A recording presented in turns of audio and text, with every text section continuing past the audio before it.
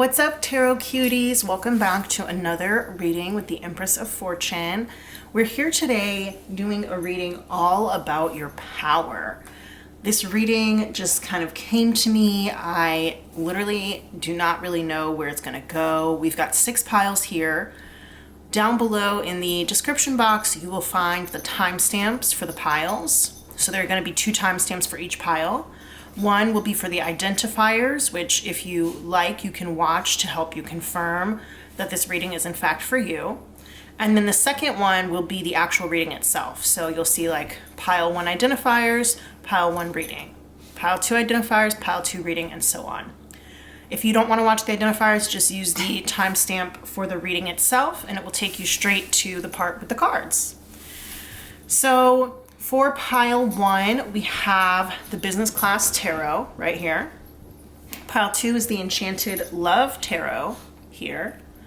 Pile 3 is the Kitty Kahane Tarot. Pile 4 is the Anna K Tarot. Pile 5 is the Chinese Tarot. And pile 6 is the Deviant Moon Tarot.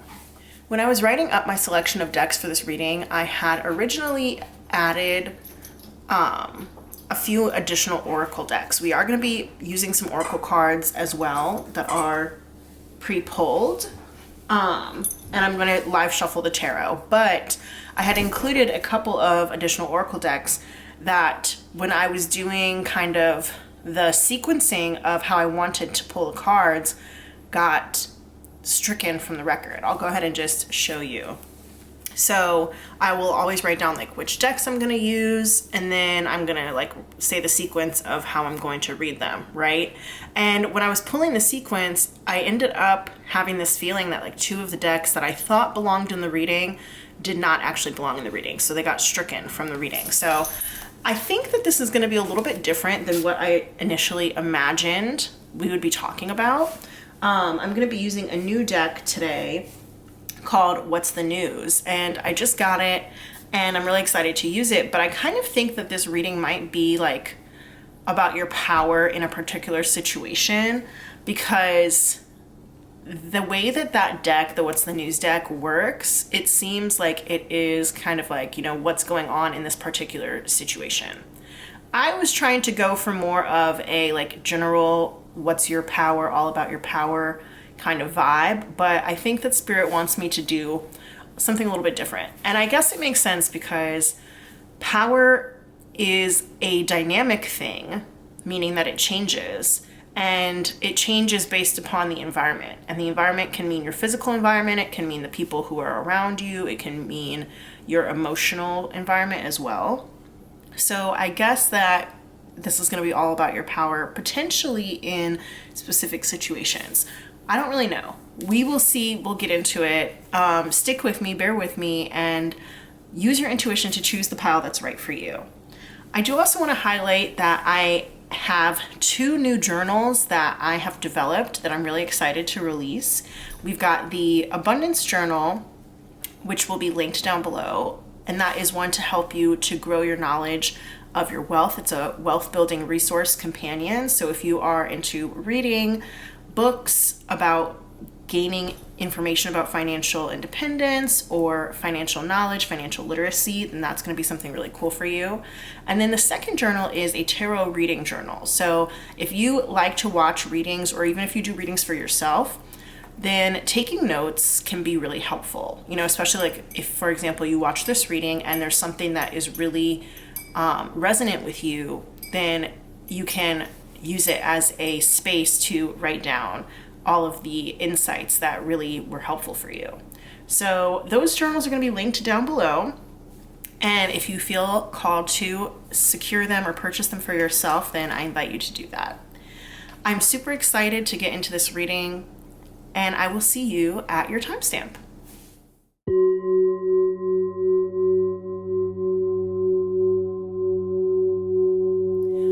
Hey there, pile 1. Welcome, welcome. We're going to get into the identifiers for your reading if you chose the Business Class Tarot. then let's confirm and make sure that this reading is for you. If you already feel drawn to the pile and you don't feel like you need to watch the identifiers, or you simply just don't want to, there is another timestamp down below that you can use to skip this portion.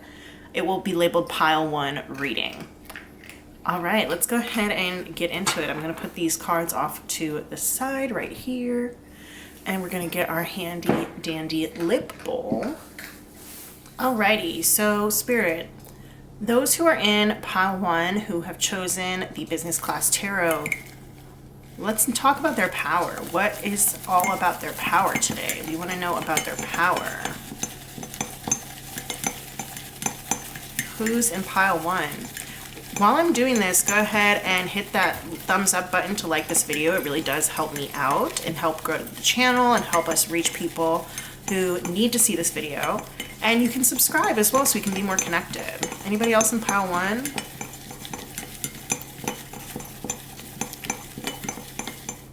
All right. Oh, actually, I think there might be more.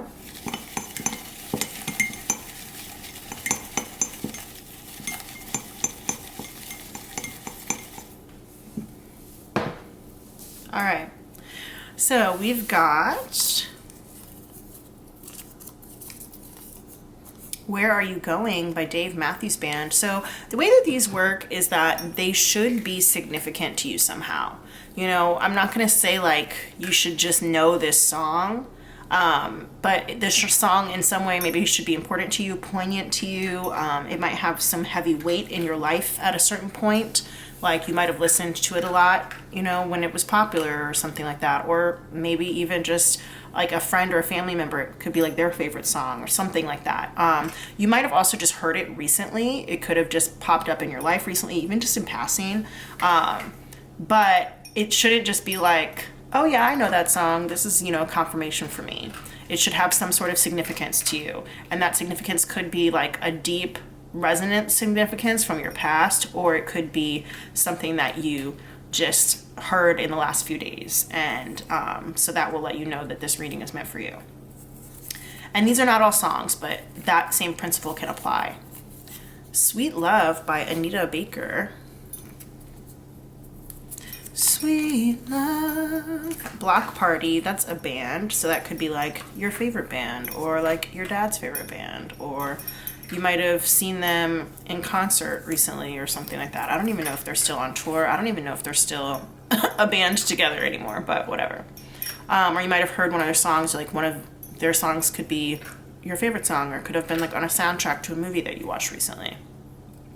Endings, Beginnings. That's a movie starring Shailene Woodley.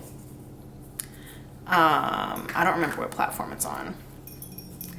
So I will say that this movie is about this girl who like is kind of lost in life. Sorry guys, my dog, every time I start filming, he just decides it's time to eat, and it's just so loud every single time. So I apologize for that. So in this movie, Shailene Woodley's kind of like lost, and she ends up having to move in with her sister, and then she meets these two guys and meets them separately and doesn't know that they're like best friends, and she starts dating each of them separately and then finds out later that they're best friends, and kind of just like you know, they all agree that it's cool, and she goes through her relationship with each of them, and things happen along the way, and you know, it's kind of like a finding yourself movie, but for somebody who's maybe like in their late 20s or early 30s. We've got Annoying. I don't love it when that one comes out. It might mean something annoying is about to happen, or somebody called you annoying, or maybe you called somebody annoying, or you might have just had a really annoying day recently or something like that. Closer. That is a movie starring Julia Roberts, Clive Owen, Natalie Portman, and Jude Law, about two couples whose lives become really intertwined. It's deep. Ukraine, so maybe you're like from Ukraine, maybe your family's from Ukraine, maybe you're planning on visiting Ukraine. Ted Mosby, he's the main character from How I Met Your Mother. That is a sitcom played by Josh Radnor. The Game, that's another sitcom, a TV show about like football wives and girlfriends, WAGs. in San Diego for like a fake football team. Tia Mowry was the star, but I did write down Jason on here. Jason Pitts was one of the football players on the team, and he was like notoriously cheap. American Horror Story season 1, Murder House. So that could be like your favorite season of American Horror Story. You might have watched it recently or something like that. Lemon Breland, she's a character from a TV show called Heart of Dixie. She's played by Jamie King, and Heart of Dixie is a show about a New York City doctor who moves to a small town in Alabama to take over a family practice. Speaking of Alabama, we've got another deep south state here, United States of Mississippi. So Mississippi could have some sort of significance to you. You could be from there, your family could be from there, you might have spent a significant time of your life there. You might be visiting there sometime soon, something like that. Lemonade by Gucci Mane. It's a song.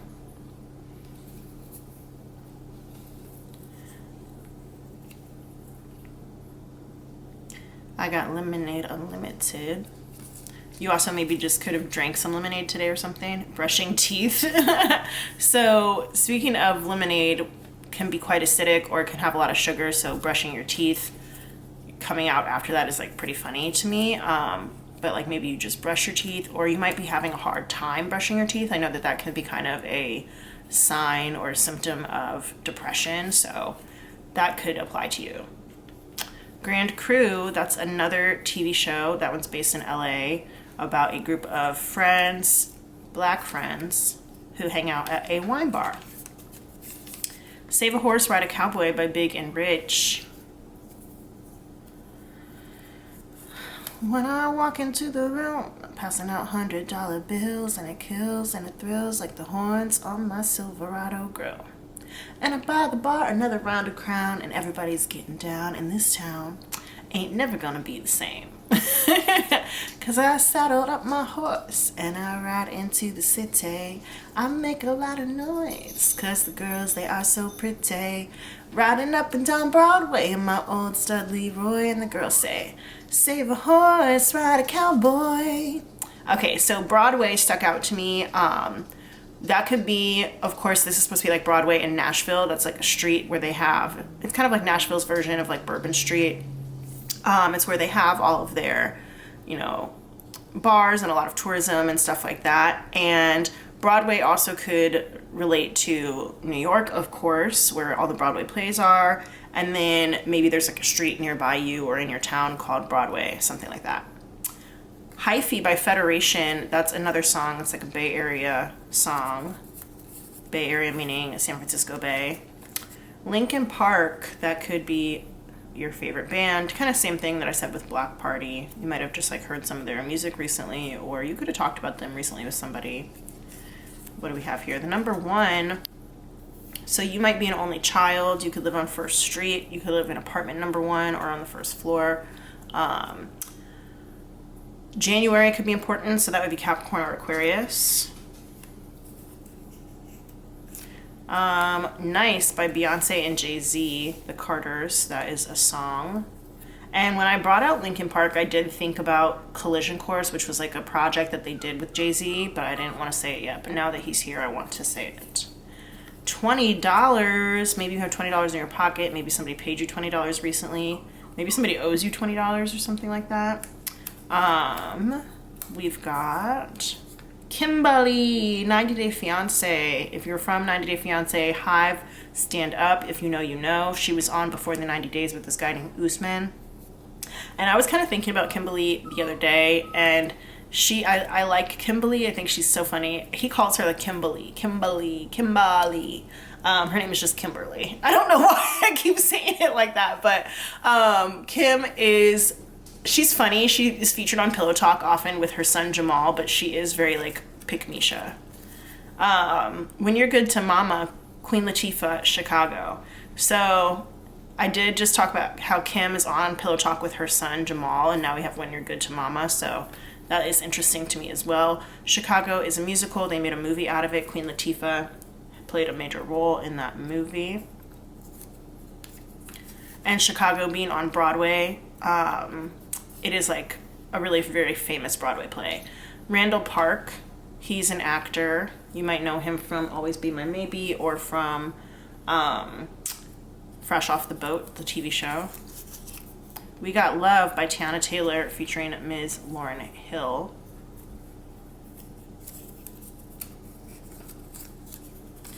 Earrings, so maybe you just bought some new earrings, or you might really love earrings. You might have a lot of ear piercings.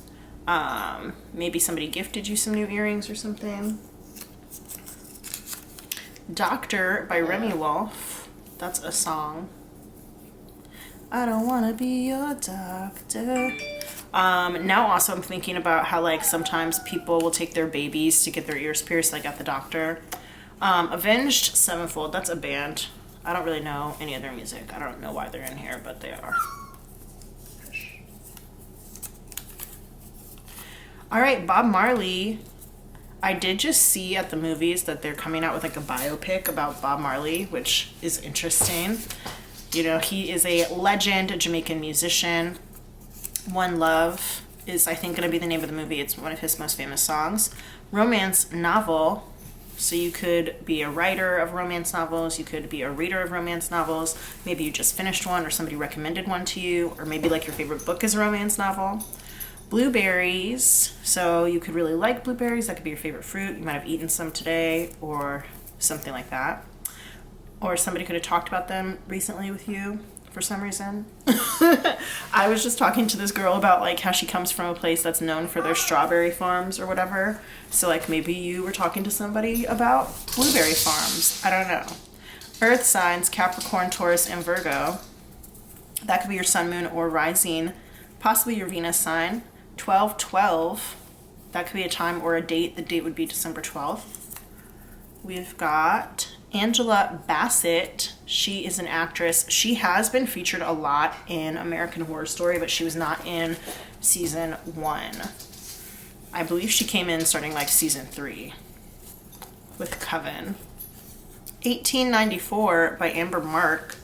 That's a song. Flight 99 by Taku, Matt McWaters, and Masego. That's another song. You could have also taken a flight with the numbers 99 in it, or maybe the numbers 1894. Nobody's Supposed to Be Here by Deborah Cox. That's a song as well.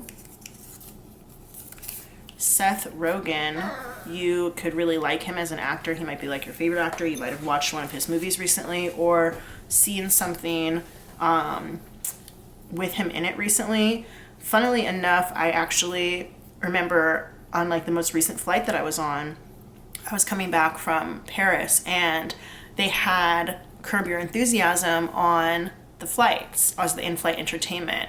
And I recently started rewatching it again, and Seth Rogen is like a featured guest star on some of the episodes that I've seen recently of Curb Your Enthusiasm. So with like flight coming up and Seth Rogen, it just made me think about that. I don't know why I needed to mention it, but I did. I just say the things that come to my mind. Aaron Taylor Johnson, he's an actor. You might know him from like Bullet Train or Kick-Ass or something like that. Anne Hathaway, she's an actress. So 3 actors coming out in a row. That's interesting. That's very interesting. Anne Hathaway is very famous. You might know her from like Les Mis or Devil Wears Prada or Princess Diaries or Love and Other Drugs. Lots of different movies. She's prolific. She's been in a lot of stuff. Return of the Mac by Mark Morrison. That's a song. Cheers, Drink to That by Rihanna.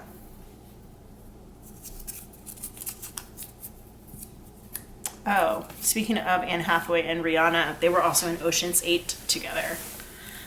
Build-A-Bear, that is a store where you can go to make a stuffed animal.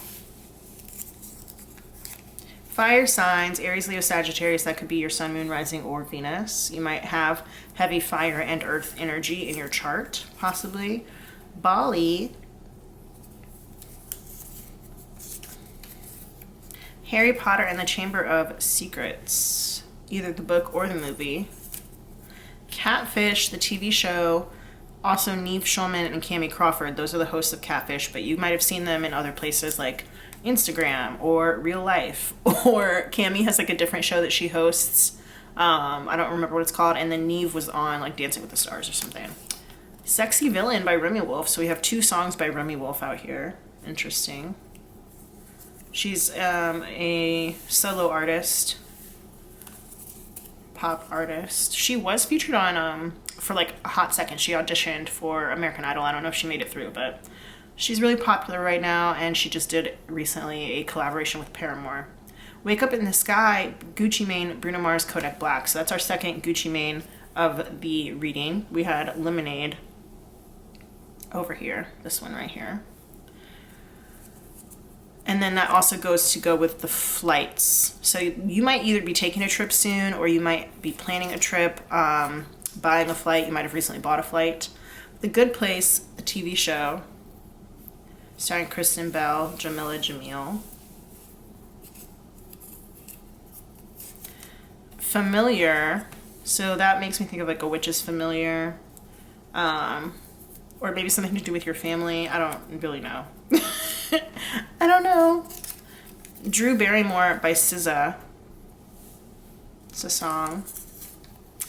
Maya Angelou, poet, author, actress. Energy by Drake.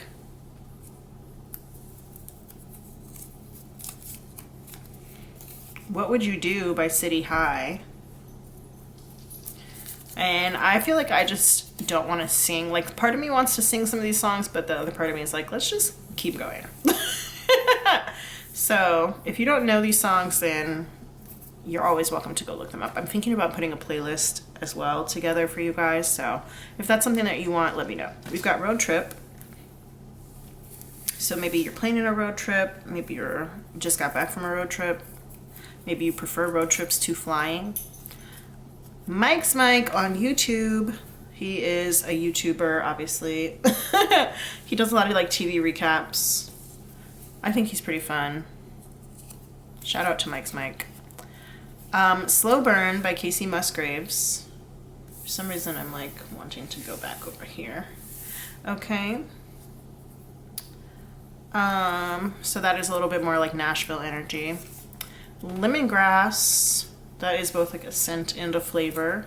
I think it's kind of commonly used in like Thai food. Picture by Sheryl Crow and Kid Rock.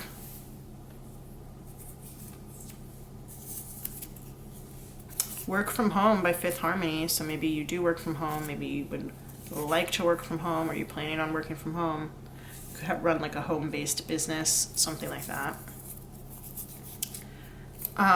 Or you just be a remote worker and like maybe you like to travel. Since we do have road trip, flights, Bali, digital nomad tings. A Fine Romance by Judith Sills, PhD. That's a book. Vietnam.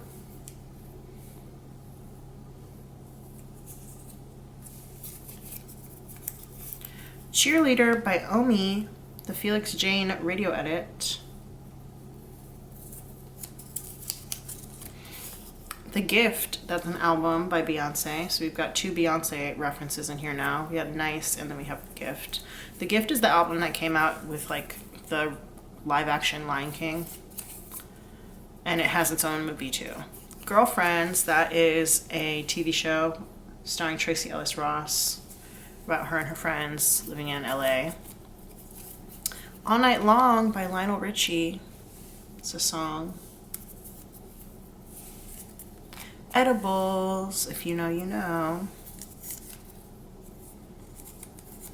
Ballet Slippers by OPI. That is both for like actual dancing shoes, and that is a like really pale pink nail polish color. Hidden Figures. That's so funny that just came out, because as soon as I started explaining Ballet Slippers, I was like, maybe I shouldn't explain it. Because I said like edibles, if you know, you know. And I'm like, the whole thing is like, if they know, if something strikes them with these identifiers, then like, you know, they know. So maybe I should stop explaining my identifiers. I don't know. Hidden Figures. It's a movie. Rules by Kill Humanity.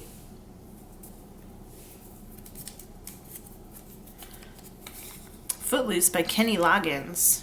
That's a song. It's also the title of a movie that was the theme song for. Here we go, Los Angeles. I knew that LA energy was coming out really strongly. We've got No Frauds by Nicki Minaj, Drake, and Lil Wayne. Wheezy. Courtney B. Vance, that's Angela Bassett's husband. I'm gonna put them next to each other. He's also an actor. Carrie, that could be somebody's name, but it's supposed to be a movie or that book by Stephen King. Pink Velvet, so like maybe you have something that is pink velvet, maybe you like to wear pink velvet, like you could have like a pink velvet couch or something like that, curtains or whatever. Satsuma,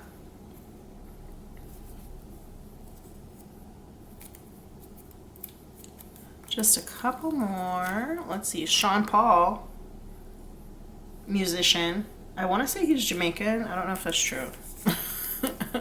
Dreams and Nightmares by Meek Mill.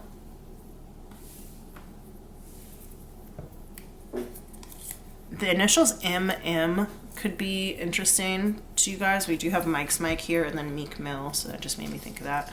Lisbon, Portugal. And last but not least, we have 23. So that makes me think of Michael Jordan. It makes me think of What's My Age Again by Blink-182. It makes me think of Skywalker by Miguel featuring Travis Scott. He says 23 having a Jordan moment in that. And then it also makes me think of that song 23 by Miley Cyrus and Mike Will Made It. Something else that I noticed is that actually all three of the like lemon slips came out. So we have Lemonade by Gucci Mane, we have Lemon Breland from Heart of Dixie, and then we have Lemongrass here as well. So I don't know if that is like something sour that we're about to hear, or maybe you're really into sour stuff or like lemon flavored things. But that came out. And then we also have Mark Morrison with MM as well. And we have two Drakes. We've got Energy by Drake, and then we have No Frauds with Nicki Minaj, Drake, and Lil Wayne. All right, guys, I'm going to go ahead and write these down in my tarot journal. Like I said, if any of these things resonated for you or really stuck out to you, or if they like showed up in your life recently, then that does mean that this is your reading.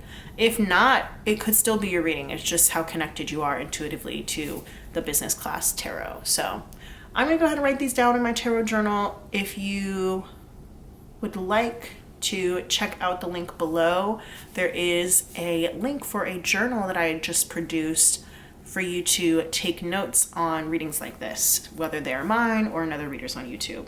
I think it will be quite helpful. So yeah, let me go ahead and write these down in my tarot journal and I will be right back. All right, pile one, let's go ahead and get into this reading. I am so unsure of what is about to come out right now. So we're going to start off with a few oracle cards, and then we're going to get into the tarot. I put the tarot, should I put it? No, I'm going to put it right here. Put the tarot over here for a second.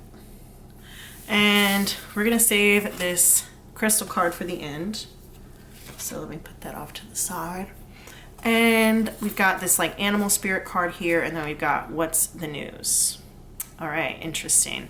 So I don't know, I'm just going to go ahead and turn the cards over, but I am kind of getting this feeling that this is going to be situational. So all about your power, possibly within the situation that's presented by these cards. I really don't know, but let's find out. All right, so we have beaver here. Ooh, busy, no, that's busy bees. What do they say about beavers? I don't know. But you know what, now that I'm thinking about it, if you didn't watch the Identifiers, you absolutely don't have to, but there is one that came out, Ted Mosby, and that is from How I Met Your Mother, which is a sitcom. And one of the characters from that show, this woman who was like one of the main characters, but Ted was also fully in love with her. Her name is Robin Scherbatsky, and she's from Canada, and I guess the beaver is like Canada's national animal or something like that, but there was a lot of discussion of beavers on that show, and I think that when she was a young person, like when she was a teenager, she was actually like a Canadian pop star, and she did a song like about beavers. So that just made me think of that. Eager beaver. Eager beaver. Isn't that what people say? I think that they say that. But this says diligence, self-sufficiency, patience, motivation, progression, structure, ingenuity, and experience. So I think that your power is going to revolve around some of those qualities. Let's go ahead and see what else comes out. All right, we're going to start here. What's the news? Interesting. Needing help. I'm going to turn over all these cards before I actually like make any determinations in this reading, because I don't know what's going on, but I guess you could need help. Somebody else you know could need help. Weather disaster. Ooh, interesting. Okay, so my immediate thought here is like hurricanes. That could be like Hurricane Sandy, Hurricane Katrina, Ida, something like that. But beavers build dams. I'm also thinking about like Niagara Falls too. Beavers, they build dams, like very famously, they build dams. And so whenever there is some sort of like flood or natural disaster or something like that, you know, the government is responsible for coming to clean it up. So immediately I just am thinking about needing help after some sort of like a flood or a hurricane or something like that, right? Got fired, lost a job. Interesting. So this could also be like draining of your bank account, okay? This could be an unfortunate series of events. There could be some sort of like disaster in your home, even just based off of this picture here. And you might need help from your insurance or from your family or from just somebody, because you could have lost your job and then had some sort of financial disaster or drainage of your bank account in some way. And you need help. And that's not to say that you're not a hard worker, but, you know, I think everybody needs help sometimes. All right, I think I'm going to keep this one in reverse for some reason. I don't really know why, but financial troubles here. So that, I promise you guys, I do not look at these cards. Like when I do the pre-pulls, I don't look at them. I have no idea what they say. I just, you know, they just go in the pile. So yeah, definitely if you are having financial troubles, I think you're finding a way to work your way out of it with the beaver here, because it does say self-sufficiency, patience, motivation, progression, right? So you either have the experience needed to be able to get out of this financial issue, but the financial issue that you had could have been major, could have been really bad. Yeah, definitely something where you might have had to ask for help, maybe get a loan from someone or something like that.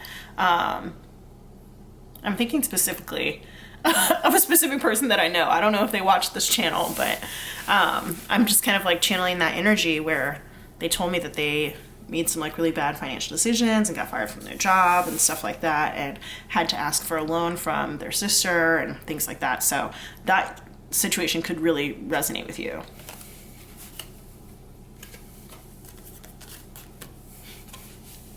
All right, so I'm going to read this one upright, even though it was kind of reversed before. Had enough. And I think it's funny that that's written in red, because it's like red makes me think of passion, but it also makes me think of anger. And it's like you're fed up. If you're broke, you're fed up with being broke. You're tired of it. You're tired of having to get help from other people. And you are willing to put the work in that it takes to get out. And so I'm just going to do a shameless plug right now. Shameless plug time. I do have an abundance journal. It is a resource, a wealth building resource companion that you can use to help you to gain knowledge in your financial literacy journey. Okay, so the link for that is down below. But if you are somebody who is really interested in learning more about money and finances, abundance, and all of those other things, then this could be a really good resource for you. Anyway, shameless plug time is over. You're the type of person who's had enough with this situation. It seems like things have been down for a little while, but you're the type of person that I feel like can't stay down long. And long, of course, is relative. You know, some people might think that like a week is a long time. Some people might think that a year is a long time. Some people might think 50 years is a long time. But in the swing of things, in the grand scheme of things, I'm getting that you are super capable and you're going to be getting out of your financial troubles. through your hard work, okay? I want to encourage you to stay in this feeling of had enough. I feel like the beaver with the diligence here and the self-sufficiency, you might even be moving towards some way of making your own money, maybe starting a home-based business. We did get work from home on the identifiers portion. So you might be either looking for like a remote job or something you can do from your house, do yourself. Self-sufficiency is really standing out here. And I'm just thinking about like mending. You know how beavers will like get, of course, all of their like sticks and their logs or whatever it is, all the wood that they use to make their dams, but then they also put mud, and then they like take their little tails and they like slap the mud in, right? So you're mending fences, and that also could be mending fences with other people as well too. If you've maybe lost connections or something like that, whether those are business connections or just connections from other people. I think whatever your situation is, you're tired of it being this way and you're willing to put the work in to do what needs to be done to get the results that you want to get. So I think it's time for us to hit the tarot now. This is the business class tarot, and I am not surprised that we got like a financial or even like a work related reading for this, just because business class tarot does scream that. Although the tarot decks that I pick are not always, affiliated with the message per se, but that has happened the last couple times, so I think that's interesting. I'm actually just going to move these so they're more centered. All right. And yeah, so speaking of centered, you might be trying to find your way back to center now as well too. Yeah, some of you guys might be looking for a new place or a new apartment or something like that, a new home. But yeah, okay. Spirit. Oh. Pile 1. All about Pile 1's power. Tell us all about Pile 1's power. What kind of power does Pile 1 have? The person who's watching Pile 1 who chose the business class tarot, what kind of power do they have? Okay, so we got money 4, data 3 in the reverse, philanthropy in the reverse, merger here. I'll tell you what all of those are in like regular tarot speak in a second. Anything else, Spirit, for Pile 1, where their power lies? Oh, okay. Anything else? Okay. All right. Let me get all these. So this is the 4 of Pentacles. This one is the 3 of Swords here in reverse. This one is Judgment in the reverse. This is the Tower. Okay, so definitely there is some sort of breaking point. There was some sort of completely life-altering situation that happened. For some of you guys, that could have been moving out of a specific place, because the Tower can sometimes indicate having to leave your home, especially if there is some sort of disaster, whether that is relational or actual, physical disaster. But I'm getting that even though you could be getting over heartbreak. It doesn't have to be romantic heartbreak, but something that really pained you, something really, really hurtful to you, that also could be causing negative thought patterns, negative emotions. But there was some stability, and then and you could be also getting that back, right? I talked about how financial troubles are coming to an end. But this seems like bad judgment here. And bad judgment could have, I don't want to sound dramatic, but like ruined your life is what I wanted to say. The Tower card here, the merger card here being in the upright is like, you don't know up from down, you don't know right from left, you have no idea who's going where, what's happening, what's going to happen in the future, what are even the rules? We don't know. It could be that 2 people are fighting, it could be that you're of 2 different minds, it could be that you're not sure when to stop, when to go. Things are just not clear when the Tower comes out, but it is literally so life-altering, and that is like something that is huge, and it's totally outside of your control as well too. With philanthropy / judgment being here in the reverse, I think that you also kind of feel like you don't have anything to give to other people. You maybe have to focus so much on yourself, or possibly because you do have financial issues, you like literally cannot help anybody else. Or you might have made a habit in the past of needing too much help from other people, and so now you're like in a space where you maybe don't want to take so much help from other people. I don't know if you still need to, but you just don't want to. And this also is reminding me of like pizza boxes for some reason. Not for some reason. I think it looks pretty clearly like, you know, the shape of pizza boxes. So you might be eating a lot of pizza. Or kind of like cheap and easy food. That could be something that you're doing. And if you have, you know, had enough, I think that this Tower card could also be about you just deciding to make a major change in your life. Okay, potentially after a disaster, but trying to make a major change in your life and rebuild your foundation from like the ground up. Okay, but yeah, bad judgment is coming through here for sure. And this could be bad judgment because of like emotional situations. This could also be emotional eating that I'm getting here as well.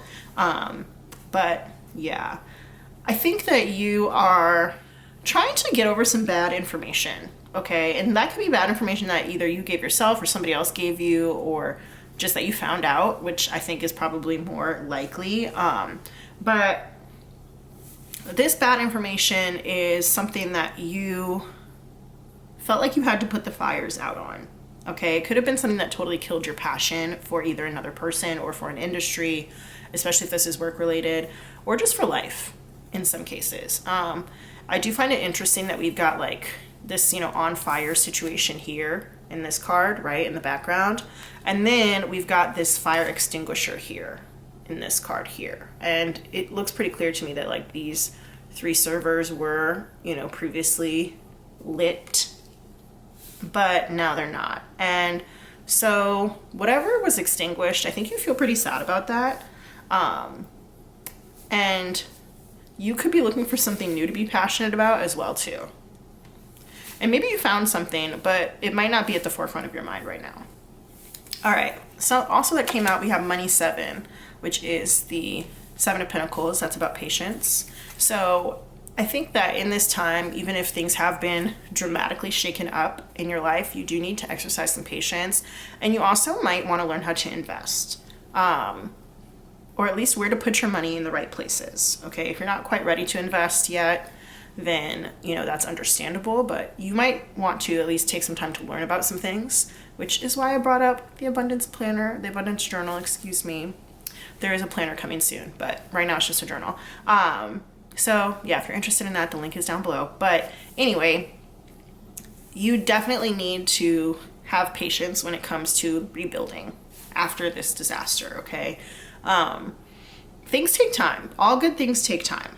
That is something important. And, you know, I don't think there are any really like get rich quick schemes, you know, because everything comes with its own cost. So like, even if you do somehow manage to make like a ton of money overnight, like let's say that you, like with the whole GameStop thing, right, where a bunch of people made a bunch of money really quickly, but then there was all these like situations that they had to deal with after that, whether those were legal or losing money again or whatever. You know, everything comes at a cost, and so sometimes the slower road can be the better one because at least you have time to learn along the way.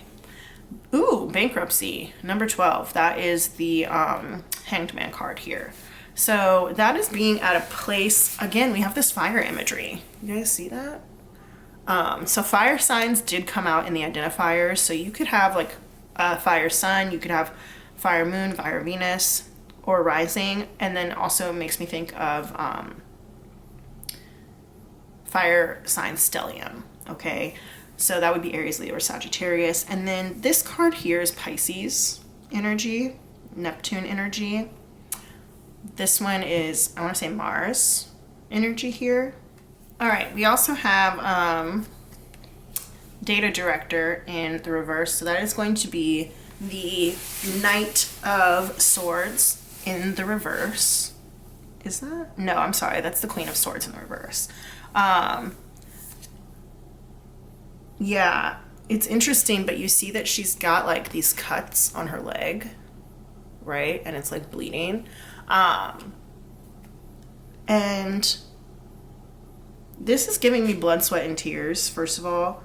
But I kind of think that it makes me feel like you're done giving your blood, sweat, and tears to a cause that does not serve you, does not light you up, does not make you feel good about yourself. And you're at a point where you really want to draw some boundaries, especially if you have had negative experiences with your money and your finances. It could be like money's burning a hole in your pocket, with this bankruptcy card here too. You might even have like a lot of debt that, sometimes people have to declare bankruptcy. This is not a financial advice channel. I'm not saying anybody should declare bankruptcy or shouldn't declare bankruptcy. I'm not talking about that. I think you're at a point where you feel like you have to see the light about certain things and kind of like the reality of your situation. And people would declare bankruptcy when something's like really dire, when they really don't have other options, or sometimes they do it like as a loophole or whatever. But with the data director being here in reverse, this is like very much, of course, I want to say selfish, but this is like being really, really, really firm with your boundaries and like not letting other people take from you anymore. Like having the blood on her leg and the cuts on her leg, it makes me feel like she is not only upset that it's there, but also like a little bit like against, like it was like done to her, so yeah. This is somebody who's not going to let other people take advantage of them anymore, not going to let other people do things to them anymore that they don't want done, okay? And now we have 15 here, investors. That is the devil card. This could be being locked into something toxic, something that is not good for you. I am also going to say that this person could even represent like a person in your life. Like this Queen of Swords energy could represent another person in your life. At first I was reading it as you and your energy, but it could represent another person in your life, potentially if you were in a toxic relationship or somebody who had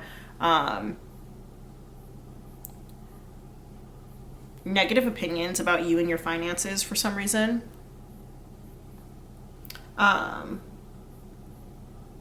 And who was somehow invested in your financial growth or financial success, but didn't do anything to help you with it, okay?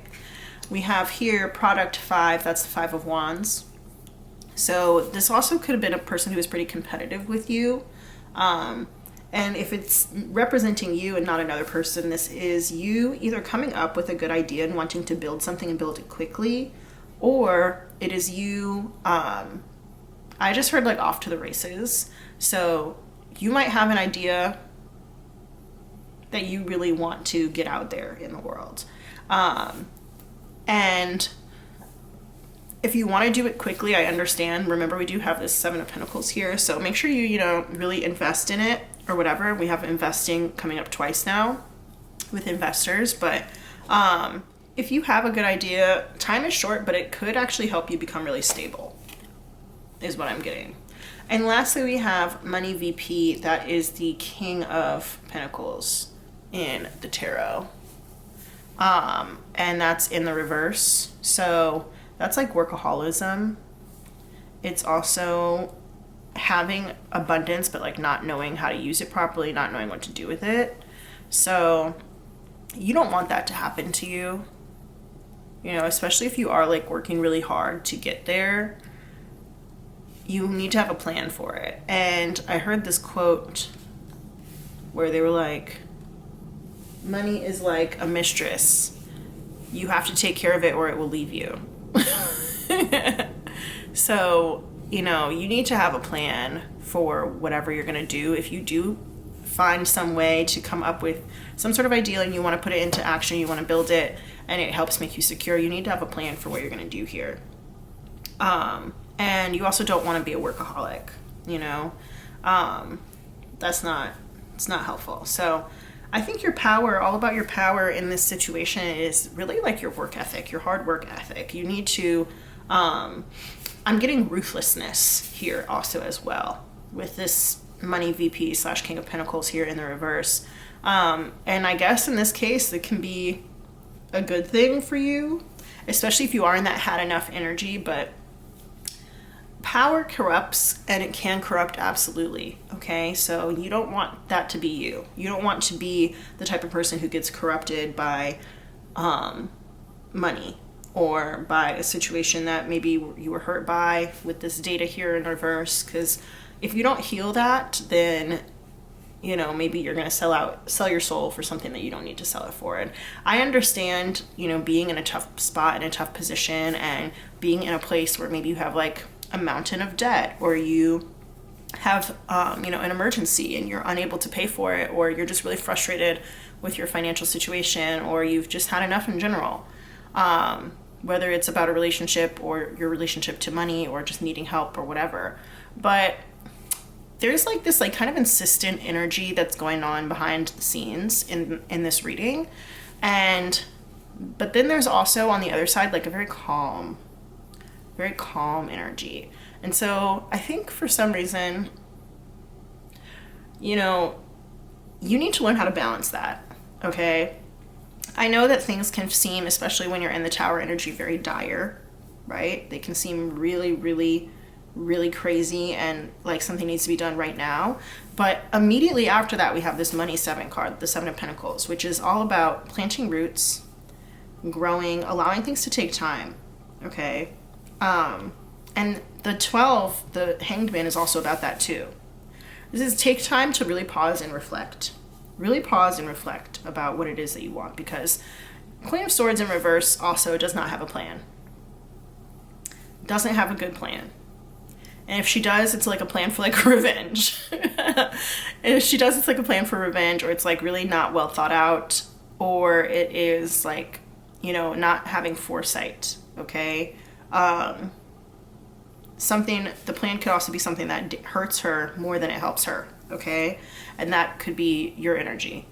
You don't want to end up hurting yourself more than you help, and then putting yourself in a trap that you can't get out of, where you're like stuck in the rat race. Okay. Because I'm getting that too here with the Devil and then the 5 of Wands here next to each other as well.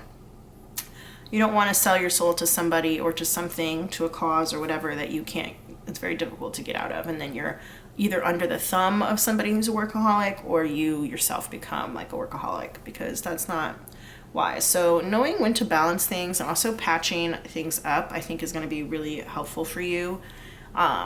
In this situation, that's where your power is going to come from, is knowing when and how to patch things up with people. Diligence, self-sufficiency, patience, motivation, progression, structure, ingenuity, and experience. And that, whenever I like think about that and think about the beaver energy, that is when I get the calm feeling. The rest of the time, it's like, especially looking at this King of Pentacles here in reverse, it's like a huge weight, a heavy weight, and this like really, it's like the weight of all of this like really dumb and negative responsibilities on me. And then also it's like, ugh, I just don't want to do this. I don't want to be here. It's kind of like that had enough energy, but like magnified. Okay. So yeah, use the beaver to help you out. And then also we've got this crystal card that's going to give us a crystal that has some information on it as well about some of your power that you can use. Whether you want to get the crystal or not is up to you, or work with the crystal or not is up to you. But this will just help you also to find your power in this situation too. Celestite. Communicating with angels, tranquility. I was just talking about calm. Good fortune. Ooh, yay. And deep meditation. So some of you guys might need to meditate, especially with this Hanged Man card here, this bankruptcy card here. You really need to meditate and give things time. Think about things, make a plan. Don't make moves until you feel, well, you can make moves, but they should be enlightened ones. Okay, they should be enlightened ones. This card, this money VP, this King of Pentacles wants so much attention. And that kind of makes me think it's somebody else, it's not you, who just wants a ton of attention from you. And giving them the attention that they want, they're literally just going to have you running around like in circles, like on this track. And that's not really something that you want to do. So if you need to like leave that situation behind, you can. But yeah, I see you getting over financial troubles, but it could take some hard work. Okay. All right, pile one, that's what I'm getting for your reading. Thank you so much for sticking around. I hope that this resonated with you. I hope that you took something positive from it. Feel free to leave a comment down below to let me know about your situation. And don't forget to like this video, hit the thumbs up, and to subscribe to my channel. It really does help. Thanks so much, and I'll see you in the next one. Bye.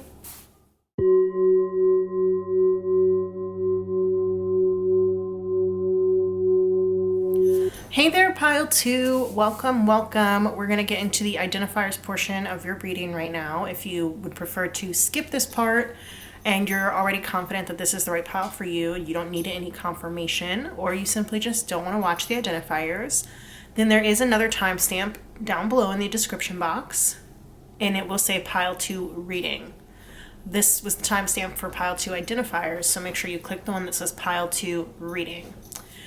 If you chose the Enchanted Love Tarot, then this is going to be for you.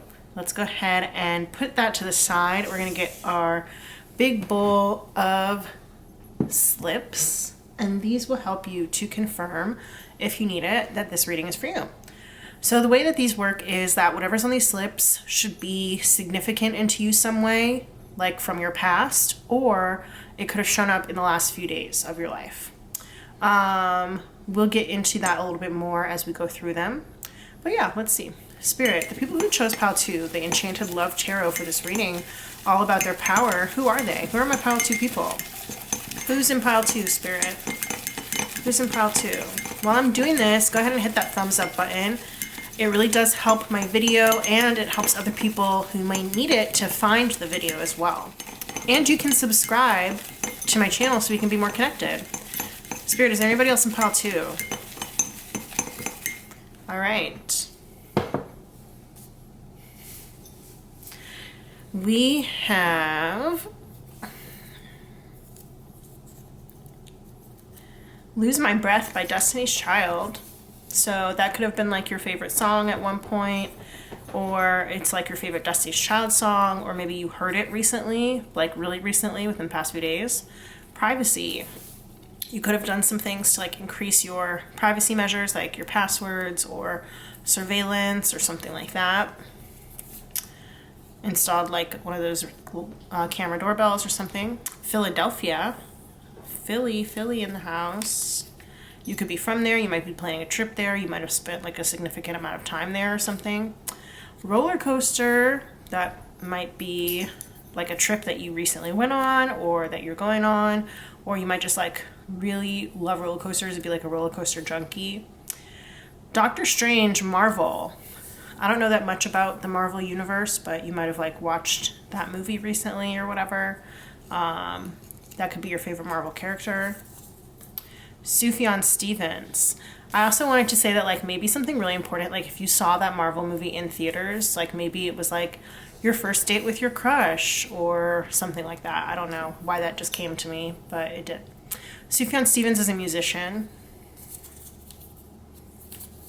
You could have heard some of his music recently or something. I think like Mystery of Love is one of his really famous songs. AUATC by Bon Iver, that stands for Ate Up All Their Cake. That's a song. Hide Your Kids, Hide Your Wife. That's Antoine Dodson. A quote from his interview a long time ago. It became viral and they did like make a song out of it. Really Really by Kevin Gates. That's a song. 500 Days of Summer. That's a movie starring Joseph Gordon-Levitt and Zooey Deschanel. Nana by Trey Songz. Cardi B, famous rapper. Please Don't Leave Me by Pink. That's a song. Dorito Loco tacos. You might have like eaten some recently, or that could be your favorite menu item at Taco Bell. You might have like tried to make a dupe of it at home. 93 Till Infinity by Souls of Mischief. That's a song. Peanut Butter and Jelly. So maybe you're eating a peanut butter and jelly right now. Maybe you ate one recently, or that could be your favorite type of sandwich. Mugler, designer. Cardi B often wears Mugler, so that's interesting that those came out together. Costa Rica, you might have spent kind of same thing as Philadelphia, spent a lot of time there. You could have family from there. You might be from there. You might have a trip planned to go there soon. Quarter, so you could have like a quarter in your pocket, or you might be like, I just thought about, using quarters to do laundry, so that might be something that you either did earlier today or you're planning on doing soon, or something like that. School could maybe be like on the quarter system. Diamond, which could be like the gemstone, it could be engagement. There was also a diamond on Love is Blind season 1, if that means anything to you. Maybe you just watched Love is Blind season 1. We've got All About Love by Bell Hooks. Okay.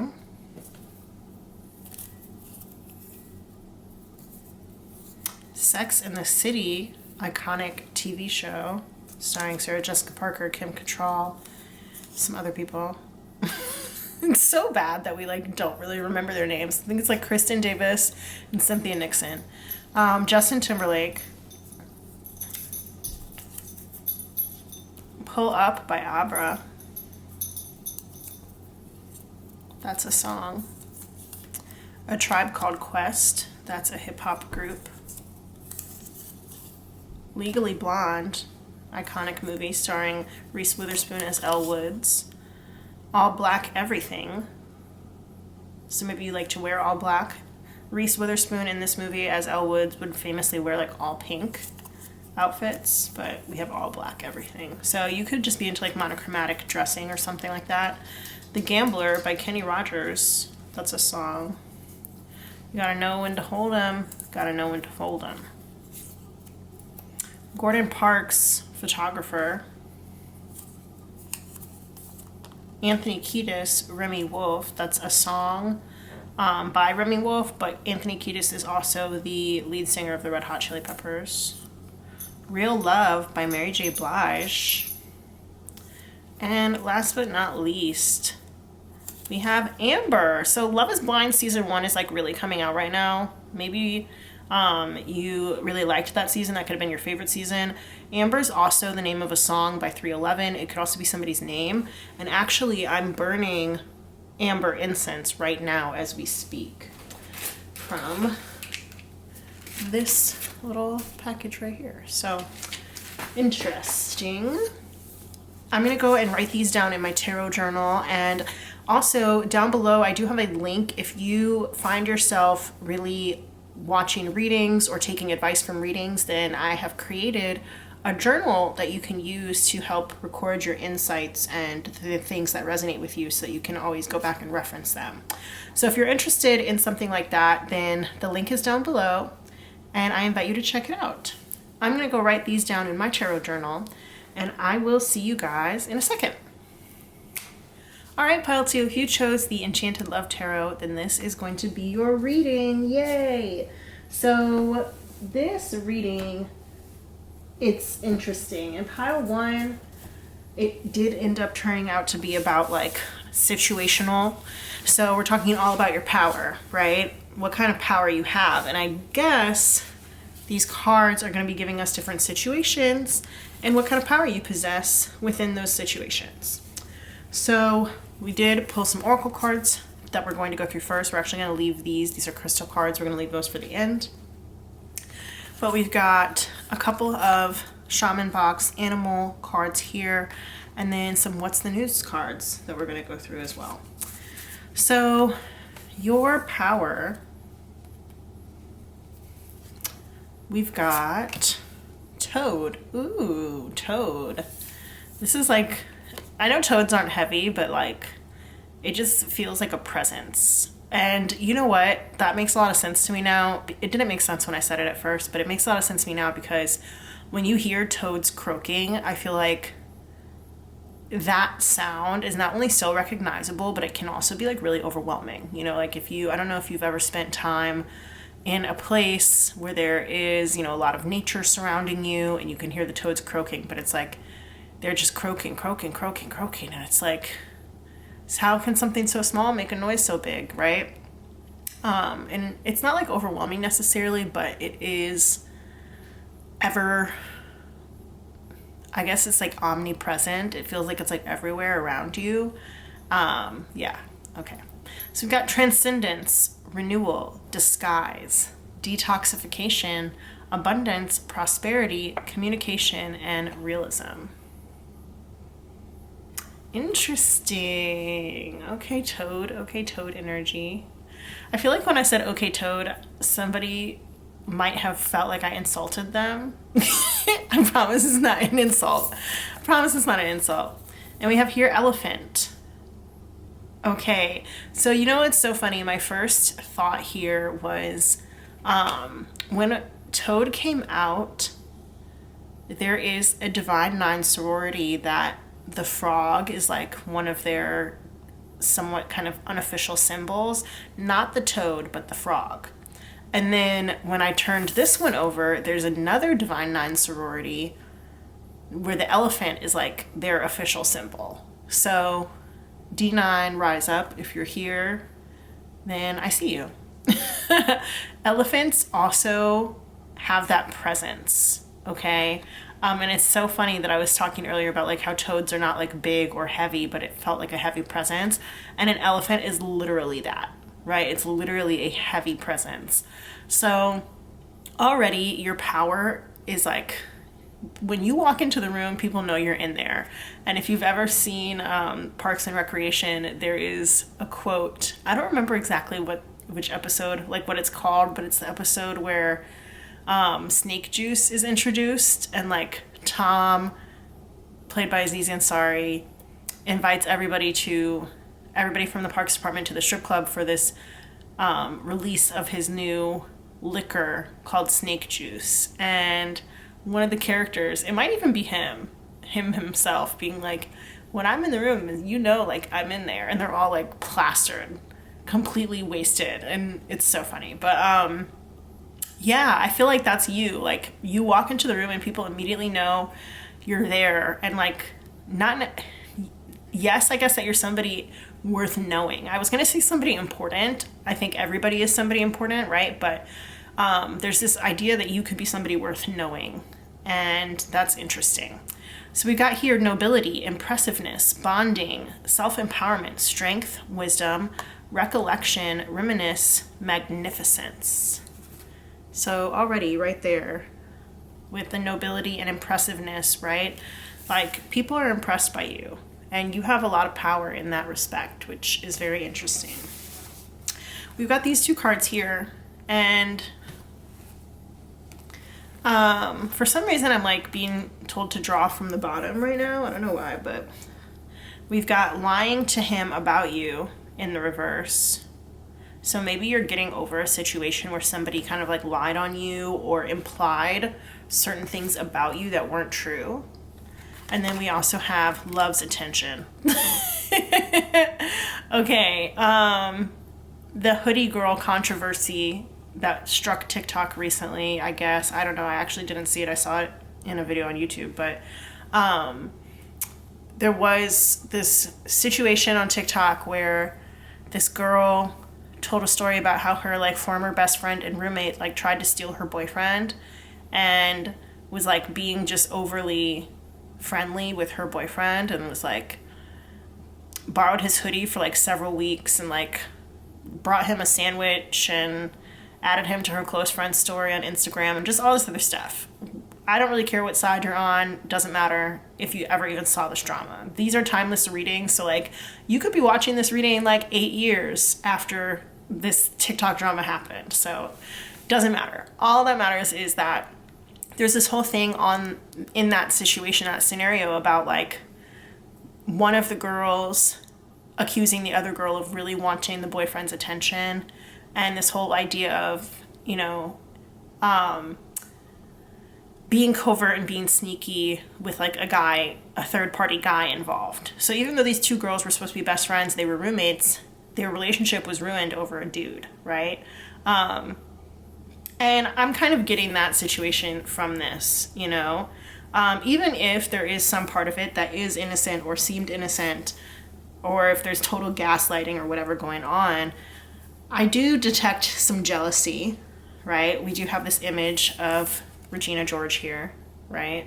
I do detect some jealousy and some mean girl manipulativeness going on in order to try and either, I would say, tarnish your reputation, the person who's watching this. Somebody be trying to tarnish your reputation. I don't think that you would be doing that to somebody else. I think that it's more likely somebody doing it to you. Because if you have, this power of people wanting to know you, people feeling your presence in the room, and you basically, like, this is also like turning heads energy as well. But it doesn't have to, like, you don't have to be like super, super attractive. You might just have that presence that everybody is really drawn to and attracted to. You automatically get that attention. And I think that somebody else who is jealous of you would try and do what they could to try and steal, either like drag your name through the mud, or try and get a specific person to turn their attention away from you. Okay? So this is like the energy of you being in your power, being like, I literally don't even give a fuck. Like, I literally don't even care. And it's also that principle of like, if somebody can be stolen, they maybe weren't yours to begin with, because obviously, in that scenario with the two girls from TikTok and the boyfriend, like, he could have, removed himself from the situation at any time. He could have, asked the friend for the sweatshirt back, or, told the girl to like give the sandwich to her roommate, his girlfriend, instead of, coming to pick it up or whatever. He had a hand to play in it too. So that is like really neither here nor there. I'm just saying it. And I feel like also there's this book and a movie called Something Borrowed that is kind of relevant here. So the movie stars Kate Hudson and Jennifer Goodwin. I don't know how to say her name. And some guy. I don't remember who the guy is. But it's kind of the same thing. And the book is by Emily Griffin. But basically these two really old friends, like these two girls who grew up together in Indiana, they moved to New York. And one of them goes to law school and becomes a lawyer. And while she's in law school, the other one like starts working this PR job that she just like gets handed. She gets everything handed to her because she's gorgeous, and people love to, pretty privilege is real, let's just say that. So the law school girl is pretty too, but she's just not as pretty as her friend. And she meets this guy in law school. His name is Dexter, and he has a crush on her, but she can't really tell. For some reason, she doesn't really know that he has a crush on her. And he kind of like implies one day that he would like to date her, but he doesn't fully ask her out or anything. He doesn't make it like obvious. So she introduces him to her best friend, the law school girl. Her name is Rachel, and her best friend's name is Darcy. Darcy is like the hot one or whatever, right? And Darcy and Dex start dating, and then like 7 years later they're engaged to be married. And on Rachel's 30th birthday, Darcy gets really drunk and goes home, and Dex stays. Well, he leaves with her, but then he comes back because Darcy forgot her purse, and he ends up staying out at the party. And then him and Rachel are like the last two people to leave the party, and then they end up going home together, and they begin an affair. And it's a whole thing because like Darcy and Rachel have literally been best friends since they were like 6. So the book and the movie kind of pits it so that these two women, like the viewer / reader, is supposed to be kind of trying to figure out whose side they're on, either Rachel's side or Darcy's side. And Darcy's not an angel by any means, but it is like later revealed that she cheated on Dex too. But really, they don't ever really try and hold Dexter accountable for his part in it, right? So I feel like you're the type of person who understands that everybody has their own part to play in certain things. And I think that you also understand that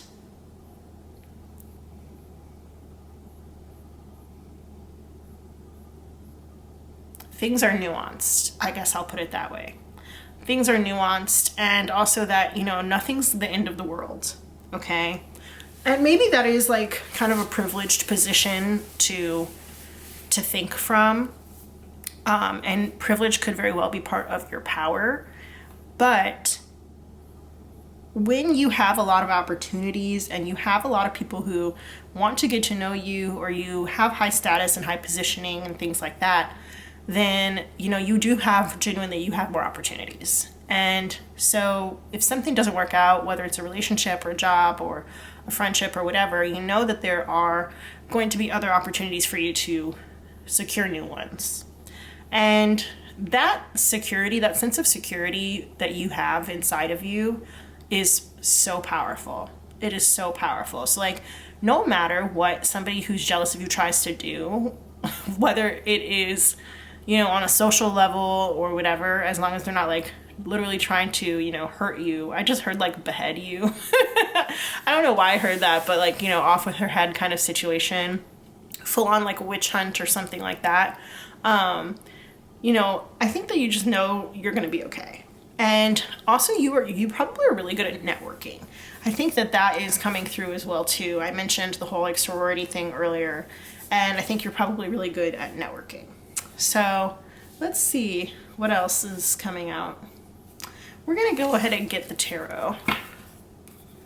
And let's see what comes out. I actually feel like moving these cards over. I did this in pile 1 too, so I don't know why, but I guess that has something to do with like centering, understanding where your power comes from and centering yourself around it, perhaps, is something here.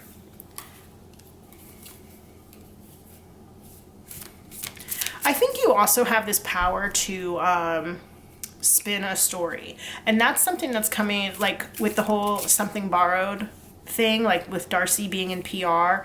And I told you that like she's no angel. She also cheated on Dex too. But like when she finds out, this movie and this book are so old. So like if it's a spoiler, I'm sorry, but they came out like over 10 or 15 years ago. So whatever. But when she finds out, at least in the book, what Rachel and Dex are doing, she calls everybody that she knows and tells them all about how Rachel ruined her life, or Rachel stole her man and now the wedding's off. Meanwhile, she's actually pregnant with another guy's child and doesn't tell anybody that, right? Like the wedding was going to be off regardless.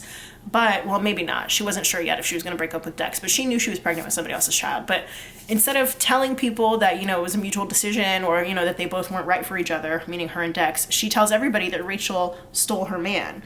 So she's like spinning the story in a way to favor her and play herself as the victim, when really she's done some things that are not so favorable either, that if people knew about, they'd question her. So you have that same ability, whether you use it for good or for evil, or however you use it to manipulate situations. You have the ability to spin a story or tell a story, or to have people kind of see things your way. So I've talked in the past in a different reading. I don't remember what reading it was. What was it? It might have been career guidance, like a career guidance reading, which job or industry is right for you, or it could have been a reading called What's Your Zone of Genius or Your Soul's Purpose. I don't remember which one it was, but I talked a lot about like politicians. This is like a really good skill that politicians would have, being able to whip votes, being able to get people to kind of see things from your side, being able to understand how to harness people's attention and use it to your benefit, okay? And I know that I maybe am making it sound kind of disingenuous, but that's not always a bad thing. A lot of people don't like politicians for the very reasons that I've just said, but they're powerful for a reason. I'll say that. They're powerful for a reason. The people who are able to win, they have these kinds of things. And the people who are even like nominated for stuff, they have these kinds of powers. And they can be used for good. They don't have to be used for politics if you don't want to use them for politics, but it's just, it just is making me think of that. So you might be a leader in some capacity, or have had leadership experience in some capacity. And then also now I'm thinking about this, like kissing babies, right? So yeah, being able to dispel any lies or negative campaigns that are being made about you, you're able to like really turn those over on their head. So yeah, I find that really interesting. Elephant also here is like the symbol of the Republican Party, so I don't know who that would resonate for. But yeah. Okay, anyway. Let's see.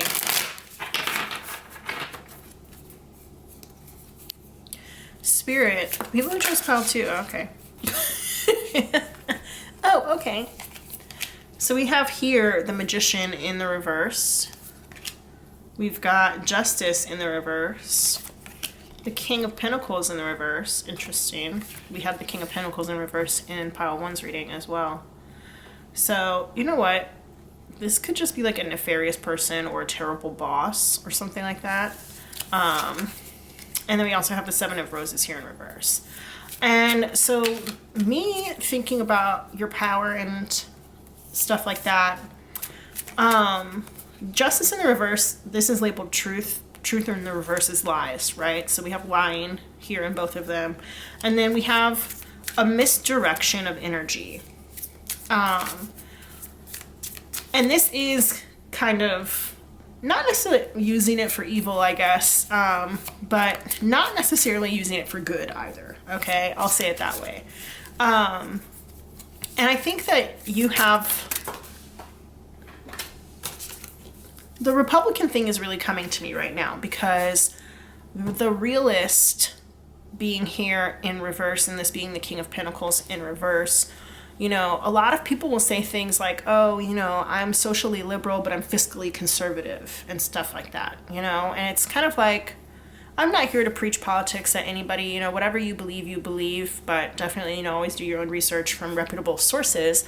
But, and, you know what's going on locally in your own elections and make sure that you vote, right? But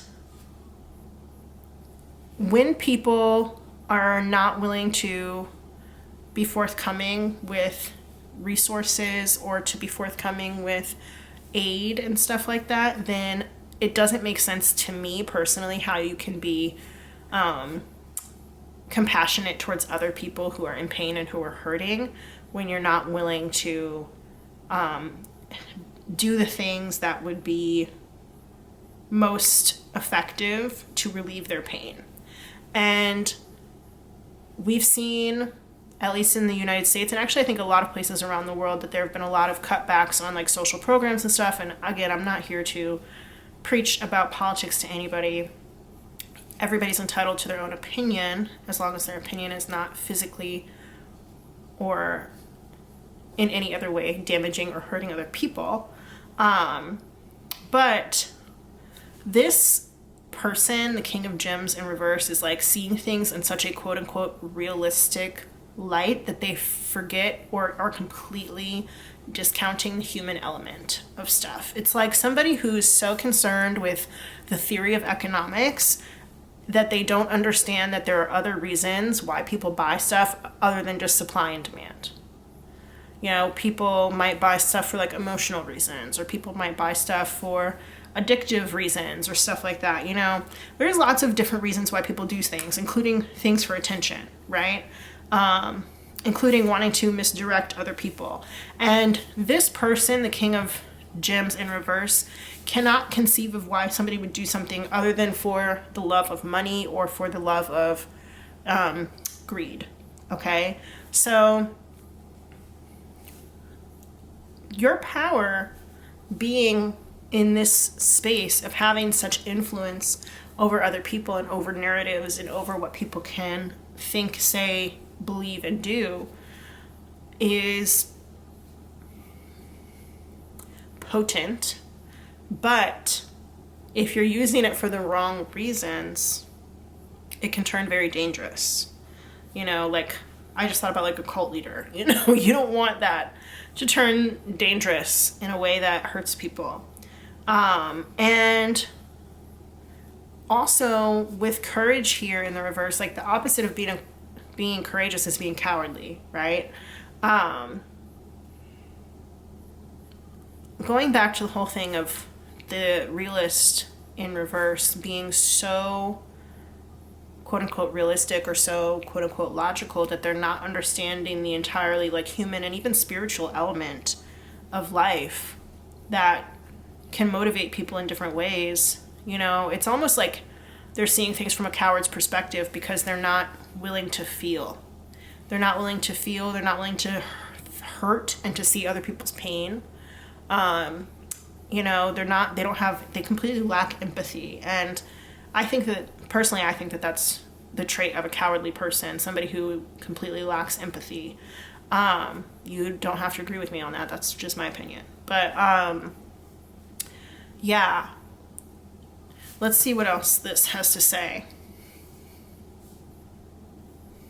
So I'm looking at love's attention as well, too. And, you know, children are the future. Children are very important. And being able to defend the children, I think, is really important. And it's a great way to be able to use your influence. That's something that's really powerful. So yeah, there's this quote by Confucius that says, if your plan is for 1 year, plant rice. If your plan is for 10 years, plant trees. If your plan is for 100 years, educate children.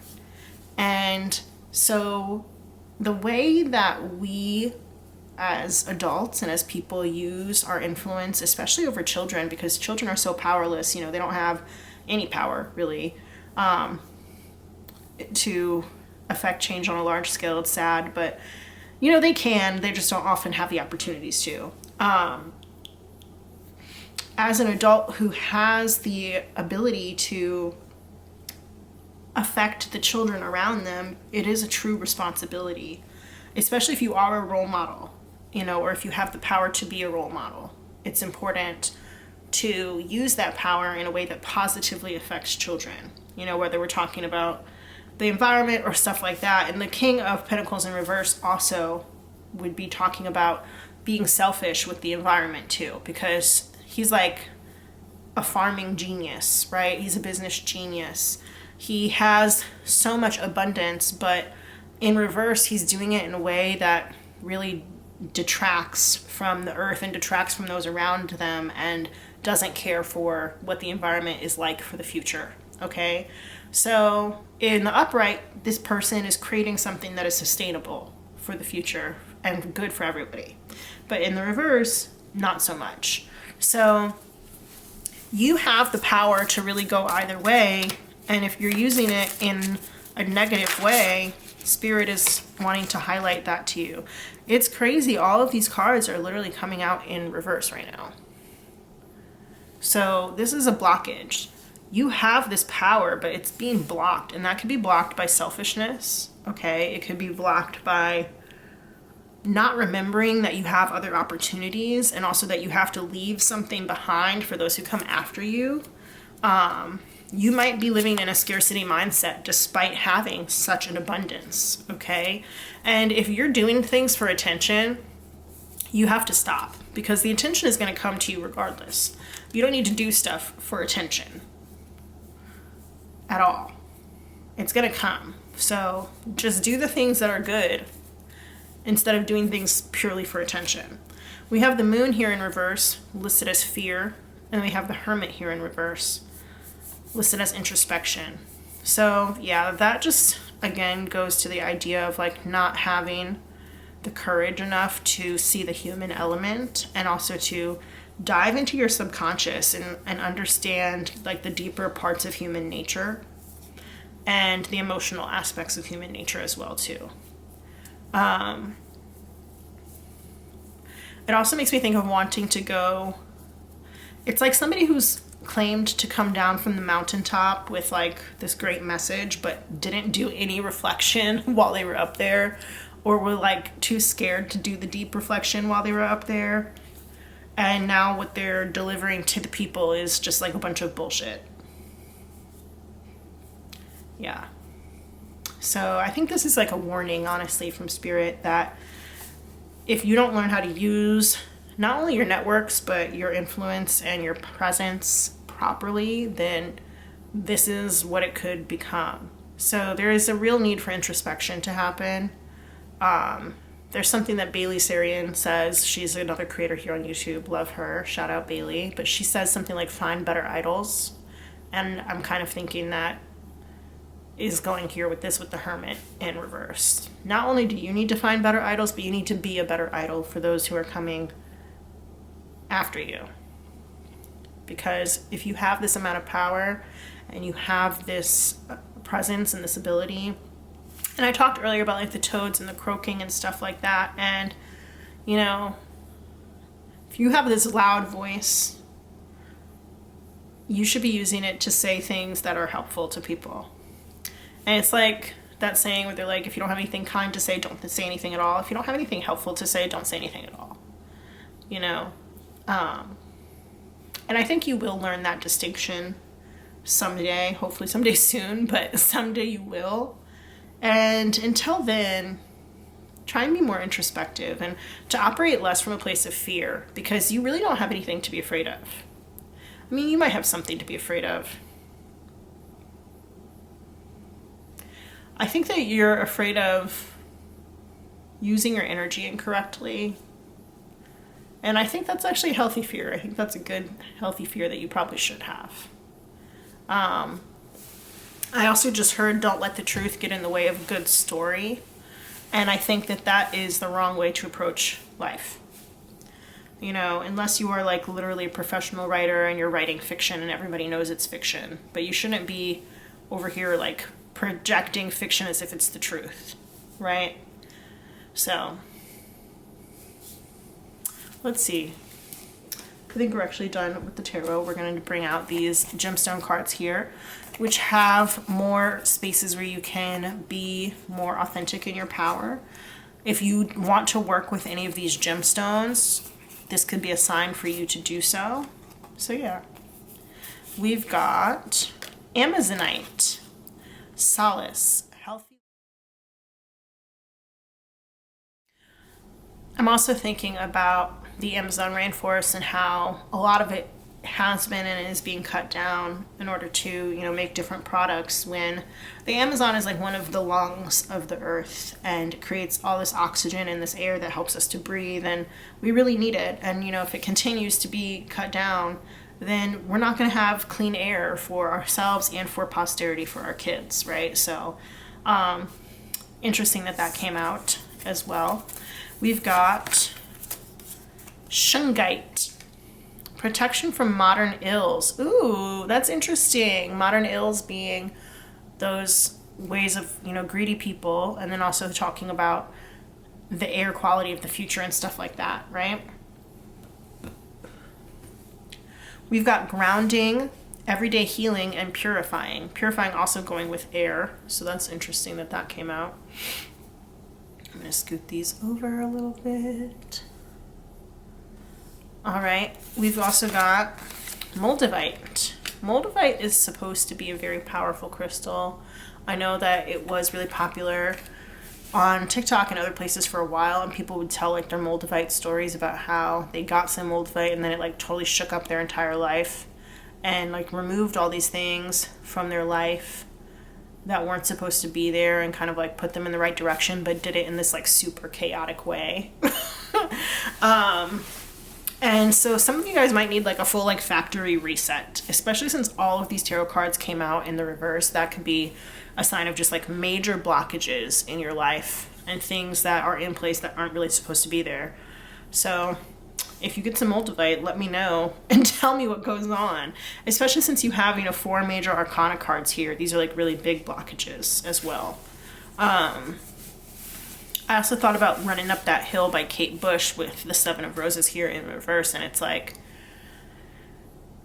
trying to run up the hill but not doing it successfully. Healing, protection, telepathy, connection is Moldavite. Yeah. I don't remember who that person is, like in the Greek myth, who's supposed to be pushing the rock up the hill, but then it just keeps falling and they have to go push it back down and push the rock up the hill again. I don't remember who that is. If you tell me in the comments, I'd be really appreciative, but it's giving that. Let's see. All right, we've got Tiger's Eye here. Luck in new ventures, willpower, creative flow, overcoming fear. So yeah, I'm getting that you need to have like a factory reset. And it's funny that I keep calling it a factory reset because I mentioned earlier about the whole like Amazon union thing, right? And that's kind of like a factory reset. You know, like they're trying to like literally reset the working conditions in the Amazon factories and like fulfillment centers and stuff like that, and for all those workers. So it's like once you have that factory reset, you can bring in your creative flow, you can overcome fear, you can have luck in new ventures and stuff like that. So interesting. And then finally, Amber. Whoa, that's crazy. Okay, so if you watched the identifiers, you'll know that Amber came out as one of our identifiers, and I also let you guys know that I was burning amber incense for this reading. So I promise I don't look at any of these cards before I turn them over on camera. I don't look at them. I don't know what they say. I do the pre-pulls and they're face down. I don't know what they say. So it's always fun when you get confirmation like that. But yeah, I can see things like you healing and bringing in this energy from the tiger's eye and the amber. So if you want to work with any of these stones, then you know that might be a good idea. There is also the energy here that if you have done any manipulations that were just like egregious or really, really unfair, really unjust, or if you've done something really unfair to people just in general, or even just a specific person, I guess on a smaller scale, but mostly to a lot of people on a larger scale, it is actually going to come to light. People will find out about it. The moon in reverse here is about secrets being revealed, okay? And it could be from somebody that you trust. It could be that somebody that you trust ends up revealing your secret or, you know, telling people about what happened. But yeah, just thinking about these two cards being next to each other, the King of Gems and this Justice card being here next to each other, and also the Magician too. This is just about a person who is not only super greedy, but who just does things in a very unfair way.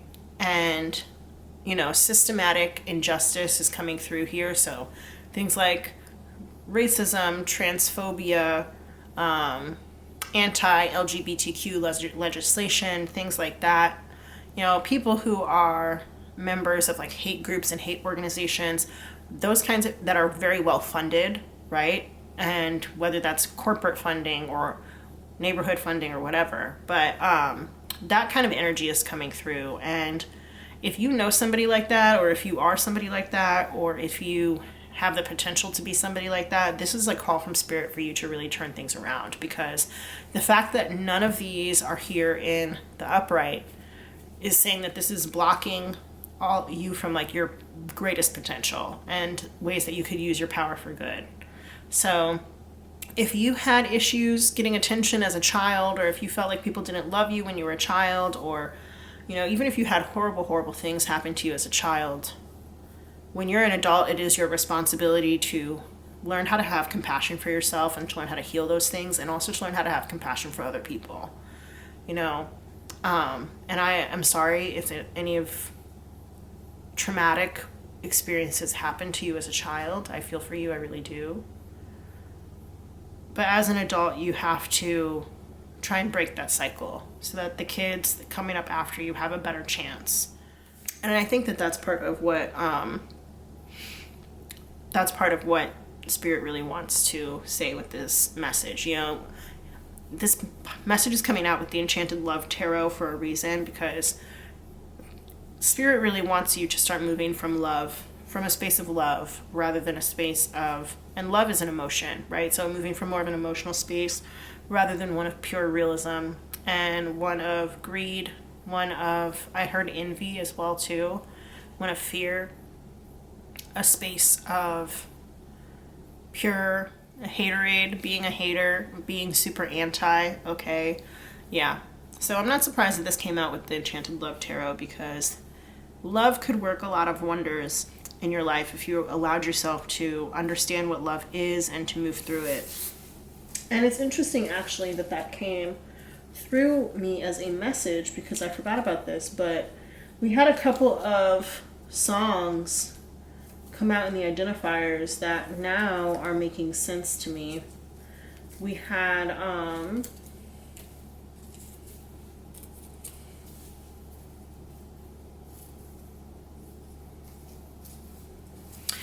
Real Love by Mary J. Blige, so like understanding what love really is actually. We also had All About Love by Bell Hooks, and in that book Bell Hooks talks a lot about what we think love is, and then also, you know, childhood, how we experience love in our childhood, and then how it affects us growing up, and then also about what love genuinely actually is, right? And how by pure definition, somebody who abuses you cannot love you. They may care for you, they may take care of you, but they cannot love you. And that book, I think, can be very tough for some people to read, especially, you know, if they're not ready to hear the message, but that's kind of one of the messages that I'm getting now. There could be a really like abusive nature to this power if it's not used in the right way, and if it wasn't used in the right way on you previously in your life. So you definitely want to take a look at this, because I feel like this is like a wake-up call from spirit that you need to do things a little bit differently. So yeah, you have power, but are you using it in the right way? I don't think so. So that's just my opinion, but that's also what spirit told me to say, so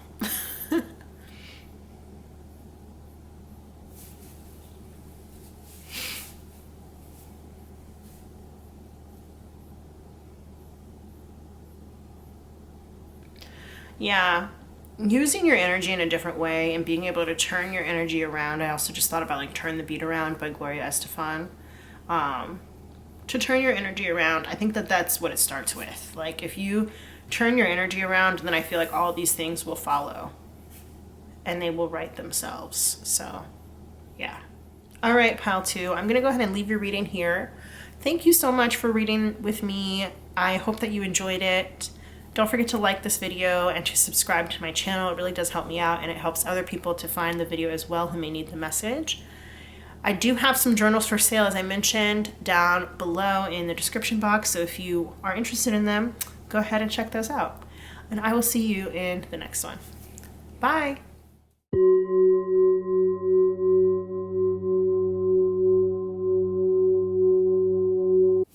What up, what up, what it do, pile 3?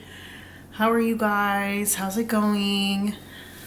Welcome in. If you chose the Kitty Kahane Tarot, then these are going to be the identifiers. If you would like to skip this part of the reading, you can. It's going to be the other timestamp labeled pile 3. It's going to say pile 3 reading down in the description box. I'm in like a silly mood right now. Well, I wouldn't call it silly. I would just say it's like a little silly, possibly delusional. I don't know why. Yeah, maybe like a little tired, but not tired in a way that's like I want to go to sleep. But not like drained either. More just like, you know, you're like headed towards the end of something and you just get a case of the sillies, I guess. I don't know. Maybe you can identify with that. Maybe that's an identifier for you.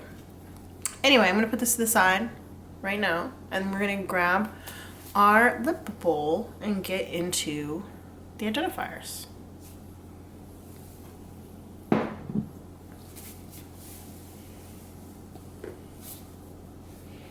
All right, Spirit, let's see.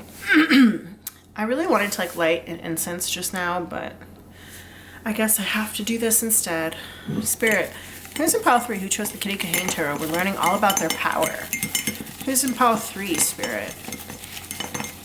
Who chose the Kitty Kahane Tarot? Who are my pile 3 people? Anybody else in pile 3? While I'm doing this, go ahead and hit that like button, the thumbs up. It really does help my video. It helps also to reach other people who may need to hear the message in this video. And you can subscribe to my channel, and that will make us more connected. Anybody else in pile 3?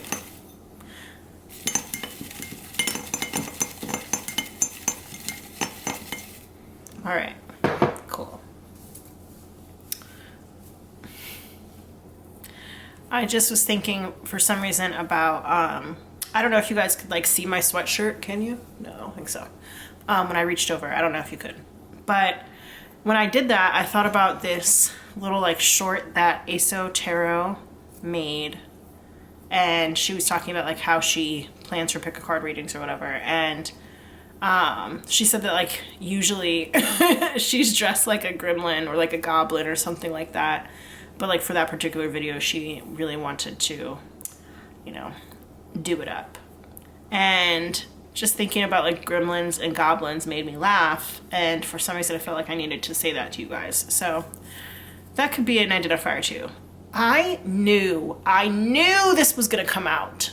I was just thinking about this movie probably like less than 5 minutes ago. I don't even know why I was thinking about it. But it's Along for the Ride. It's a movie on Netflix. It's also a book written by Sarah Dessen. Obviously the book came first, but I don't know why. I just knew it was going to come out. So that's like a teen, it's like a teen rom-com.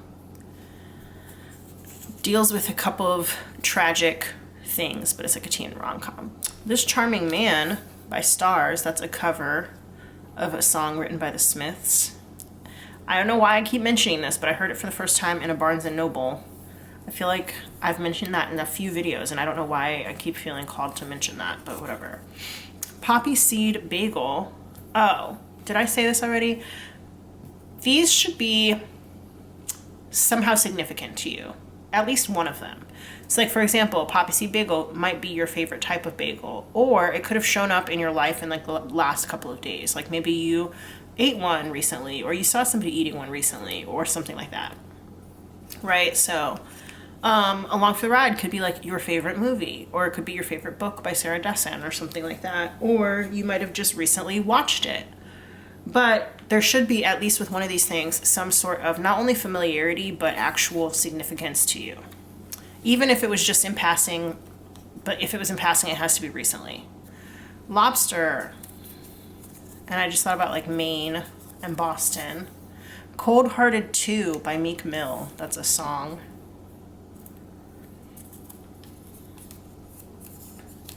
Car trouble. Hopefully you're not having car trouble, but you might be. Number 4. I also just thought now about I Am Number 4. That was like a movie or something. I don't know what that movie was about, but I know it was a movie. But also that could be April, which would be Aries and Taurus energy. You could have like 4 kids in your family, 4 people in your family. You could live on the 4th floor in the 4th apartment. You could be the 4th child, 4th street, something like that. 38. That could be a significant number for you somehow. Maybe 38th Street. Lights by Journey.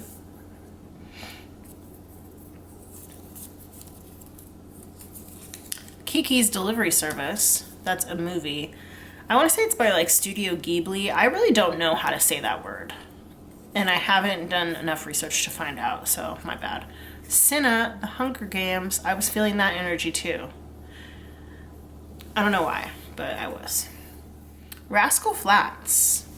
That's a country group. I just wanted to say like country rock. They're not really country rock. It's mostly just country. Death Cab for Cutie. That is a rock group. Maybe that's why I wanted to say country rock, because we had a rock group coming out afterwards. We've got meditation.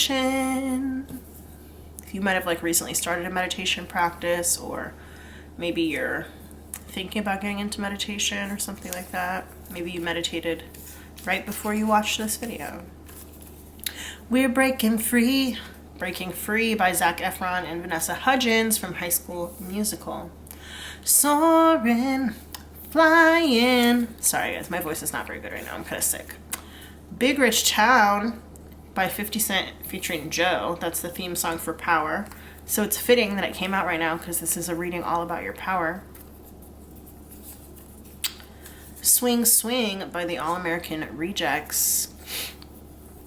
Swing, swing, swing from the tangles of my heart is crushed by a former love. Blues. So that could be blues music. It could just be the color blue. I'm hearing like a blue sweater, blue eyes. You might really like blues music. Something like that. I'm wearing a blue sweater right now. The Departed. That's a movie starring Leonardo DiCaprio, Jack Nicholson, and Matt Damon. Rip Girls. That's a Disney Channel original movie, DCOM, about surfer girls in Hawaii. We've got Aang, Avatar, The Last Airbender. He is The Last Airbender. Fantastic show if you have not seen it already. Air signs, Gemini, Libra, Aquarius. So that could be your sun, moon, rising, or Venus. It doesn't have to be. Oklahoma, you might be like from there. You might have family there. You might have recently traveled through there or planning to travel through there. That also could be like Oklahoma, like the musical. Bimbo. I don't know what that could mean to you, but it might mean something. Half and Half. That's a TV show starring Rachel True and Essence Atkins, I think is her name, about these two half-sisters who live in the same apartment building in San Francisco. We Used to Be Friends by the Dandy Warhols. That is the theme song to Veronica Mars. So 2 theme songs in here. Actually kind of 3, because Breaking Free is kind of like the theme song from High School Musical. Houston, Texas. Houston, Texas, baby. Houston Rockets. NASA. Number 5. So we have 4 and 5 coming out. I don't know what that's supposed to be about. Also, we can combine these numbers like 5384, 4385, something like that. 45, 54.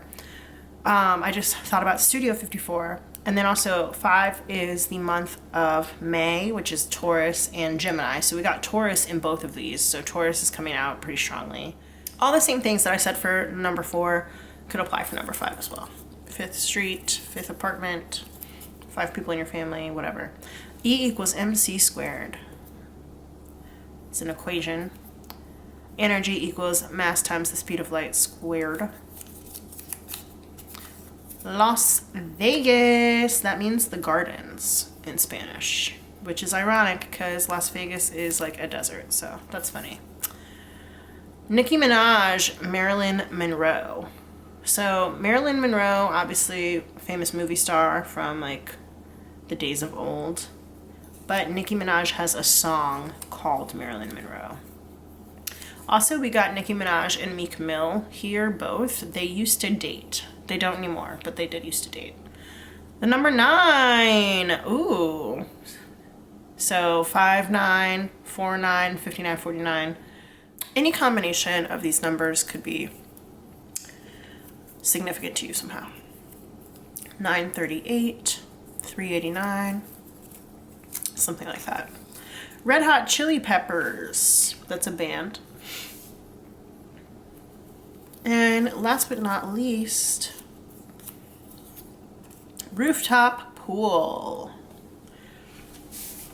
I'm now also thinking that Rascal Flatts did a theme song as well. They did Life is a Highway, which was the theme song for the Disney Pixar movie Cars. So that's kind of interesting. And also, speaking of cars, we've got Car Trouble. That movie Cars might be interesting for some of you guys to watch. There could be a message there in addition to this message as well. But now I'm also thinking about All American Rejects, and they're actually from Oklahoma. So it's interesting that Oklahoma came out here too. All right, guys. I'm going to go ahead and write these in my tarot journal. Speaking of tarot journals, if you do a lot of readings, either for yourself or you get readings done, whether they're on the internet or on YouTube or whatever, if you like the ability to go back and look over any things that like resonated with you or any insights or advice that really stuck out to you, then I would suggest checking out the tarot journal that I am selling down below. I'm really excited about it. It is a new product. At the time of me filming this, I just designed it, so hopefully it can help to bring you guys deeper personal growth as you go along your ascension journey. It's always good to kind of look back on the advice that you were given or the insights that you were given or the things that stuck out to you so that you can reflect on them and use them going forward. So just a little shameless plug for me. But yeah, all right, I'm gonna go write these down in my tarot journal and I will see you at the reading.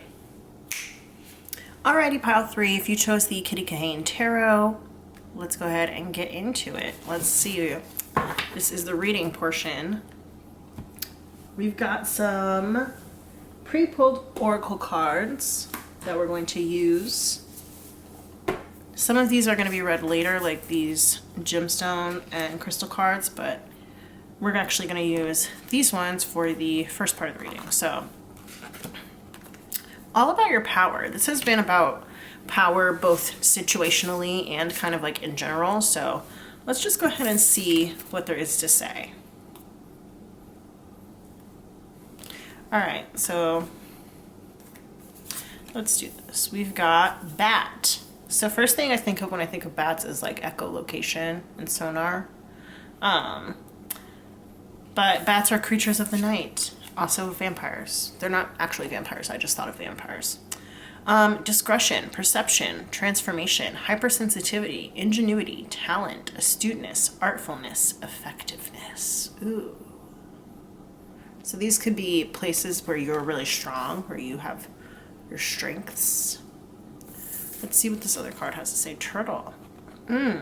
So we did get Avatar: The Last Airbender. Aang came out in the Identifiers, and it makes me think of the lion turtles in that show. So I think in that show they're like the most powerful creatures in that universe. But yeah, interesting. Turtle. You know, we all know like the story of the tortoise and the hare, and turtles move really slowly. They do have this like hard outer shell that helps to protect them.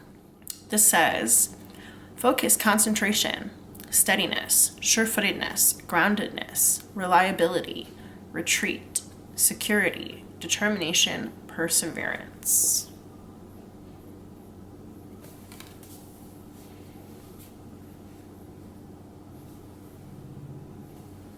All right, so yeah, I wouldn't say that I'm super sure of where we're going with this, so I'm gonna go ahead and pick out the rest of the cards, or rather turn over the rest of the cards, but this feels like a very earthy energy, earth and air for sure. So Avatar's coming through yet again. If you guys are not familiar with Avatar: The Last Airbender, go get familiar with it. But basically he or she is a being who has all of these powers of air bending, water bending, earth bending, and fire bending, and even potentially metal bending. And they are the only one in that universe who has all 4 powers, because typically a person either has none of the powers or only one of them. So the Avatar is there to be the bridge between the material world and the spirit world, and to help bring peace to the humans. It's such a great show. Go watch it. So we have passionate thoughts in reverse, thinking of each other in reverse. We've got directing energy towards the masculine. Interesting. All right. We've got seduced in reverse. Ooh. All right. So it's interesting that I said like the whole vampire thing about the bats, because seduction makes me think of vampires too.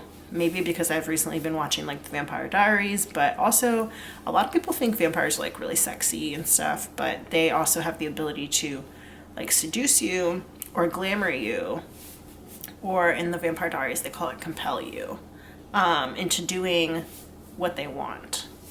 So, or like telling them things that you wouldn't normally tell them.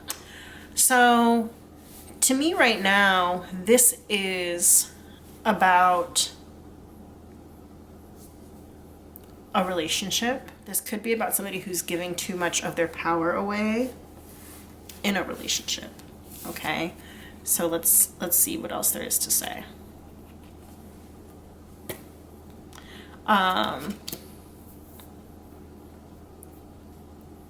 these thoughts could be overwhelmingly coming from one person, or they could just be overwhelming in general. Okay.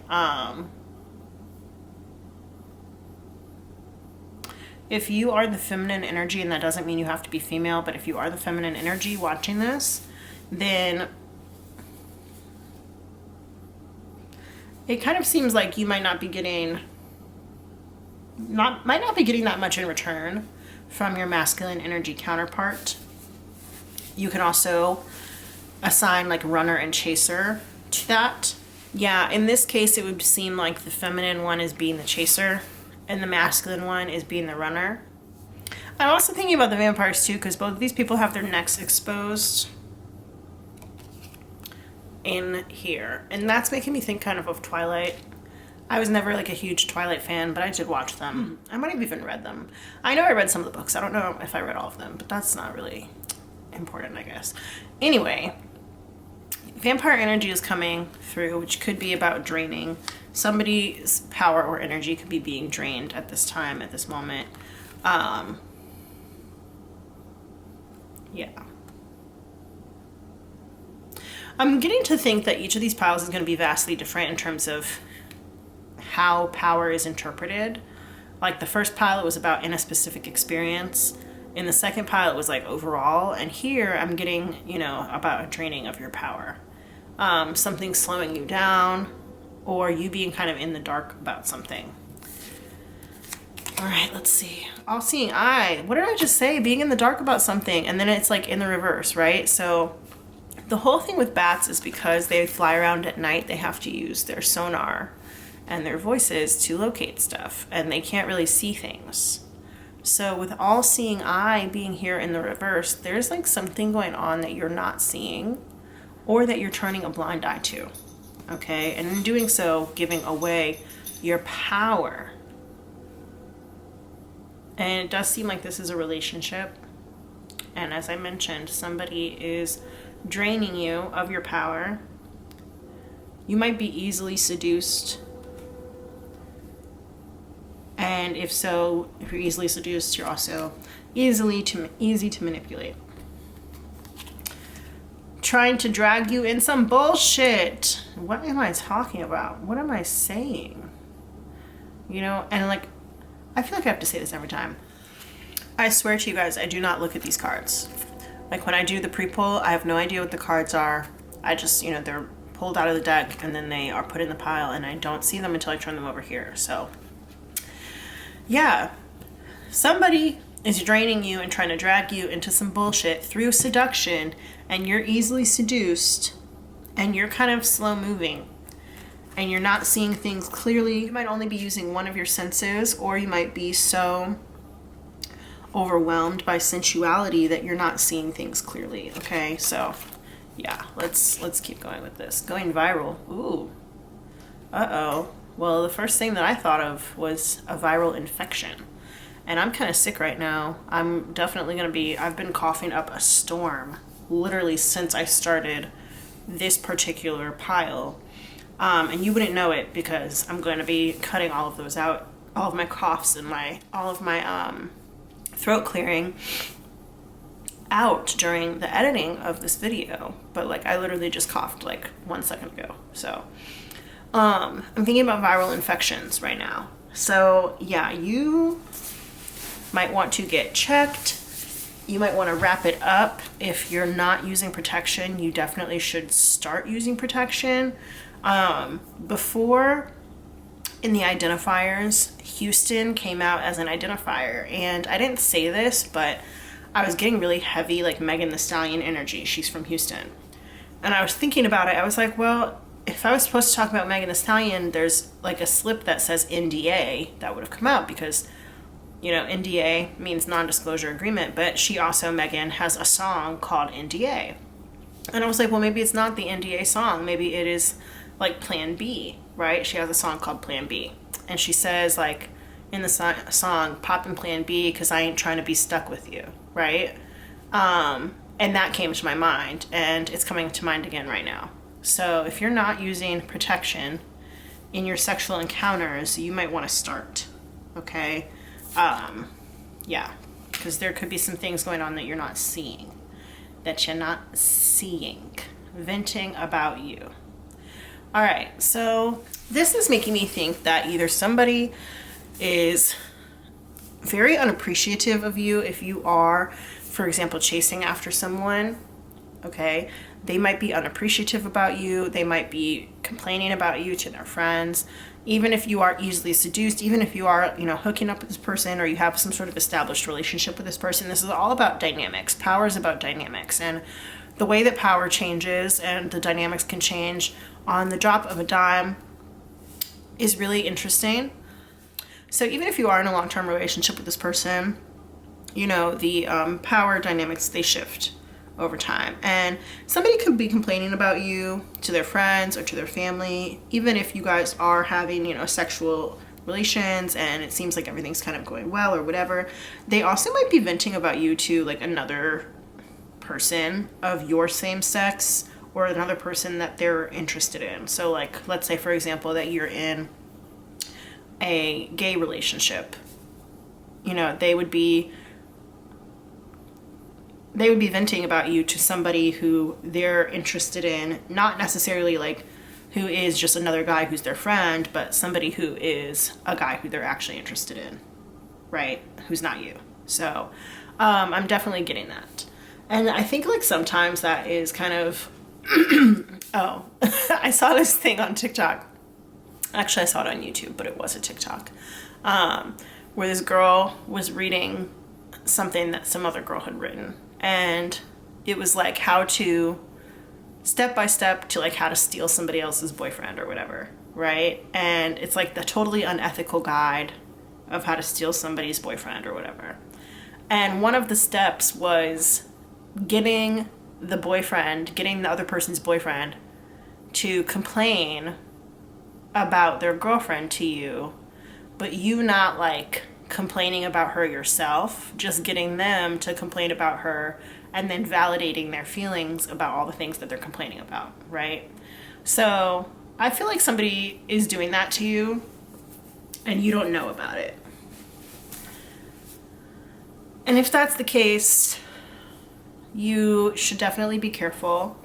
Being easily seduced is not a way to retain your power. And I'm not telling you, if you want to be a slut, go ahead and be a slut. If you want to, have a lot of sex, go ahead and have a lot of sex. Do what you want to do. That's all you, boo. I'm not over here trying to kink shame or slut shame anybody. But I am saying that sometimes you can harness your power in different ways and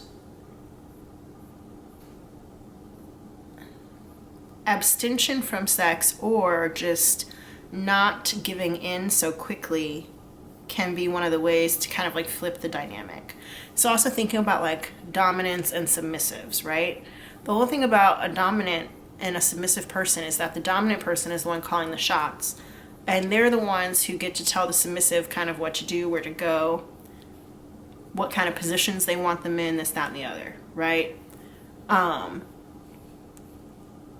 They get to be the person who decides who does what and who goes first and who comes first and all that stuff.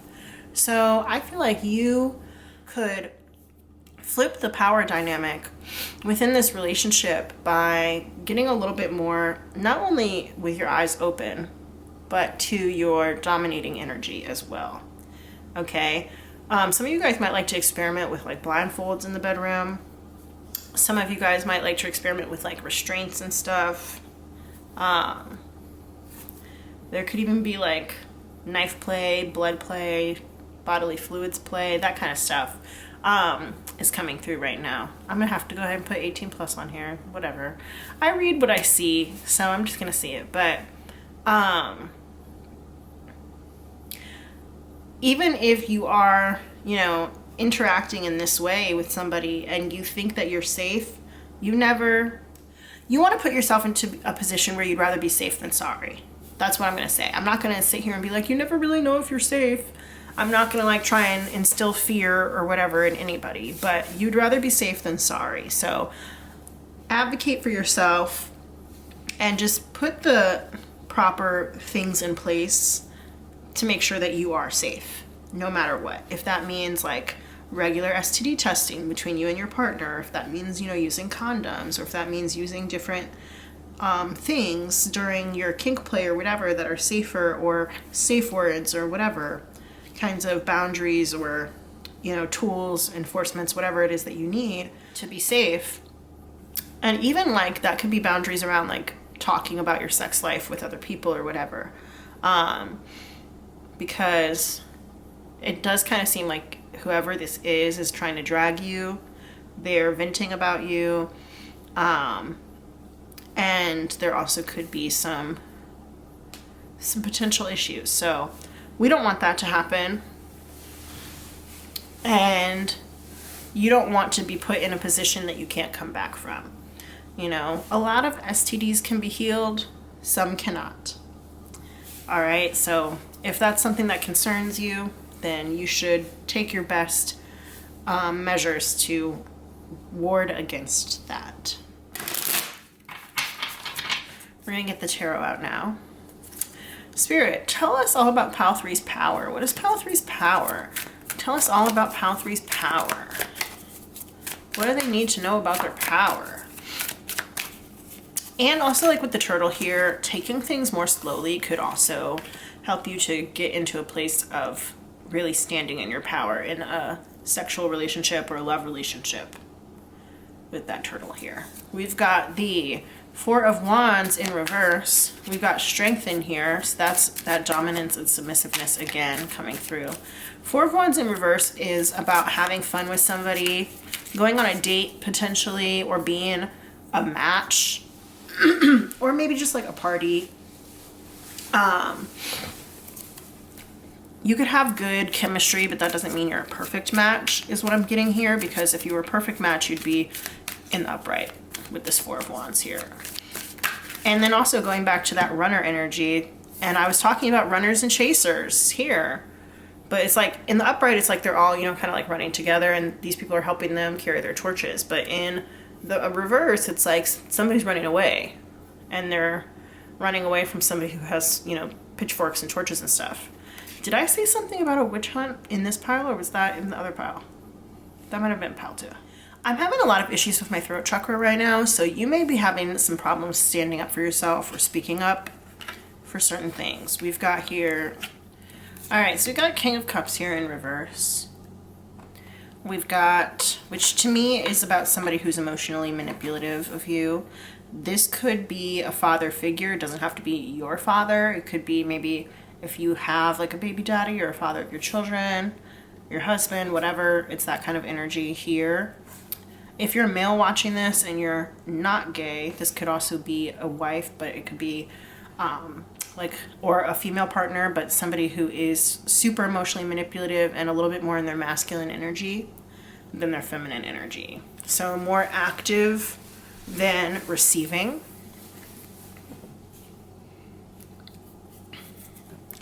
And I want to say it's like not necessarily a bad thing, but to be in the reverse, this King of Cups will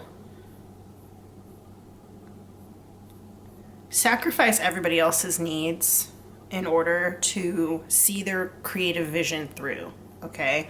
And that creative vision can be one for the family, it can be one that's emotional, it can be one for their art, if they're an artist or something like that. But, you know, they don't care if other people are unhappy as long as the mission, like the art or the creation or whatever, comes through. They don't even care if they're unhappy. Judgment here. Yeah, okay.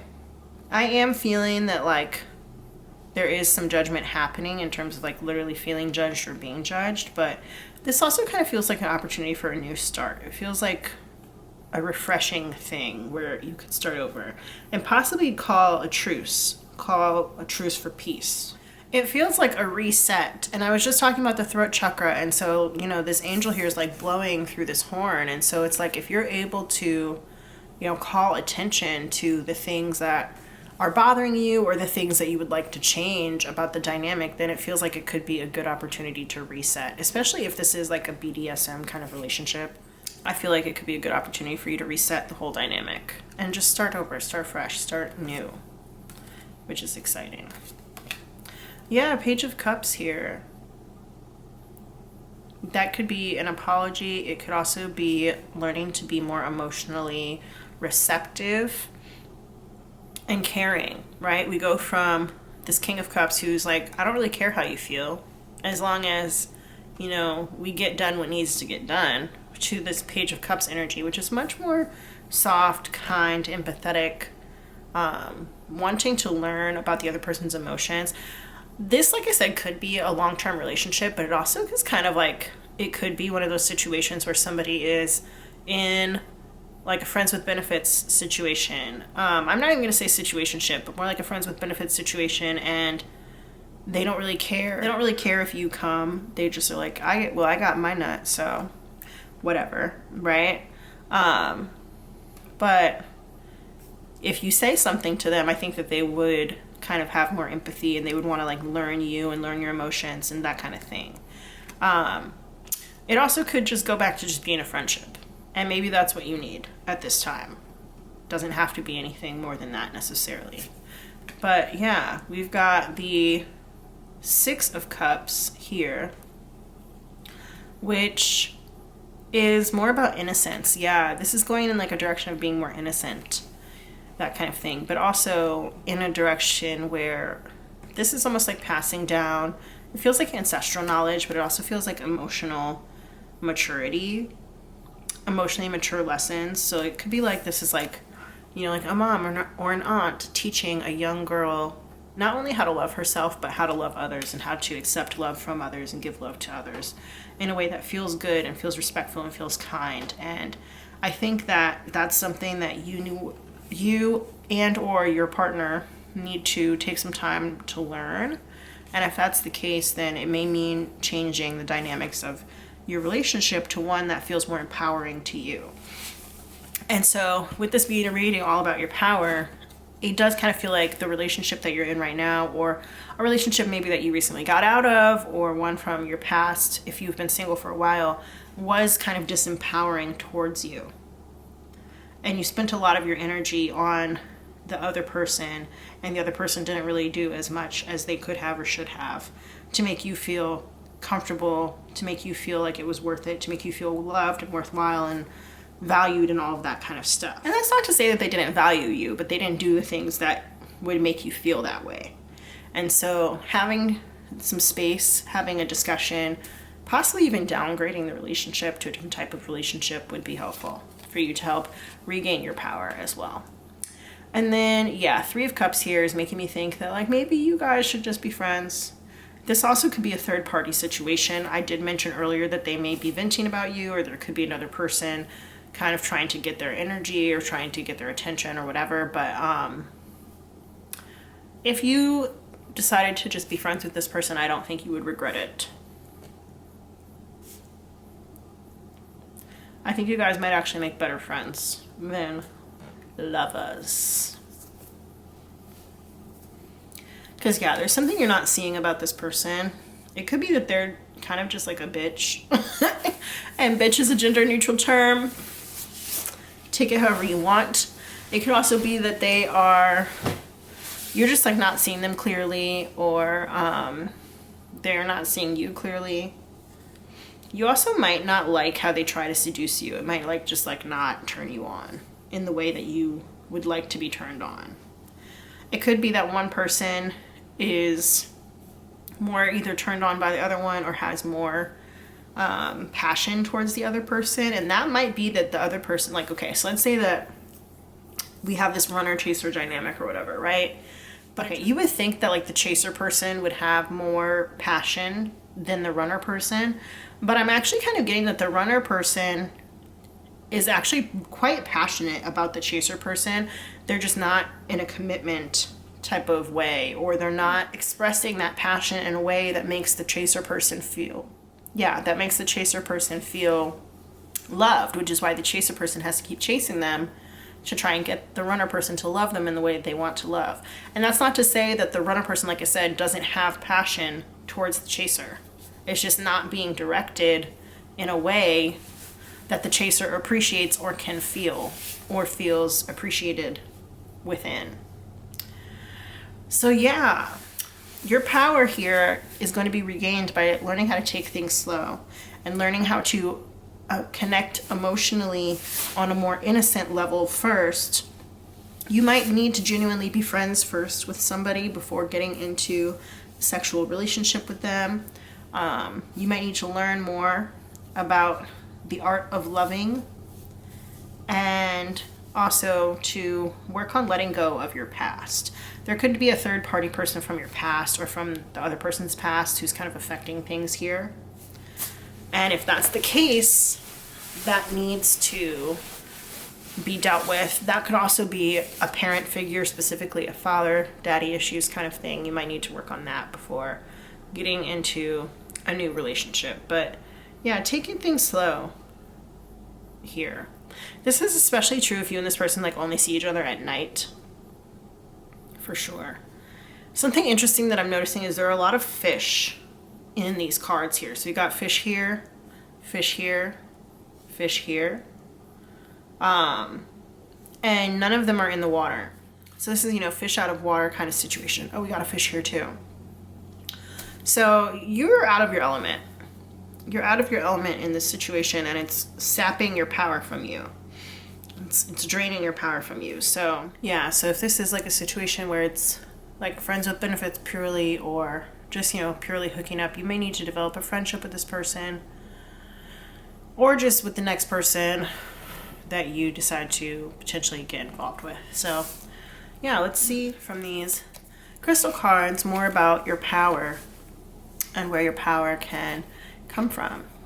So yeah. All right. We've got labradorite.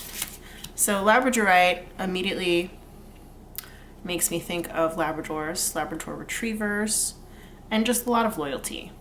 But it says shamanic journeying, brave, magical power, higher awareness.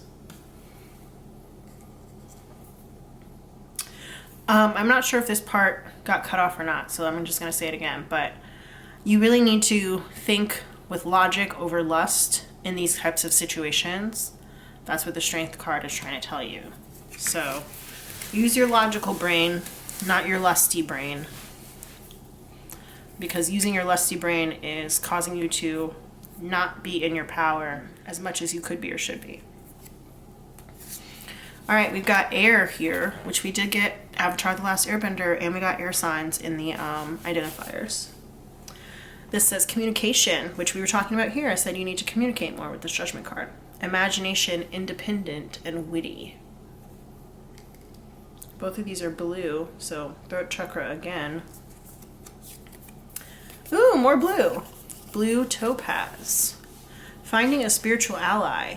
Higher wisdom, abundance, and forgiveness. And I kind of feel like that is part of the Page of Cups, and the Six of Cups is telling you, like, and even the Judgment card, if you can, within this connection, try and become friends or like spiritual allies, in my eyes. And so trying to develop that aspect of this relationship, or if you are single and there is nobody, then using that framework for your next relationship or situationship or, hookup or whatever. I forgot to say the rest of the stuff on here. Finding a spiritual ally, higher wisdom, abundance, and forgiveness. And, thinking also about forgiveness, it's like if somebody doesn't treat you exactly the way that you want them to, and they're not like, like abusing you or anything like that. Let's just say that it is like the runner-chaser dynamic and you are the chaser. It's okay to forgive the runner person, especially if you weren't communicating with them what it is that would make you feel more secure. But it's okay to forgive them and also to ask for forgiveness yourself if need be. Ametrine. Spiritual guidance, angelic realms, clear stress, truths revealed. And the Judgment card can be about the truth as well, speaking the truth too. Finally, we have Jet. Jet is another character from Avatar: The Last Airbender. So there really could be a lot of messages for you in that show if you haven't seen it before. If you have seen it, maybe it's time for a rewatch or just to think about some stuff. But Jet, he was kind of like one of Katara's initial love interests, and he did drag her into some bullshit. That's literally exactly what he did. He dragged her into some bullshit. He used his powers of seduction to get her to do things that she would not normally do, and he kept her in the dark about his actual plans and intentions. And it wasn't cool. It was not cool at all. And she liked him more than he liked her. I'm just saying. Okay, anyway. And he was like flying through the jungle like a bat. Okay, guys, it's all coming together. It's all making sense now. Anyway. Jet absorbs negativity, grounding, financial balance, and healing grief.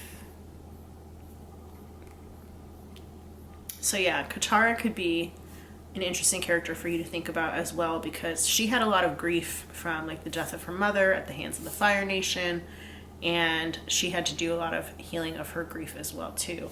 And Jet was kind of the same in Avatar: The Last Airbender. His family was taken from him by the Fire Nation, and he chose revenge. And at a certain point, Katara also chooses revenge, but then decides to handle it with love and with more emotional maturity than Jet had handled it. So, yeah. She and Jet did eventually become more like friends, and things went better. Not, forever, but things went better after that. So, yes, there could be very well some messages for you in Avatar: The Last Airbender.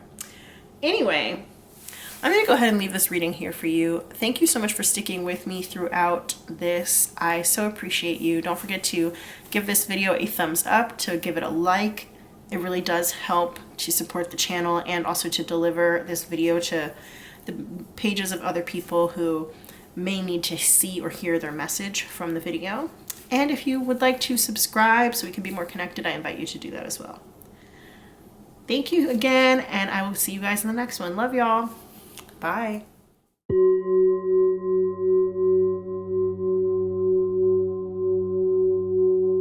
Hey there, pile 4. If you chose the Anna K Tarot, then we're going to get into your reading in just a little bit. This is the identifiers portion of the reading, so if you wanted to skip this part, there's another timestamp down below that will say pile 4 reading. Just make sure you click on that one, and that will take you straight to the part with the cards. But for now, we're going to go ahead and get the identifiers out, which is something that I like to do to help you to confirm, if you want, that this is your reading. Some of you guys may feel already very drawn to this tarot deck, or just intuitively drawn to the reading itself, so you may not need this confirmation, but in case you want it, here you go. The way that this works is that at least one of the things that comes out of this lip bowl should be familiar to you, significant to you, or it could have shown up like in your life in the past couple of days. So when I say familiar to you, I mean like you should be very familiar with it. It just doesn't need to be like, oh yeah, like I've heard of that song before. It might be that like you really used to like really love that song, or you currently really love that song, or whatever. And there's all kinds of stuff in here. It's not just music, but you get what I'm saying. All right, Spirit, people who chose pile 4, who chose the Anna K Tarot. Who are my pile 4 people? Who are my pile 4 people? My people from pile 4. Who are my pile 4 people? We're learning all about their power. Who are my pile 4 people? Anybody else in pile 4? While I'm doing this, go ahead and hit that like button, the thumbs up. It really does help out the video to reach everybody it's intended for. And subscribe to my channel so you can be more connected. Anybody else in pile 4? Spirit, anyone else in pile 4?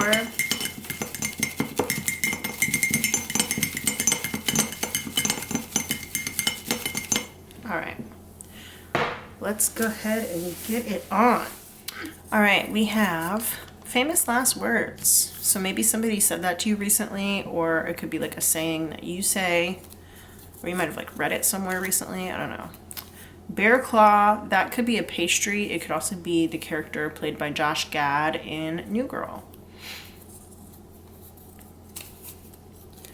Airbnb. So maybe you run an Airbnb, maybe you stayed in an Airbnb recently, or you just booked one for a trip. Barney Stinson, that's a character played by Neil Patrick Harris from the TV show How I Met Your Mother. Number 7, that could be the month of July, which would be Cancer and Leo on the zodiac. You could also be like on floor number 7, apartment number 7, 7 people in your family. You might be like the 7th child or something like that. 777, you could be seeing around, things like that. Hello Talk app. I knew that this was going to come out. I just had a feeling before I even started this reading that this was going to come out. If you guys are any of my friends from the Hello Talk app, hello. Hola. That's a app that you can use to like chat with people from all over the world to help you practice different languages. So I like to use it to practice like my Spanish and my French and stuff, but there's a lot of people on there who like to use it for different languages, and so like your language partner would talk to you in the language that you're native in, that they're trying to learn. So for example, like my Spanish partners would talk to me in English and I'm talking to them in Spanish, and we can correct each other on grammar and stuff like that. It's very helpful. I like it. 10 Things I Hate About You. That's a movie starring Julia Stiles and Heath Ledger.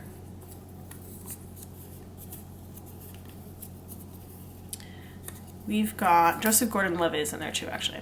4th of July, that is Independence Day in the United States, but if you're from a different country and you guys have an Independence Day, then it could just be representative of your Independence Day, whatever date that falls on. Fall Out Boy, that's a band, a rock band. Dance Dance just came to mind. And also A Little Less 16 Candles, A Little More Kiss Me, which is one of their songs too. Give Me Something Real by Ashford and Simpson, that's a song. Give me something real. Dupe, which stands for makeup or trickster. I was just thinking that I hadn't seen that one in quite a while. That's funny. I was thinking that the other day. Jessica Alba, Fantastic Four. So New Girl seems to be a little bit heavy here. Jessica is the main character from New Girl, Jessica Day. And then Jessica Alba plays one of the characters in the Fantastic Four. Or it could just be like somebody named Jessica in your life. You could be named Jessica, one of your friends or family members could be named Jessica or something like that. Big Crush, I don't know. Pecan pie, that's a food. I feel like I have to explain what all of these are, just in case somebody who is not native to English or American, I guess, or who like doesn't know American culture is watching the video and needs explanation. Ron and Tammy from Parks and Recreation, those are 2 characters, actually 3 characters from a TV show called Parks and Rec. There are 2 Tammys, Tammy 1 and Tammy 2. Beauty in the Dark by the Isley Brothers and Most Def, that's a song. Burn by Usher. I also just thought about Burna Boy, the musician, but Burn by Usher is a song. Baskin Robbins, so that's like the ice cream store, but it also makes me think of Carol Baskin from Tiger King and Tony Robbins, the motivational speaker. Location by Khalid. Interesting, we're getting like location coming here with Hello Talk as well, so I'm getting kind of like international vibes. Search Party, that's a TV show on HBO. I think it started off on TBS, but it's on HBO. Clumsy by Fergie, that's a song. Helena by My Chemical Romance, that's a song. I also thought about Bad Romance by Lady Gaga when I was opening that, so. Heart of Dixie and RB. RB, those initials stand for Rachel Bilson, but it could also be like Arby's, like the fast food chain Arby's. Heart of Dixie is a TV show. Rachel Bilson is the star of that show. It's about a New York City doctor who moves to a small town in Alabama to take over a family practice. This is Misa Misa. That's from Death Note. If you know, you know. Death Note being an anime. Yellow Jackets, that's a TV show on, I want to say Showtime, about a soccer team that gets in a plane crash and become cannibals. Self-date, so maybe like taking yourself out on a date. Treat yourself, which also is from Parks and Rec as well. Jamaica, so some more international energy. You might be from Jamaica.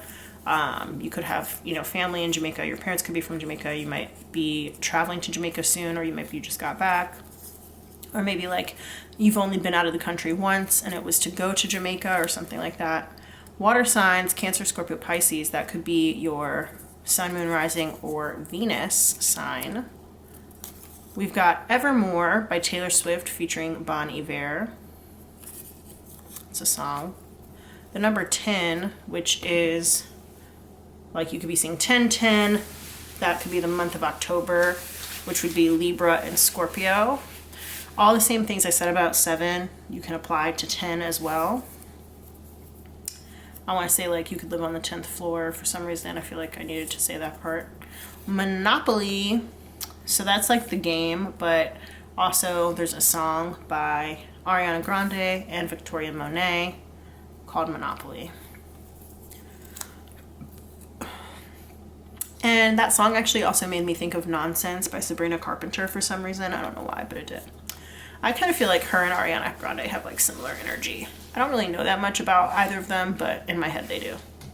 Honeybee by The Head and the Heart, that's a song. Honeybee.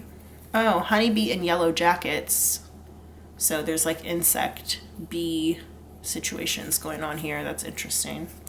Financial literacy. You could be working on your financial literacy. If you are, you should check out my abundance journal down below. It is a wealth building resource companion. So as you are on your financial literacy journey, it can help you to keep track of everything that you're learning. Check out the link in the description box. Shameless self-plug. We've got The London. So this could just be like London, England, but it also could be that song The London by Young Thug. I want to say like J. Cole. And somebody else. I don't remember who else is on that song. I don't remember. I want to say like Ty Dolla $ign, but I don't think that's right. Janet Jackson, iconic musician, entertainer. Beverly Hills, which is both a location in, I said location, we have location right here. It's both a location in the Los Angeles area of California, and it's also a song by Weezer. Beverly Hills, that's where I wanna be. Gimme, gimme. Gimme, gimme, living in Beverly Hills. All right, The Joker by Steve Miller Band. That's a song as well. I'm a joker, I'm a smoker, I'm a midnight toker. Tea ceremony. So maybe that's supposed to be like Chinese tea ceremony, but you also could just have like a ritual of your own around tea. Or you could do like tea parties a lot or something like that.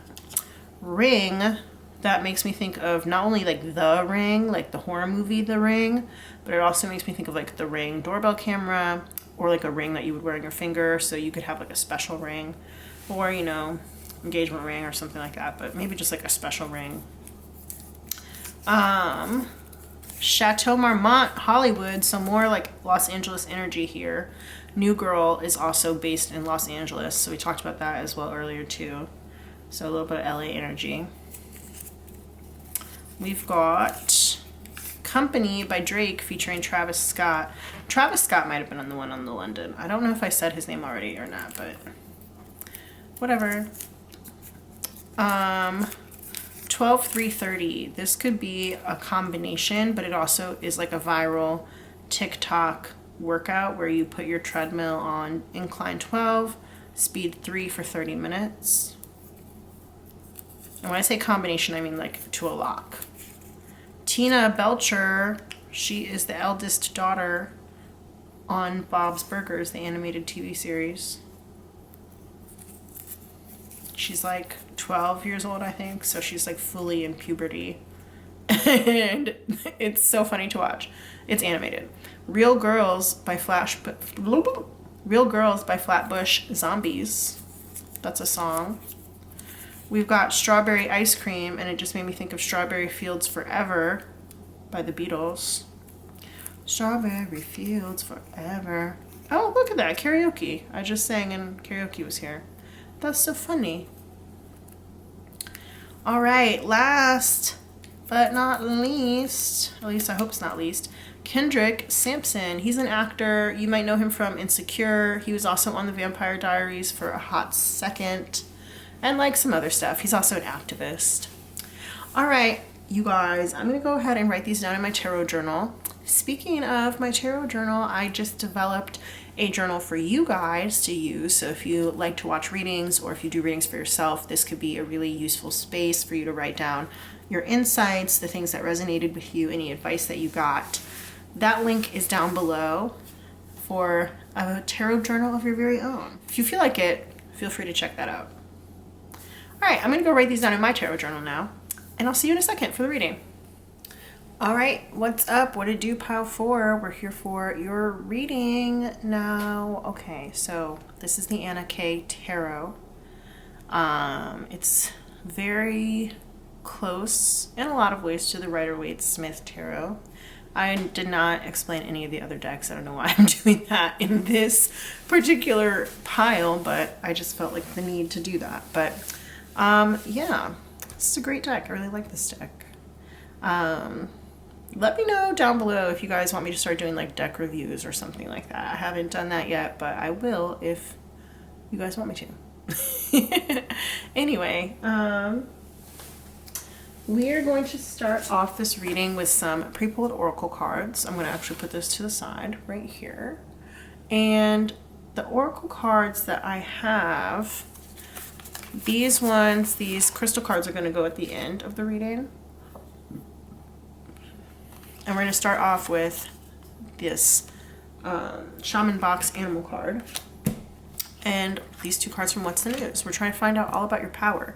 Each of these readings has been very, very different. So let's just go ahead and jump in and see what Spirit wants to tell you all about your power. We've got Spider, so very creativity here, and intricateness, delicacy. And by delicacy, I don't mean like a food delicacy. I mean like being delicate or handling with care, being really able to handle delicate things easily or with a plan.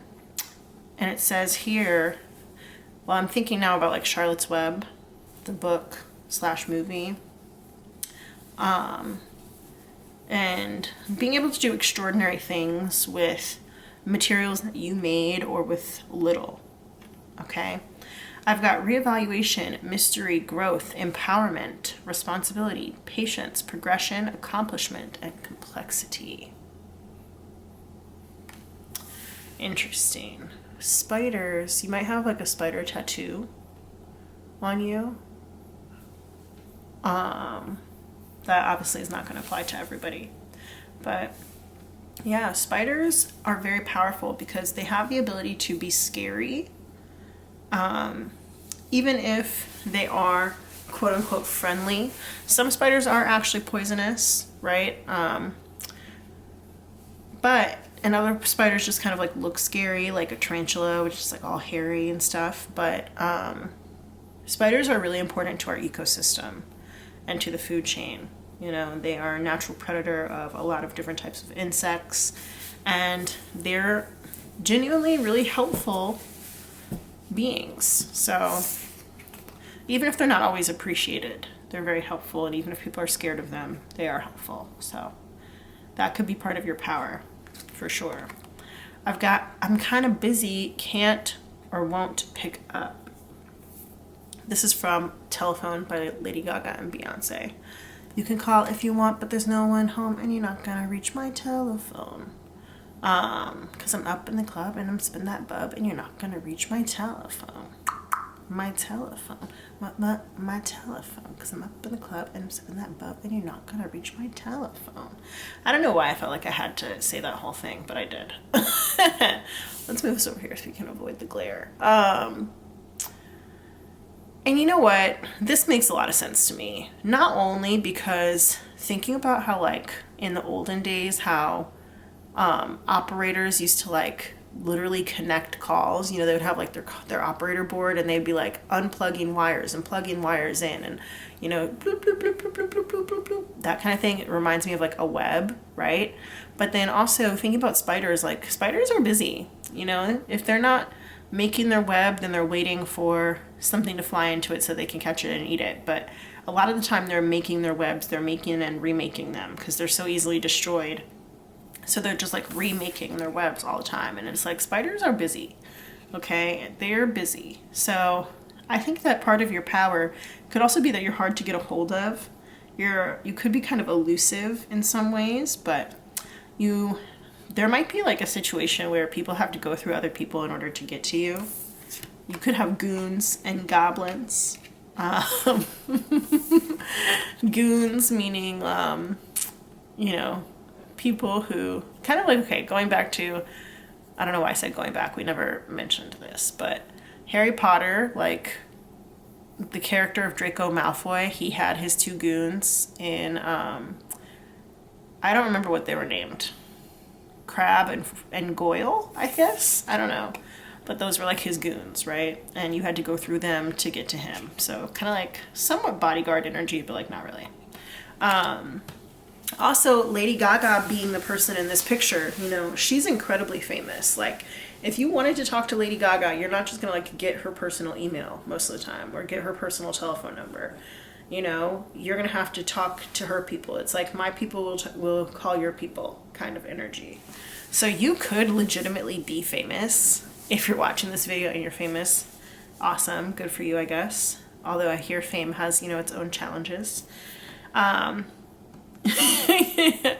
I also heard somebody say, if you want to be rich and famous, try being rich first.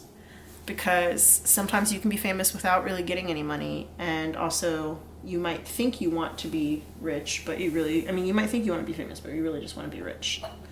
So, that's interesting. But, yeah.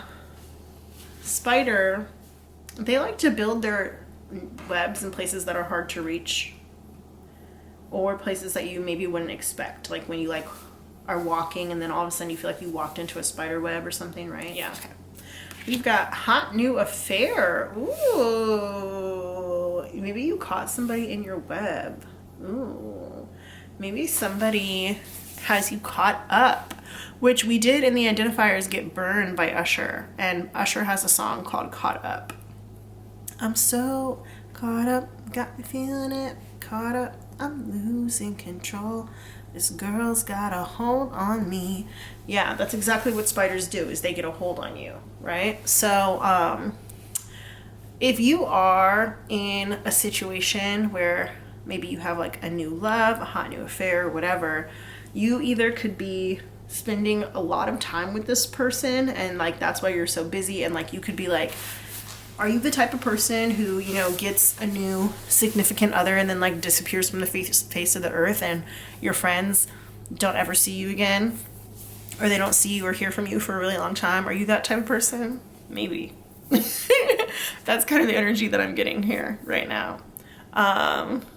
Yeah, because I'm not getting that you're, you know, keeping your hot new affair waiting by the phone or anything like that. I'm getting that maybe your friends are waiting by the phone. And you guys could be caught up like in bed or whatever, just totally devouring each other. That's the energy that I'm getting. You also could just be super incredibly sexy and like really, really good in bed. It might feel like your hands can go everywhere and do anything. All right, let's see. Let's see what we're getting from this Anna K. Tarot here. Spirit, tell me all about Pile 4's power. What do you have to say about Pile 4's power? People who chose the Anna K. Tarot with the spider energy. What is all about their power? I like that the spider card says mystery because it's like your friends are like, where are you? What are you doing? There's this TV show on Hulu called, what is it called?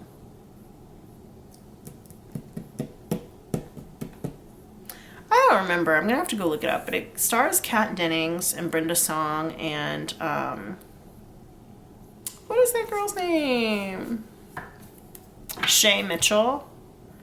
And Kat Dennings plays this girl who lives in LA. So we did have a lot of LA energy coming out in the identifiers. She lives in LA and she like totally ditched her friends for her boyfriend, and then her boyfriend breaks up with her like 2 years later, and she goes back to her friends and they're like, girl, you can't just come back in our lives like nothing happened. But then, you know, they re-accept her and she becomes a girl's girl. So yeah, interesting. I don't remember what that show's called.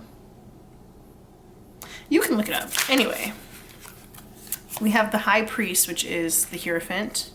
We've got the Tower. We've got the Queen of Pentacles. I don't know why I said it like that. The Queen of Pentacles. I feel like we had the London and the identifiers, and I'm just feeling like doing a little slight British accent. A little British accent. We got here the Eight of Swords. And then we have the Hanged Man in reverse. Okay, so this is about commitment. It could also be about institutions like school or hospitals or I wanted to say like antiquated ways of thinking, but that's not really what it is. It's more like systems of thinking. Sometimes it can represent like the patriarchy. I guess it could technically represent a matriarchy too, but the patriarchy. And we have Death here in reverse, and we have Ten of Pentacles in reverse. All right, so with Ten of Pentacles being here in reverse, that made me think about feeling like you have everything but still not being happy for some reason. It could be about loss of connection, loss of family connection, especially in particular, loss of inheritance or something like that. Okay, so with the Tower here, that speaks to something outside of your control, some sort of major disaster or just upheaval of your life, major change that came in that you had literally no control over. A lot of people do see this as like a negative upheaval. It doesn't have to be a negative upheaval because, you know, I think if you live long enough, you learn that rarely is something entirely good or entirely bad, or rarely is something for us to judge as good or bad without having kind of seen all of the consequences and seeing things kind of play out to their natural endings, right? But this is definitely messages of an upheaval of some kind. So when I gave that example of the TV show with Kat Dennings in it, when her boyfriend broke up with her, it was a total upheaval of her life. And she was lacking connections, like this Ten of Pentacles here is suggesting. And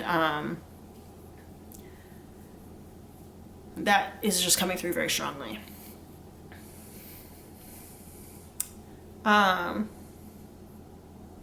Yeah, with the Queen of Pentacles here, though, this is telling me that even in the face of adversity, you have everything that you need to succeed and to survive.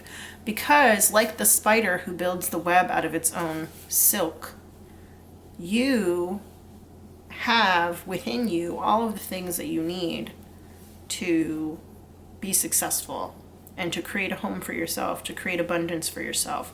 This Queen of Pentacles in particular does look like she could be pregnant. This could be literal pregnancy. It could also just be pregnancy with an idea that could be really lucrative or ready to bring to fruition. And if that's the case, either way, whether it's a real pregnancy or, you know, creative idea like pregnancy, there's some trepidation here on your part. There's some insecurity here on your part that makes you think, even though you know you're that bitch and that bitch is gender neutral, even though you know you're that bitch, you are still insecure about something. You still, for some reason, believe that you can't do it or that you're not worthy. And this is an opportunity for you to mentally level up.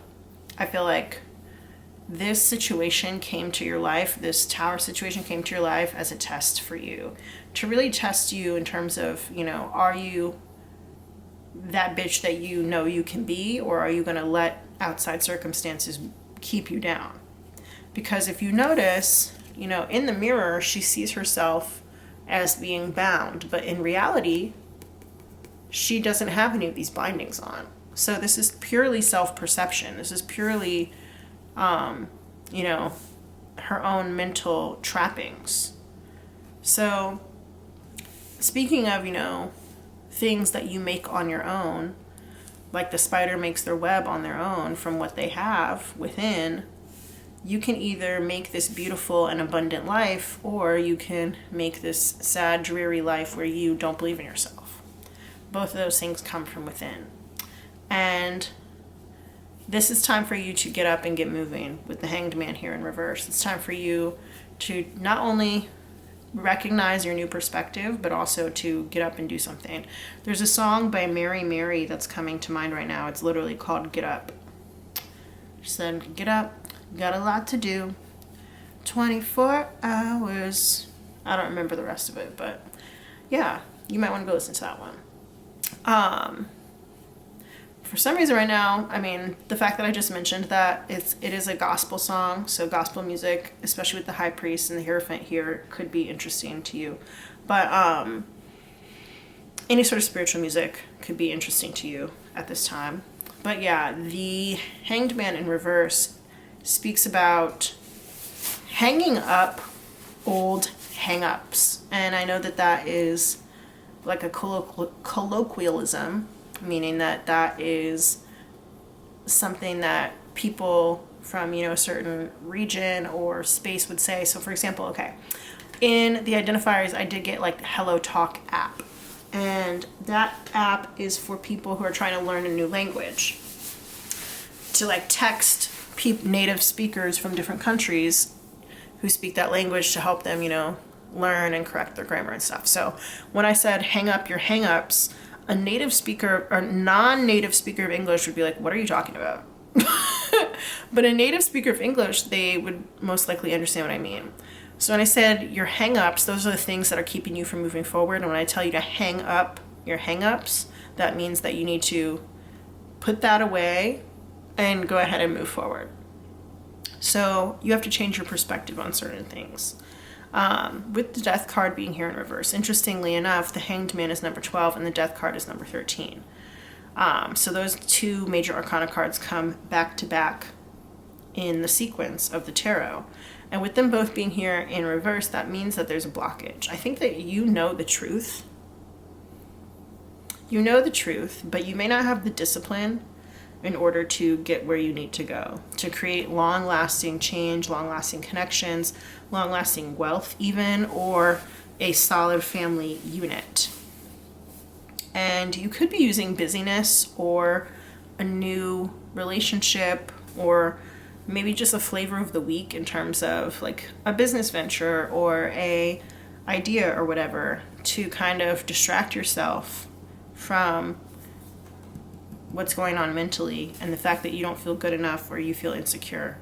But you're really not this person, you're really this person. And you know this, but for some reason you just don't have the right amount of discipline in order for you to get past whatever this major hurdle is with the Tower. So your power is that you are all powerful. You literally have everything within you to get you where you want to go. You could have anything you wanted. You might even be able to have anybody you wanted, anyone you wanted. You could even be like, you know how like Lady Gaga has her fan base and she calls them monsters and stuff like that? Like you could have your own fan base. You could have your own community.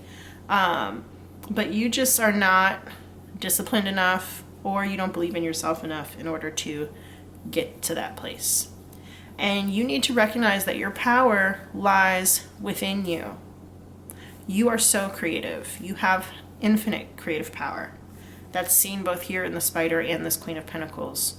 Look at all this stuff, like all these baskets that she has around her, full of food and abundance. And look how she's touching her tummy. Like, She's ready to give birth to a new project or a new person or whatever at any minute. And it's like she could give birth to a whole clan of people. She could make a whole slew of projects.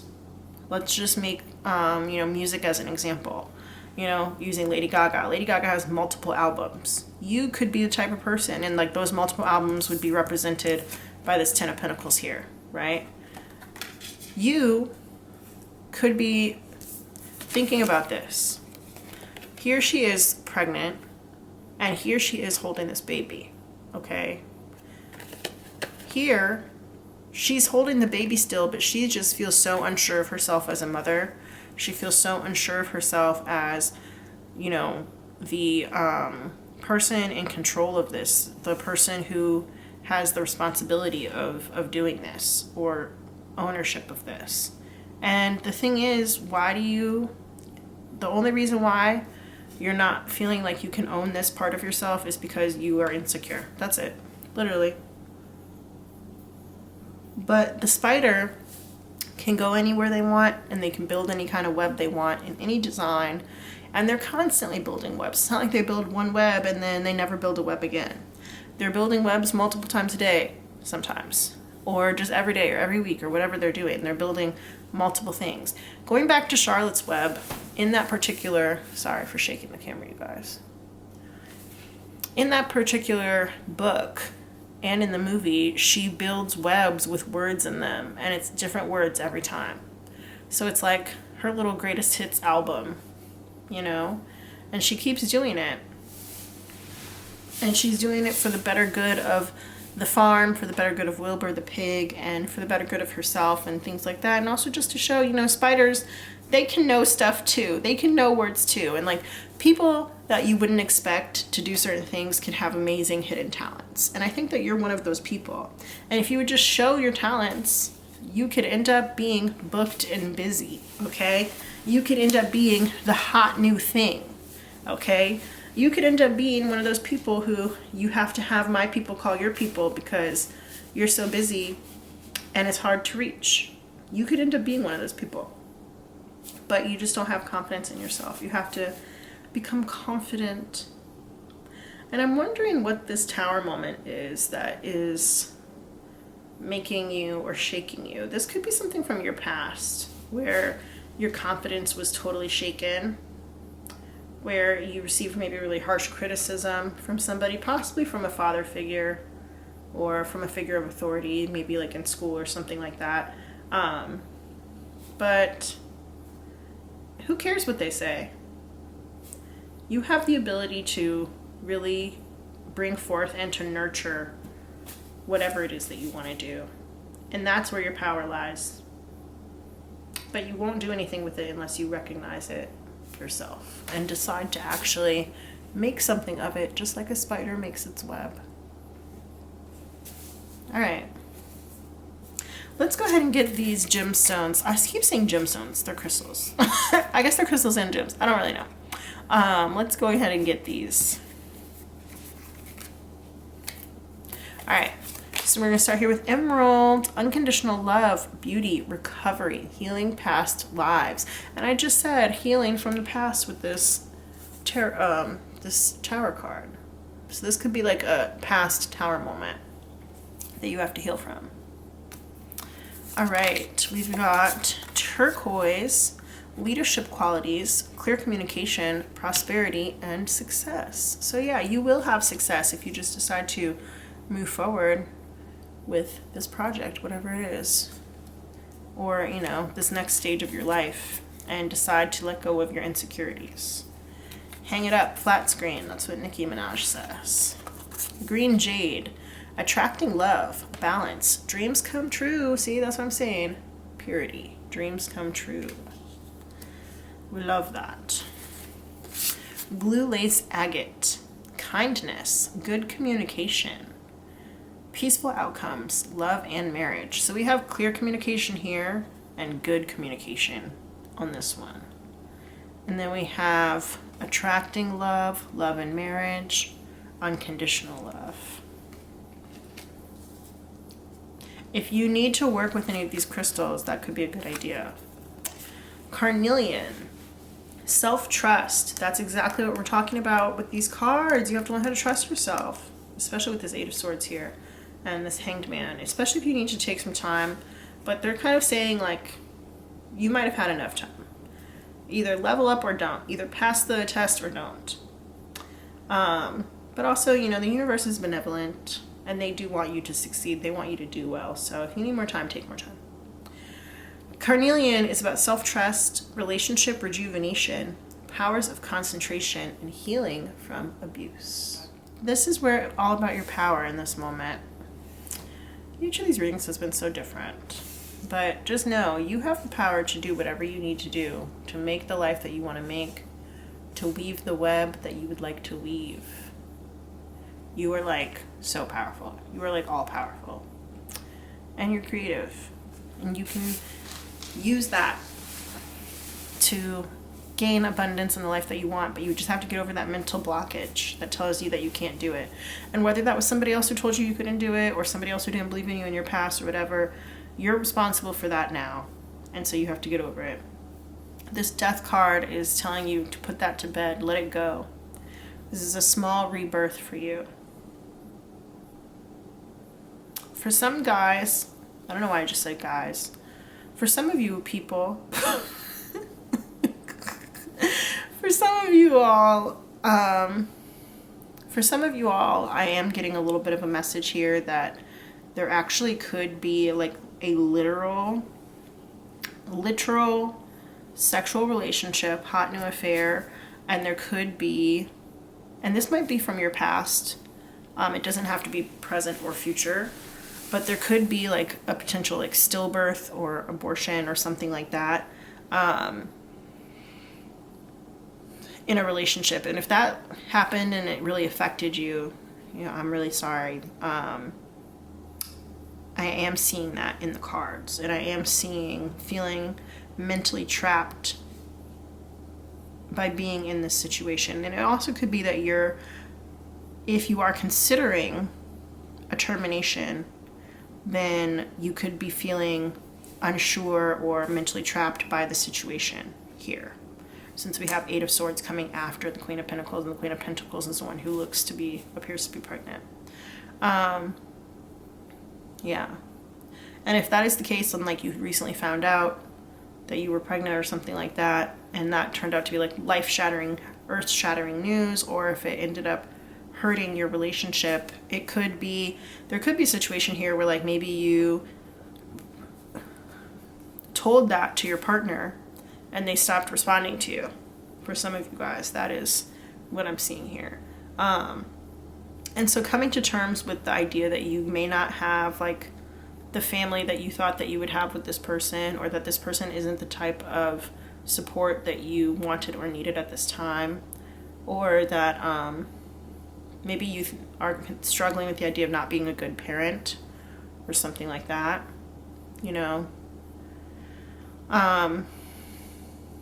If you do decide to go through with it, this tarot reading is here to just assure you in either way. And when I say go through with it, I think that whatever you immediately thought I meant is really what you want to do, and the universe will support you in that. Because when I say go through with it, that could be either way, you know?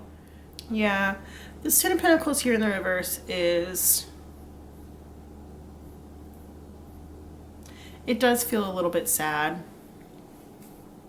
And it's like this idea of dreams deferred or dreams not come to fruition. And whether that is like an actual baby, or if that is like, you know, we're talking about like a project, a creative project that you're making. And I'm not trying to be triggering to anybody here, but when I say the word like stillbirth, and I think about that as like a creative project, stillbirth, and not like a baby stillbirth, but like a creative project, that could be like, you know, you make, let's go back to the music again, like you make an album and then you never put it out and nobody ever hears it, or like you write a book of poetry and you never put it out and nobody ever hears it or reads it, you know. I think that if you are gifted with a creative project, like a song or a poem or whatever, and you feel like it was a gift, you know, not everything is a gift, but if you feel like it was a gift, then you might as well put it out there. If you don't feel like it was a gift, then, you know, you can do with it what you want. And of course, you always have free will. I think one of the main messages here is that you need to be kind to yourself. You know, no matter what you choose to do, whether this is physical or creative or whatever, you need to be kind to yourself. And that's really what Spirit wants you to do. But also just know that you have everything that you need within you to create your own safety net and to create the cozy space to land that you need to survive and to thrive. Okay, so as I was packing up the reading, I actually had another insight that I wanted to give. And this is just in addition to the assurance that I was giving you before, although I guess insurance could be relevant somehow. I don't really know. But with turquoise here, it says leadership qualities on the card. And as soon as I saw that, I was like, oh, I feel like I need to speak on that, because with Spider and with all of the other scenarios that came through in the cards, Spirit just wants you to know that you do have the leadership qualities that it takes to be successful with this scenario. However the scenario resonated with you, you have the leadership qualities that it takes to be successful in whatever decision or way that you choose to go. You can do it. That's what they want you to know, is that you can do it. And they're confident in you. You just need to be confident in yourself and to see yourself as a leader. And they see you that way. Your spirit team sees you that way. All right, pile 4, I think I'm going to leave this here. Thank you so much for sticking with me. Give this video a like and a thumbs up so that I can spread a little further and find the people who maybe need to hear this message. And you can also subscribe to me if you feel so called. I also do have a couple of journals down below if you're interested in them. One is an abundance journal. It's a wealth building resource companion. And then the other one is like a tarot journal that you can use along with any readings that you do for yourself or that you are watching here with me or any other reader. And you can keep your insights in there as well and look back on them. Thank you again, and I love you. And I support you, and I hope to see you again soon.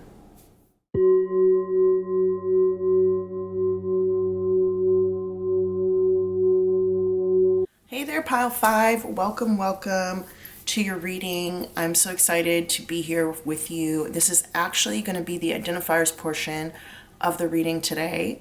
So if you want to just skip straight to the cards, there's another timestamp down below labeled pile 5 reading.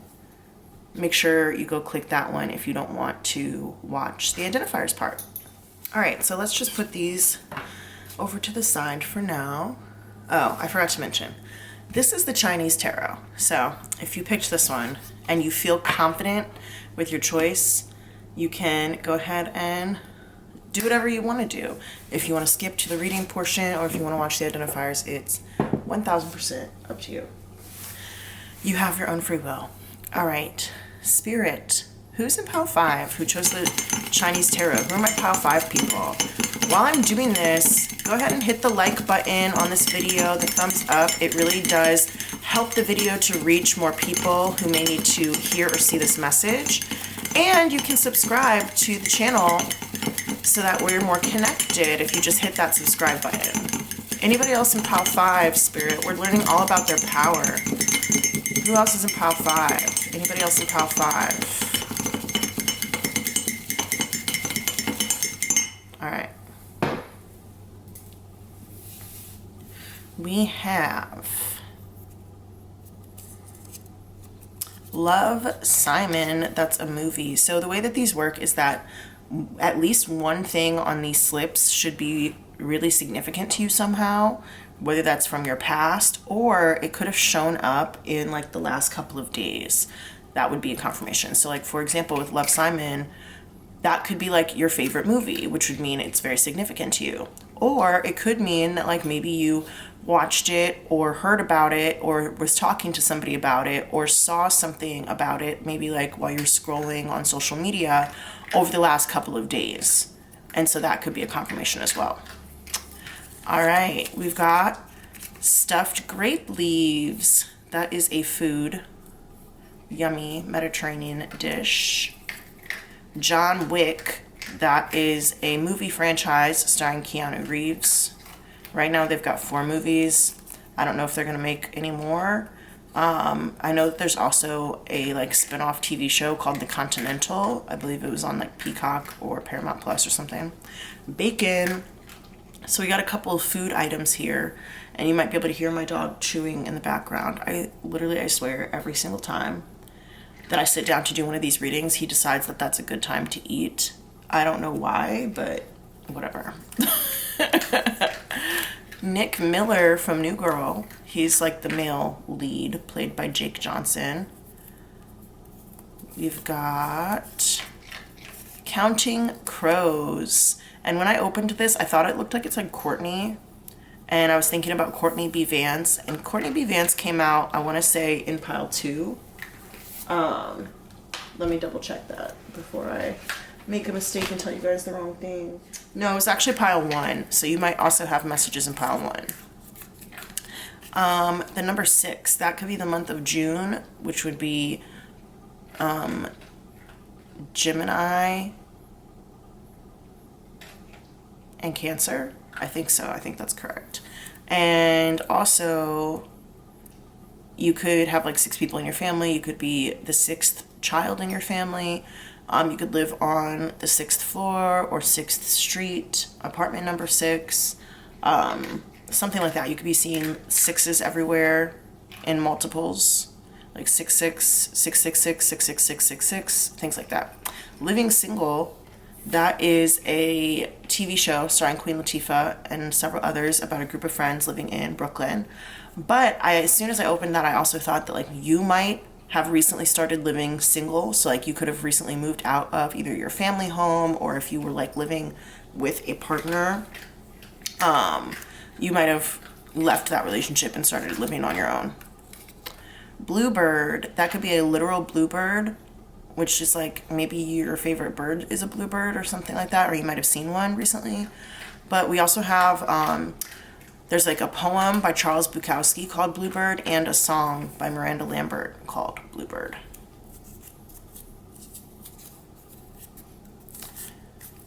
Driving at night, you might love a good night drive. Maybe you recently had to take like a long night drive or something like that.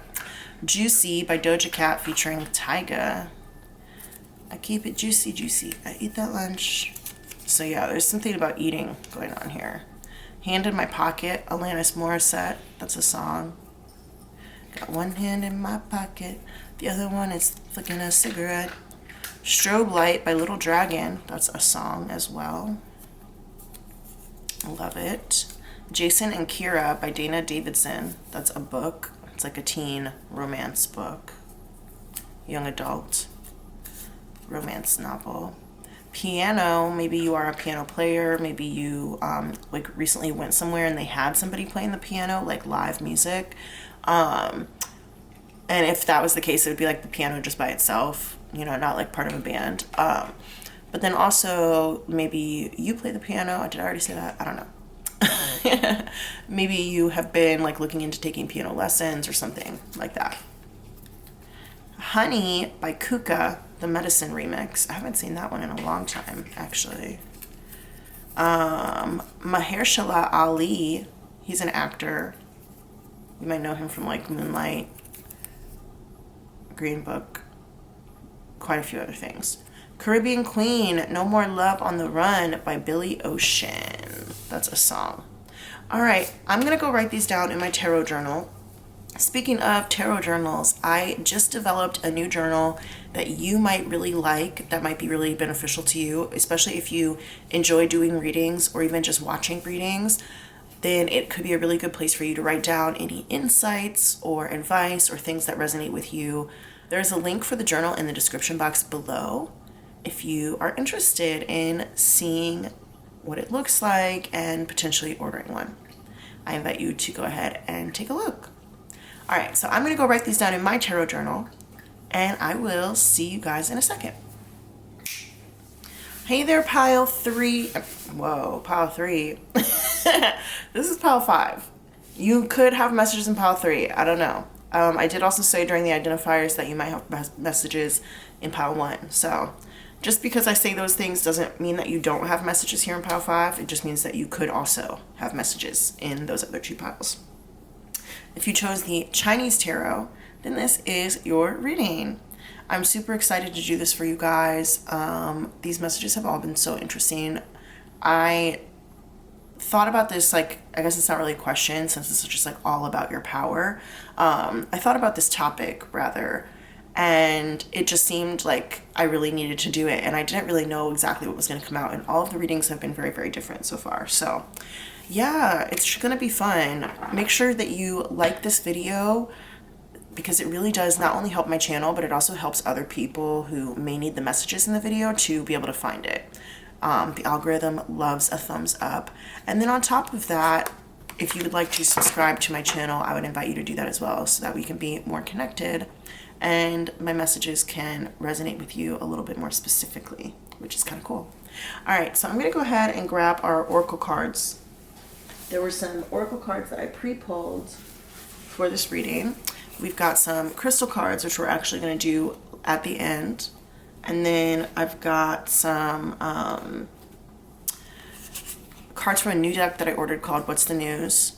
And then this is from the Shaman Box Animal deck. So we're going to start here to learn about your power. And then this is going to give us some additional information.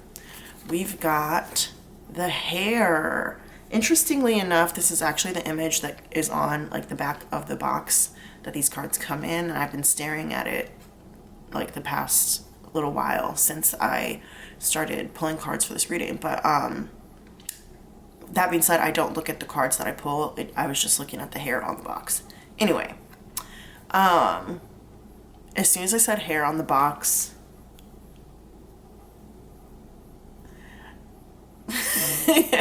my mind just went to like the little dirty places that it goes to sometimes. Yeah, you could have some sexual power, some sexual energy that is interesting that's coming through here. That's not the first thing I thought of, but it is something that I thought of. This is also making me think of, for some reason, hard work. I don't think rabbits or hares work hard. They're not like one of those working animals, but it is just something that I thought of. I don't know why. And I did say you could have messages in pile 1. I think that pile 1 talks probably a little bit more about that.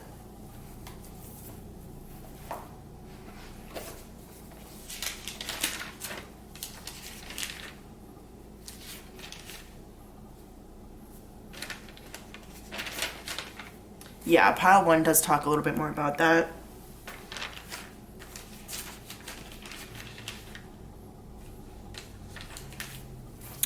So yeah, you may want to go check that out.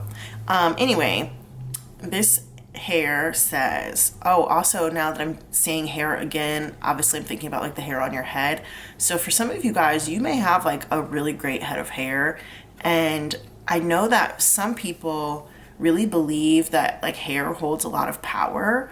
You might have like a signature look that you do with your hair. Some of you guys might have like really strikingly colored hair or a striking hairstyle, or like maybe dreadlocks or really long hair or something like that.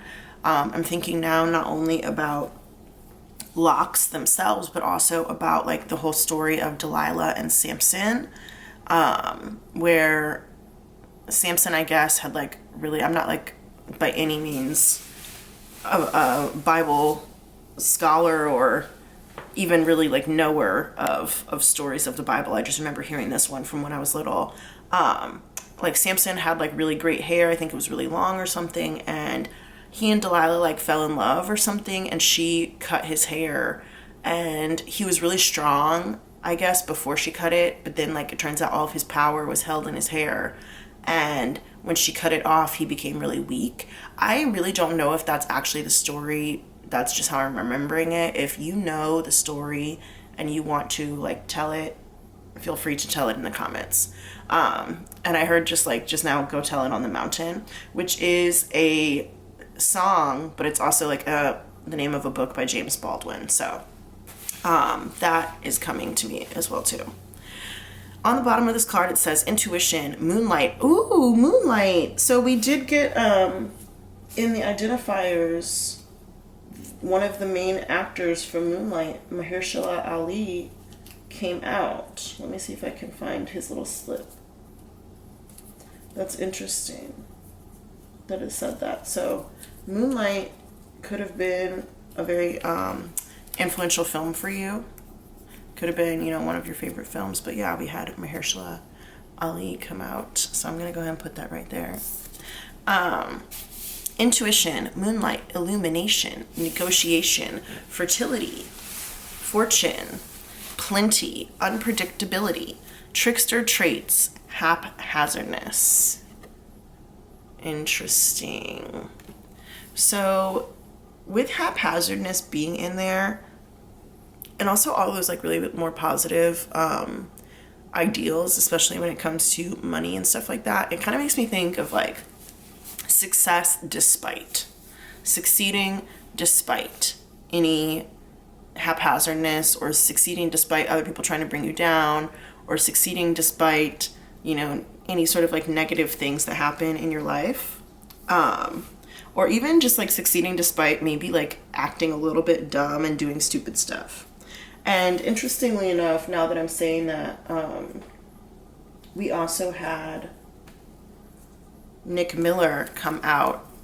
If you are not familiar with his character from New Girl, he does a lot of really dumb stuff, and even so, he finds a way later in life to be successful. He ends up becoming a writer, and his books do really, really well. So, success despite, if anybody's haphazard, it's definitely Nick Miller. So yeah, this could also be like success due to possibly your body or your sexuality, or knowing just, how to work it. Let me just put it that way. All right, so we got here, I should be yours, you should be mine, in the reverse. I'm gonna put this here so we don't have as much of a glare. And then we've also got, okay, I guess I'm not supposed to talk about that yet. So the first thing that I thought of when I turned this card over was that you might not be the type of person who is like super into commitment. You might be a little bit of a HOE. That's fine. This is a very sex positive channel. We support the hoes. We love them. And I'm just getting that, where you might not be super romantic, or you might not be in a place right now emotionally where you are able to, give that commitment to somebody else, or to feel like you really could be in a substantial relationship. We've also got here, ooh, trouble, nicknamed you, Bad Girl. The first thing I thought of was that song Bad Girl by Usher. But so with this being said about like not really super being ready or wanting to be in a committed relationship, I don't think that you are like a bad girl. You're not actually giving femme fatale type of vibes, and you may not be a girl at all, right? There are lots of people who watch this channel, but you are not giving that kind of vibe where you are just like out here trying to be a seductress to like get your way and do things however you want them. You may be attractive, you may have, like I said, some sort of striking features or something like that, but I don't think that you intend to use them in a way that like is negative. You might use them to get what you want, but you're not using them like in a way that's negative. I don't know that anybody is ever going to be like, oh yeah, you're trouble. And I think that you are probably a lover person at heart. Lover girl, lover boy, lover they, them. Lover non-binary. I am actually like tickled and kind of like delighted at this energy. It feels just cute and sweet. And even though we have, you know, these sweets here in this picture and it's in the reverse, it still is like that's a part of you. Cute and sweet. You could also have some tattoos that you don't love or that you're not super into anymore. You might be looking into getting some tattoos covered or something like that.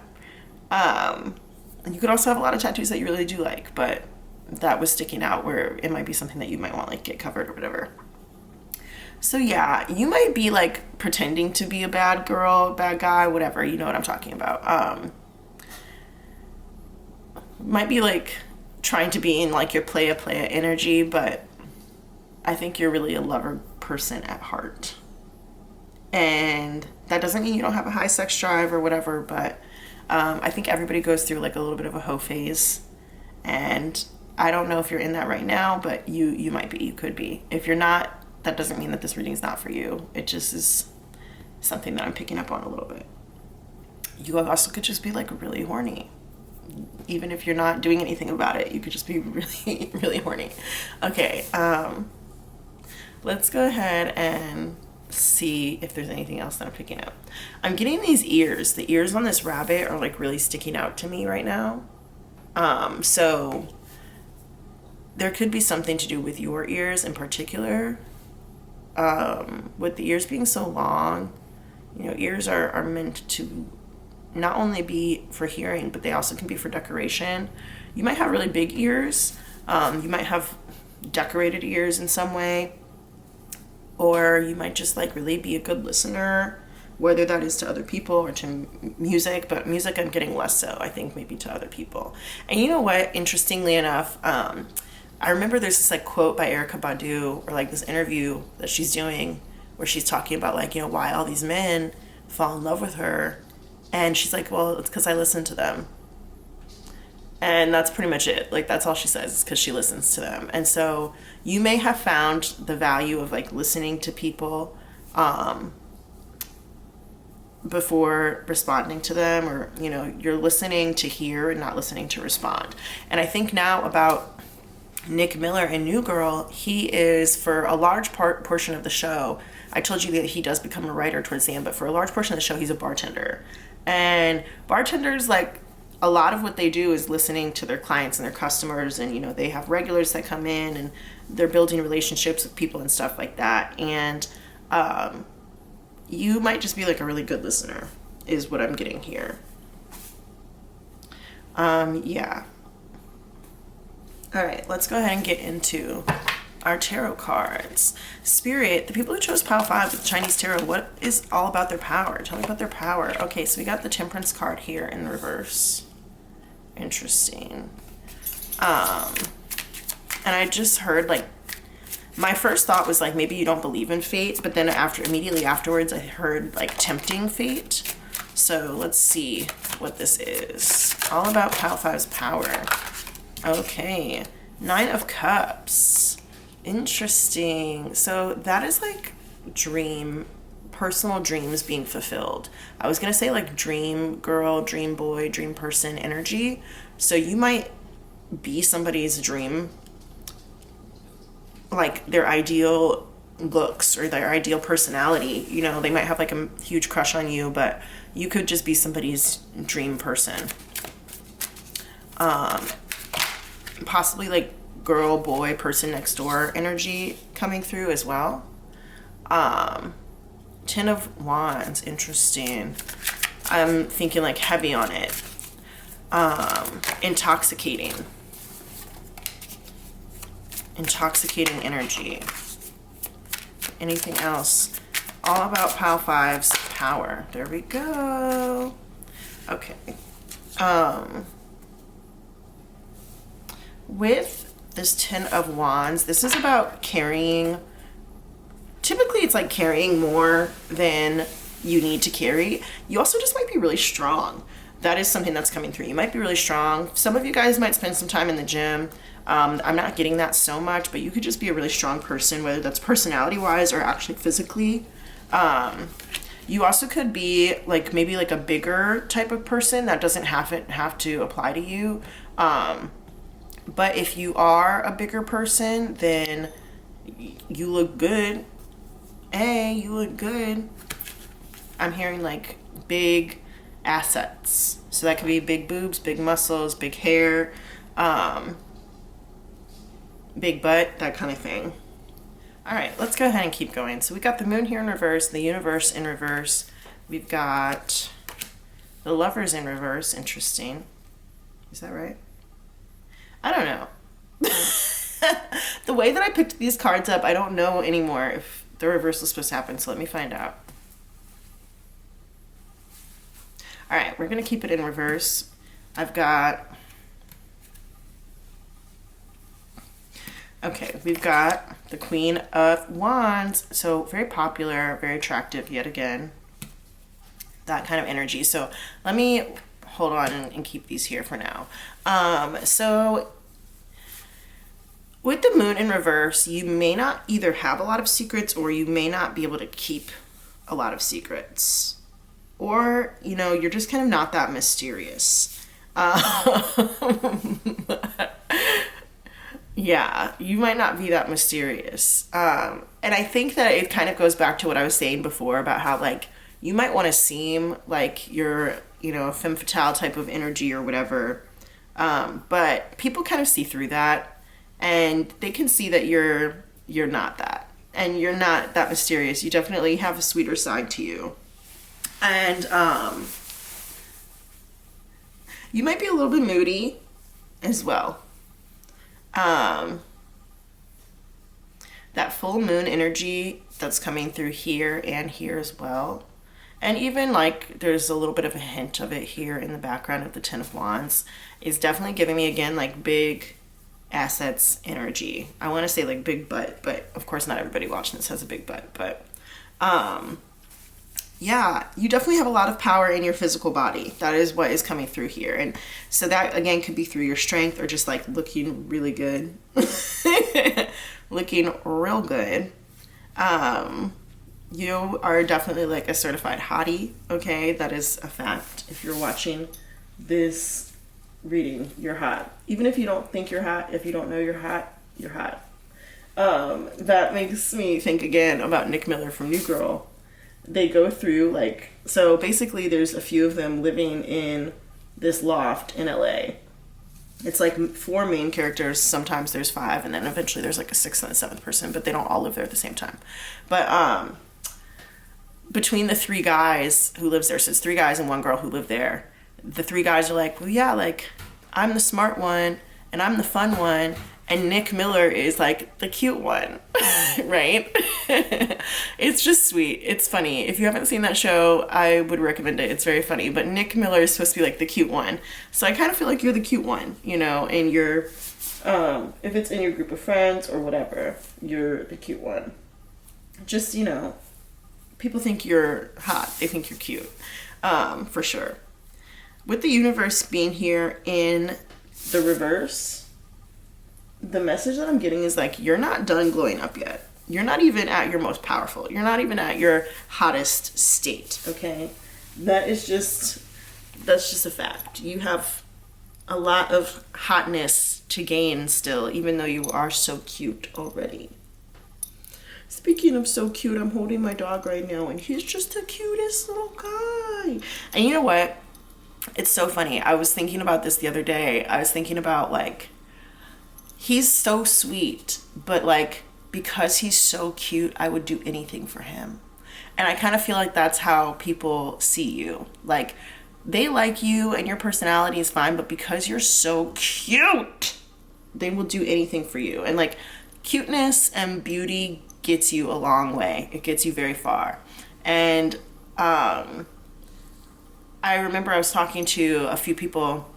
I was like out with a friend and we met some people at this bar, and they were telling us about how one of them used to be in like a really long-term relationship actually with like a reality TV star. And we were all like shocked. We were like, what are you talking about? That's crazy. And they were together for like 8 years. It was like a really long time. You never would have expected that these 2 people would be together, because there was, I won't lie, kind of like a little disparity in the hotness levels.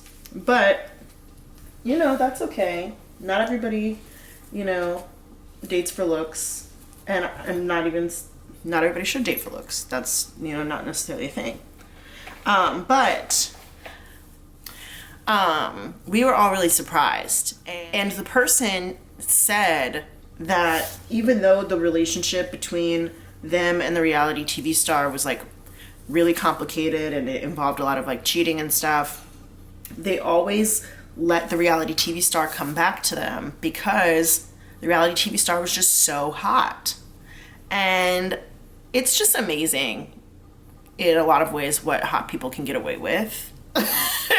Now I'm thinking about 30 Rock, and there's like an episode where Liz Lemon, played by Tina Fey, is dating this like doctor who's super, super hot, and he's played by John Hamm. And then it turns out that he's like a total idiot, and he only got to where he was because people were just like mesmerized by his beauty and like let him do things. Like, he didn't know anything about medicine. He rode a motorcycle and didn't know how to ride a motorcycle, like didn't know any of those things, but like anytime he would get stopped by the cops, he would just take his helmet off and they would let him go. Anything like that. He just didn't know how to do anything. And it was because people always just like let him do whatever he wanted, or like would always do stuff for him because he was so hot. And I kind of am getting the feeling that like you are like that type of person, and you're not even at your hottest yet. You may know this, you may not know this. But this is a big part of where your power lies. And you know what? I don't hate that for you. More power to you. Except if you're like, if you don't know anything, you should probably learn some stuff. Because we don't need a bunch of, uneducated, unaware people running around in the world. But I just think that's funny. Anyway, with the Lovers here in reverse, it does actually make me think, though, that you may not know what you want. And you may be trying to, like, go maybe like a more traditional route, or maybe do things that other people kind of expect from you rather than what you truly want to do in your life. And maybe that is because of what I was just talking about, how, maybe other people will kind of like give you a pass, do stuff for you or whatever. And if you were to do something unconventional, then maybe that kind of behavior would stop and you'd have to kind of like be more independent and be on your own. So for that reason, with the universe also here in the reverse, there is a blockage in like you heading towards your destiny. But the moon in reverse is telling me that something is going to come to light soon that is going to help to bring in that better energy and to bring you closer towards your destiny. Okay. So I wouldn't worry too much about it, but you should start thinking about, what is it that you really want in your life? Because as powerful as good looks are, they don't last forever. They do not last forever. And with the moon here in reverse, even though you're not at your hottest yet and you still can get hotter, things do wax and wane. Like the moon waxes and wanes. It grows and it shrinks. And life is short, and you want to spend it doing things that you love to do and things that excite you and things that fascinate you and make you feel good, but you won't have this power forever. So not only use it while you can, hopefully for good, but also understand that you have to have something else to fall back on. There are some people who remain really good looking into their old age. There absolutely are, but unfortunately, we do kind of live in like an ageist society, and so as you get older, there are going to be like fewer people who are willing to do stuff for you. Okay, but you might still be really popular, so whatever. I'm not trying to scare you. I'm not trying to worry you, but you should find something else that makes you feel accomplished.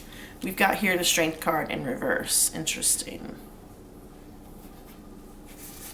We've also got, okay, so with that, it does make me think that you might be kind of an emotional person, especially with the hair. You could be the type of person who kind of jumps to conclusions, okay? Or maybe flies off the handle a little bit.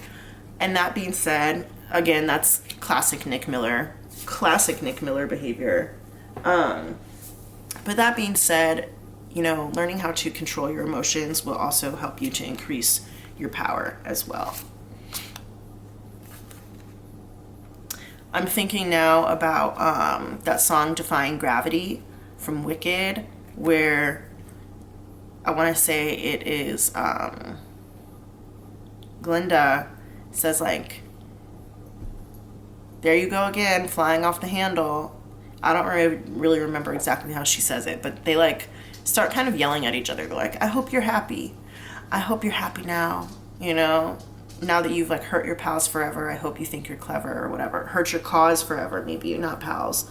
But yeah, for some of you guys, there could be some friendship conflicts. I'm not necessarily getting like due to jealousy, but it could be due to like some sort of anger issue or inability to control emotions or something like that.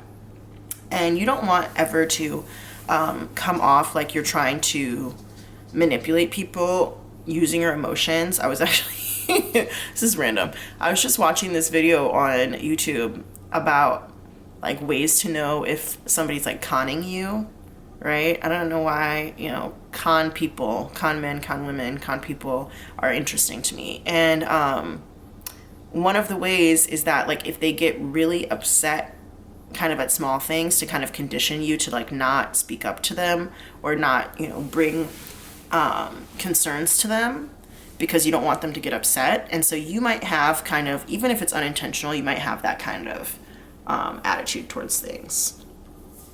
I actually mentioned this in a different pile. It might have been pile 3. Was it pile 3?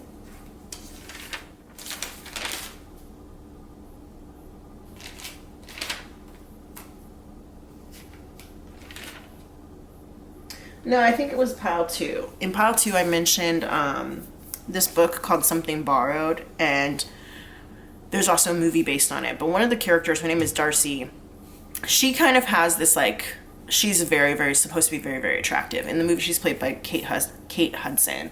And she has this habit of, in order to try and get her friend Rachel to do stuff for her, because she's very used to people doing stuff for her, just kind of like, this energy is here. But she uses it in a really manipulative way, and she will like really get really like emotional and upset whenever somebody won't do stuff for her, and it just kind of like wears people down until they agree to do it. And so you don't want to, you know, have to resort to those kinds of tactics. You might sometimes resort to those kind of tactics, but you shouldn't have to, and you're better than that. All right, we got the Magician here in the reverse, which just speaks to that manipulative energy that I was picking up on just now. So, you know, in this reading all about your power, I am not, you know, I'm telling you about it. I'm not telling you exactly like, I'm not judging you for it, you know, is it good, is it bad? But I think that there's always ways that we can improve and use our powers for good rather than evil. And it's interesting that I brought up Wicked because, you know, that whole thing is like based on like the Wizard of Oz and stuff like that, but it's like its own story. It's also, there's a book and there's a play, but thinking about like if you have power, and you can use power for good or you can use it for bad. And with Bad Girl and Trouble nicknamed you being here in the reverse, like you are not the type of person who intentionally uses your powers for evil. You might use it to get your way or to get what's best for you, but I don't think you ever do it intentionally to hurt other people. But you do know how to manipulate others to get what you want. Some of you guys might be really into, I just heard like astrocartography or like astronomy or something like that for some reason.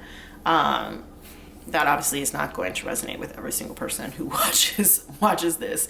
And I'm specifically not getting astrology. I mean, you could be into astrology, but I was told not to say astrology. So, yeah, interesting. Let's see. What do we have here? These are going to tell us more about your power and your strengths. And so these are crystal cards. If you decide that you need to like work with these crystals or something, you are, you know, more than welcome to do that. Hematite, self-healing, grounding, bright opportunities, justice. So you might have a good sense of what's fair and what's unfair. And even if you know that you're not being fair about something, you might feel a little bit a little bit guilty about it sometimes, but you also will take advantage of it, I think, in some ways. Golden or gold sheen obsidian. Personal power, interesting. That's exactly what we're talking about right now. Spiritual manifestation, earth healing, new experiences.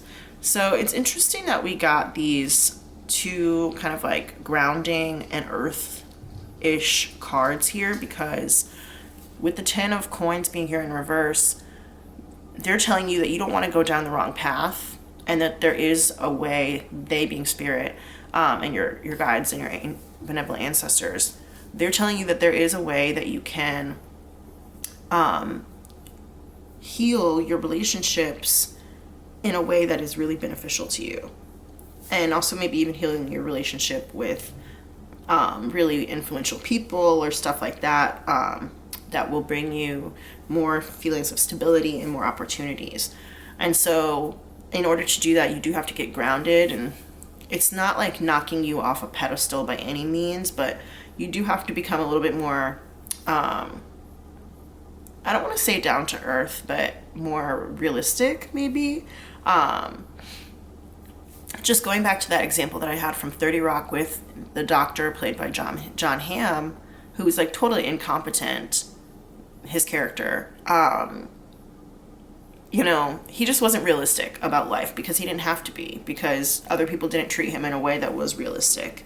And so if you're experiencing that, you need to go ahead and like decide for yourself that you want, you know, a more realistic life, so that you can end up unblocking some of these things that are keeping you from your true destiny, which it's called a calling because only you can hear it. You know, when you talk on the phone, it's just a one-way connection between you and whoever's there on the other side.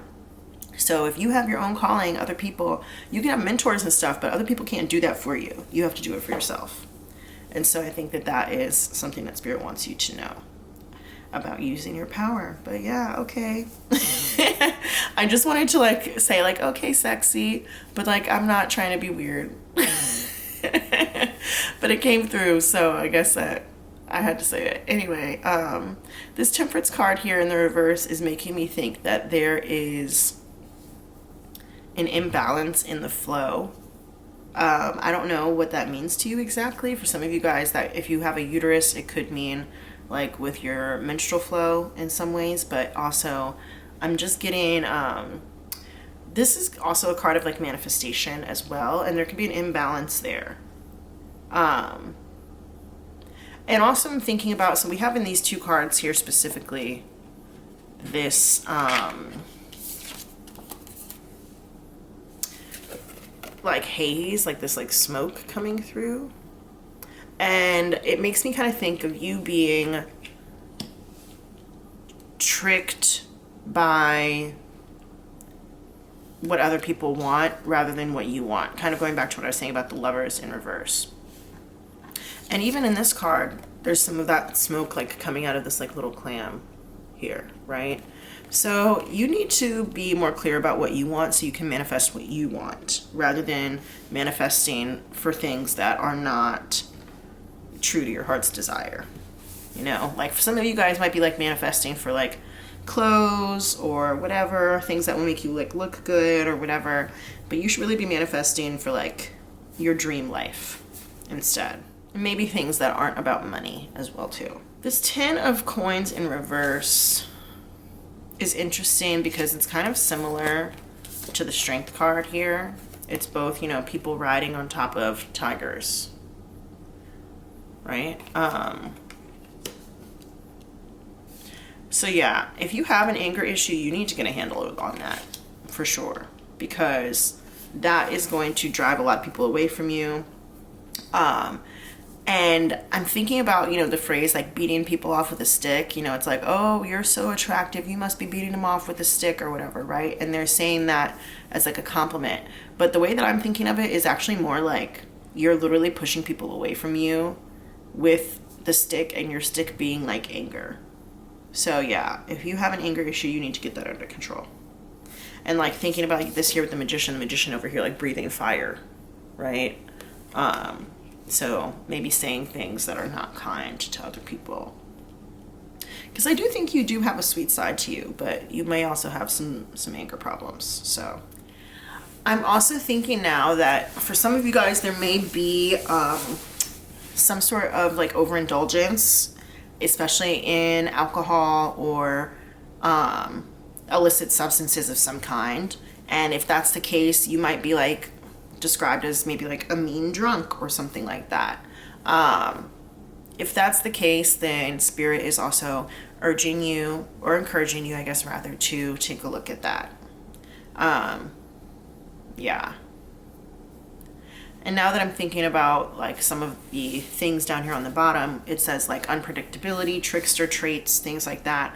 And so, you know, I was talking earlier about, you know, getting people to do stuff for you and con men and things like that. That energy is kind of coming through. And I'm not calling you, you know, a con person or anything like that, but you might have those traits and those skills. You might know how to do those types of things. And, you know, I think that Spirit and your ancestors are encouraging you to be more honest in a lot of ways, and especially with yourself. And if you do that, then it could end up being very lucrative for you. All right, pile 5. I'm going to go ahead and leave this reading here. I hope that it resonated with you. Go ahead and leave a comment down below to let me know what your thoughts are. And I will see you guys in the next one. Don't forget to subscribe and to like the video. I thank you so much. I really appreciate you all for being here with me. And I love you. See you later. Talk to you soon. Bye.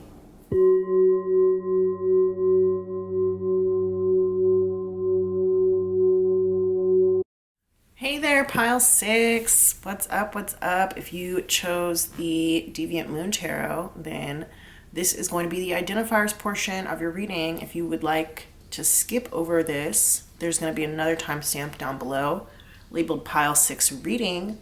If you want to go ahead and click that to skip over the identifiers, if you already feel confident that this reading is for you just based off your intuition alone, then go ahead and do that.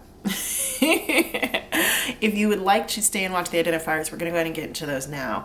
Please, please, please like this video and subscribe to my channel. It really does help. When you like the video, it helps it to expand its reach so that other people who may need to see this message can also find it. And subscribing makes us more connected, me and you, so that my readings for you can be a little bit more specific to your situation. Anyway, let's go ahead and get these identifiers out. I've got my handy dandy lip bowl here, and the way that this works is that whatever comes out on these slips, at least one of them should be like significant to you somehow, whether that's from your past or it could have shown up really recently in your life, like over the past couple of days, even if it was just like in passing. So pile 6, who are my pile 6 people, Spirit? Who are my pile 6 people? Who's in pile 6? Who's in pile 6?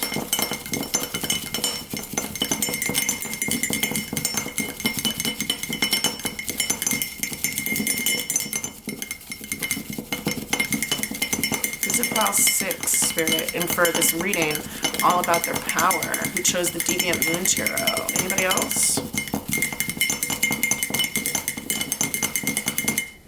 All right, cool. Let's do this. We've got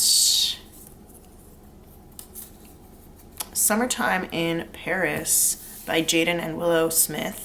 You also, that's a song, but you also could have like spent a summertime in Paris, maybe recently, or you're planning to this year that you're watching this. This is a timeless reading. So at whatever point you're watching this, it could be a planned summer in the future, like for this particular year, or maybe the most recent summer of the past, or maybe like you studied abroad in Paris or something and it was like a really formative time of your life or something, but in the summer. De La Soul, that is a hip-hop group. New Orleans, Louisiana. Yin Yang Twins, that's another hip-hop group. They're from ATL Shoddy. That's Atlanta, for those of you who don't know. This Lullaby by Sarah Dessen. That's a book. I did hear that they might turn it into a movie on Netflix, but I don't know if that's going to happen. Bracelet, So maybe you have a lot of bracelets. You might have like a stack of bracelets or something that you like to wear. You might have just bought a bracelet, or you might be planning to buy one soon, or you might have been gifted a bracelet recently or something. You might have a really special bracelet that you wear like all the time, something like that. George Clooney, actor. So he could be like your favorite actor. You might have just been talking about him or seen him in something recently or watching a movie with him or whatever. What About Your Friends by TLC? That's a song. What about your friends? Will they stand their ground? Will they let you down? Yeah. Number 8, that is Leo. It's also Virgo. That is the month of August. It could also be if you have like 8 people in your family, or if you like live on the 8th floor, or maybe you're like apartment number 8 or 8th Street. You could be seeing 888 around a lot, something like that. Key tattoo. You also might be, maybe like 818 is coming to me as well. Key tattoo. Interesting. We've also got I Don't Want to Wait by Paula Cole. That is a song. It was also the theme song to the TV show Dawson's Creek, which I have never seen. I just really like that song. I don't want to wait for our lives to be over. I want to know right now, what would it be? Na na na na. Teen Girl Squad. That is like an animated series, like web series by the same people who did Homestar Runner. Addis Ababa. That is the capital of Ethiopia. I hope I'm saying that right. Haterade. You might know somebody who's sipping on that Haterade. Maybe somebody like recently said that to you, or you might have used to say that a lot, or maybe you still say it a lot. I don't know. Marlon Wayans. He's an actor and comedian known for the Scary Movie franchise and a lot of other things. We've got pranks and punked. So you could really enjoy pranks. You could have been the victim of a prank recently. Punked is a TV show where Ashton Kutcher used to play pranks on celebrities. So that could mean something to you. Tupac, Keep Your Head Up.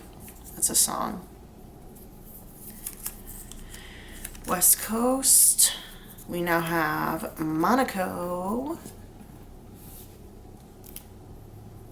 If you know, you know. Sewing kit. Maybe you like recently bought a new sewing kit, or you had to sew something recently. You could just be like seamstressing it up, learning how to sew. Matthew McConaughey, another actor. Elliot Page, yet another actor. Ruffles. Ooh, sewing kit and ruffles. Maybe you like wore something with ruffles on it, or made something with ruffles on it. This does say chips and fabric, so there's like a brand of chips where they're like the ruffled with the ridges, and then of course you could have like a ruffle on like your shirt or your dress or whatever. Chess. You could be really into chess. Cheesy snacks. Interesting. Chess and cheesy are like almost spelled the same. They both have the CHE, except cheesy has 2 E's and chess has 2 S's, right? So that's interesting that those came out next to each other. And then we have Usman. He is a Nigerian musician. He's featured on 90 Day Fiancé with 2 different women. We've got baby girl Lisa and Kimberly. He is like the definition of a gold digger. And I'm not saying that to be mean. I'm just saying that if you want to learn how to be a gold digger, go watch Usman. Okay, I'm going to go write these down in my tarot journal and I'll be back. But I do want to say I recently developed a journal for you. So if you like to do readings or watch readings, then this could be a really helpful tool for you to record any insights or advice or things that resonate with you, so that you can like look back on them and use them to help you with your self-development, with your growth, and just any sort of confirmation, also like developing your intuition and things like that. So yeah. All right, I'm gonna go write these down in my tarot journal and we'll get right into the reading in just a second. Hey there, pile six. If you chose the Deviant Moon Tarot, then this is going to be your reading. Let's go ahead and get into it. I did pre-pull some cards, some oracle cards for you, so we're going to do those first. Let's put this tarot off to the side for now. These we're going to save till the end. Those are some crystal cards, and we've got from the Shaman Box Animal deck here, and then What's the News here. So let's find out all about your power. Bear. Okay, so Bear, the first thing that I'm thinking, since it did come out in reverse, I'm not going to put it back in reverse, but this to me is like scary, a little bit angry. Maybe not a little bit, maybe a lot of angry. Yeah, let's see. On the bottom it says integrity, compassion, clarity, self-reflection, contemplation, single-mindedness, self-discipline, prosperity, and enterprise. There we go. So you could be a heavy hitter. Take that however that resonates. All right, we've also got here with these cards, unpaid bills. Ooh. Whoa, are you in the mafia? This is just making me think of like you are, it's like hitman energy, it's like goon energy, like, you know, if like somebody loaned out money, like a loan shark loans out money and then they need somebody to go collect it, you seem like you're like the bill collector or like bounty hunter or something. Illusion, made you believe a lie in reverse. Interesting. With that being in the reverse,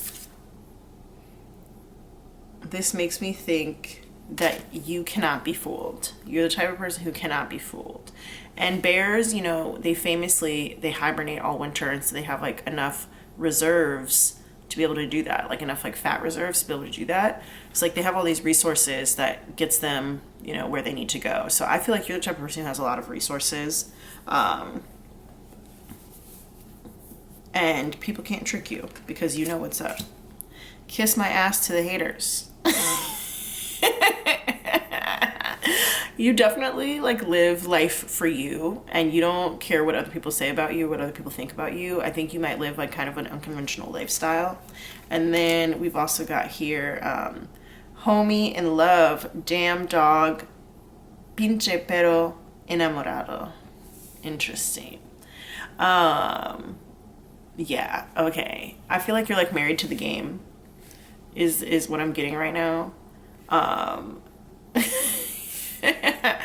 I'm also thinking about this butterfly ring that Mariah has on. It reminds me of in Sex and the City.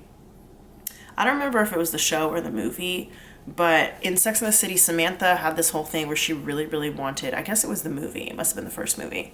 She really wanted to buy this ring at auction, and it was like a butterfly ring, I think, and it was beautiful. And she's over there bidding, and she keeps getting outbid, and she's outbid to the point where she can't buy it anymore. And then she finds out that her boyfriend at the time, Smith Jared, had sent somebody to the auction to outbid her so that he could gift her the ring. So she ended up getting the ring regardless, but she told him later on that like while she appreciated it, it was supposed to be a symbol of something that she did for herself. And so it's like, you know, butterflies are symbols of transformation and stuff like that. And so she was appreciative that he wanted to do something so sweet for her, but it actually took away like a lot of the meaning that she had assigned to the ring when she was planning on buying it herself. So I don't know if that resonates with you for any reason, but I just kind of felt like I needed to tell that story. So yeah, I really feel like I don't know immediately why. I'm not even going to go back into that. Let's just move on. I feel like you're not the type of person who is easily blinded by love or anything like that. I feel like you have a lot of, not only do you have a lot of love for money, but you, I think, see things in a very like realistic way in terms of like your space in the world, your place in the world. You know your role, and I feel like you also understand that, you know, not everybody's going to agree with you and with your lifestyle, with your actions, and you're okay with that. You don't care. Kiss my ass to the haters. And I can appreciate that. That's like a very powerful attitude to have, because it's like You're just living your life, doing what you want to do. Some of you guys may identify as LGBTQIA. I know that bear can be a like a certain type of gay man. I think that they're like heavy and hairy.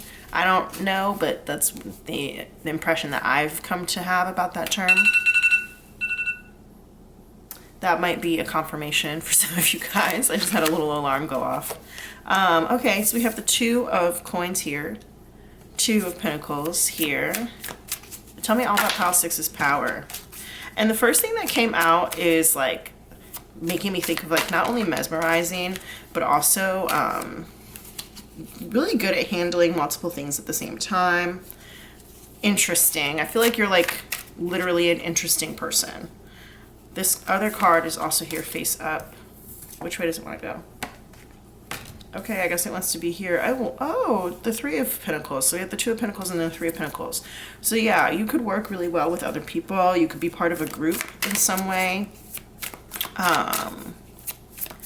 Spirit, tell me all about their power. There we go, pile 6. So we have the Empress here in reverse. We have... I'm feeling like I should just stop and chill for a second. I think that this is making me think, since we've got this like group of 3 people here working together, and then you know how to pull your weight for sure. I think that you might have authority issues, like issues with people in authority. You may also have just like a disdain for authority. You may also have there could be some slight self-esteem issues here, but I think overall you're very secure. Especially if you're secure. I know it says like unpaid bills here, but I am getting the sense that you are secure financially in some ways. And you could be a hard worker as well. But with the Empress here, I feel like you're not fancy. That's what I'm getting, is you're not like a fancy person. You know, you don't care about all of the fancy shit in life. You're not really fooled by that kind of thing. And like, you kind of see that in some ways it is an illusion. And you don't get caught up in it. That's not to mean that you can't, you know, dress up every once in a while and, you know, look good or whatever. And it's not to say that you don't look good. I'm not saying you don't look good, but I think that you're just not concerned with like the trappings of all of that external shit, is how I'm getting it. That's how I'm feeling to say it. We've also got the Knight of Swords here. Knight of Swords is very quick, very smart, very quick-witted, really good on their feet. Has something interesting to say and can get it out pretty quickly. Just because I said earlier about like the goon hitman thing, that doesn't mean that you're not smart. This is like almost, it could also be like spy, like assassin energy as well too. That would be so interesting. If you're a spy, comment down below. Comment down below and tell us that you're a spy. JK. And now that I said JK, I'm also kind of thinking for some reason about JK Rowling. I don't know why that's coming through. I don't know why it's coming through.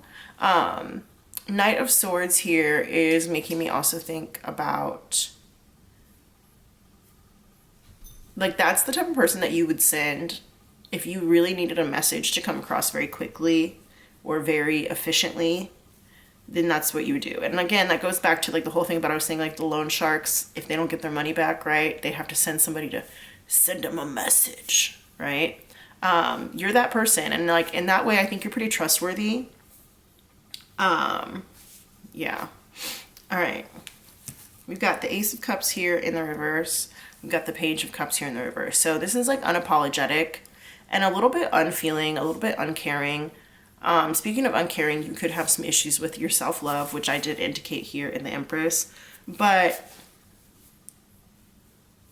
it could be more of issues with the way that you take care of yourself rather than the way that you feel about yourself. Because I feel like you can love yourself and love who you are and like love a lot of things about your personality, but you might not always take the best care of yourself.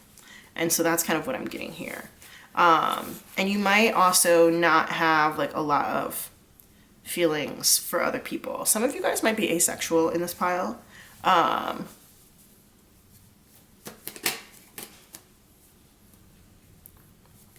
And some of you guys may not also, maybe a little bit of a loner.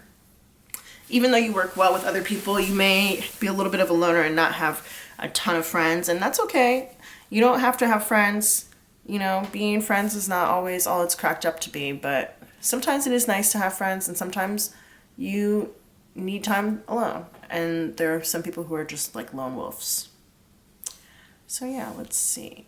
You may not be very in touch with like your spirituality or your religion or your intuition or something like that. You may be more of like one of those people who's like, I like things I can see and like practical things.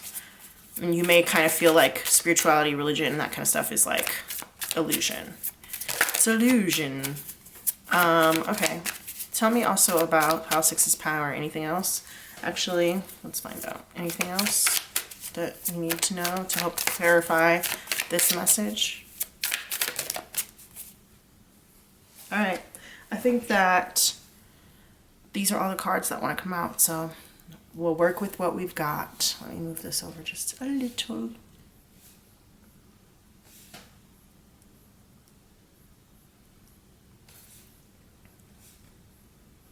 So yeah, your power is that you just kind of don't give a fuck. That's really what it is. You just kind of don't give a fuck. And you are like, you know what, whatever. I am who I am. It is what it is. And I don't care what you think. I'm going to change if I want, and I'm not going to change if I don't want.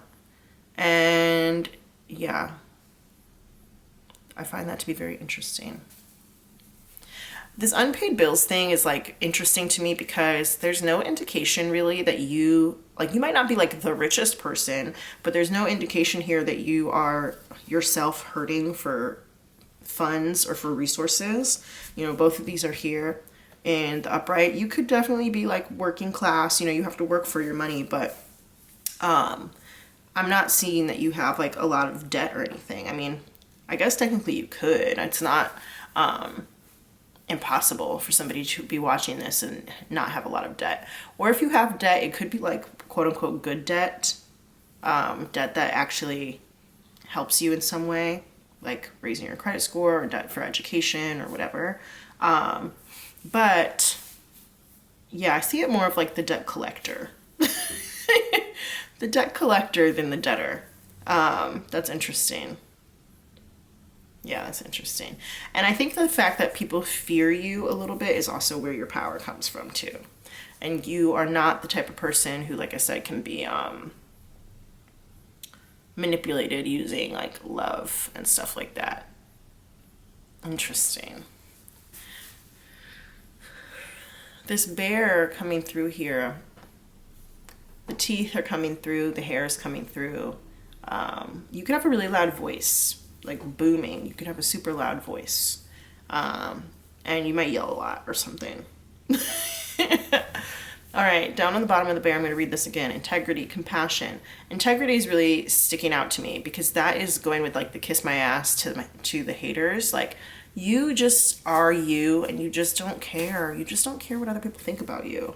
That is literally so powerful. It's hard sometimes for people to stop caring about what other people think. And with that being said, I think you're also not the type of person who like holds on to the past really either. Some of you guys might have mommy issues, but I don't think you're the type of person who holds on to the past because you're like, what's the point? And yeah, you just don't give a fuck. It's like that honey badger, the video about the honey badger. If you guys don't know what I'm talking about, once you're done with this, you can go. No, you can. Once you're done with this, feel free to, go look it up. But it's like, honey badger, don't give a fuck. And that is just exactly the energy that I'm getting from here. And honey badgers are actually like really dangerous, I think. So yeah, you're kind of giving that energy. All right, let's see more about your power using these crystal cards. I'm going to turn them over. If you have any desire to work with these kinds of crystals or anything like that, then, you know, feel free to do so. That could be cool. Earth. Earth is not a crystal, it just is an element. There were the 4 elements in this deck as well. Abundance, fertility, harvesting, logic. Interesting. So yeah, again, that to me says that like you definitely have enough in your life to like make a living. But there is that element of,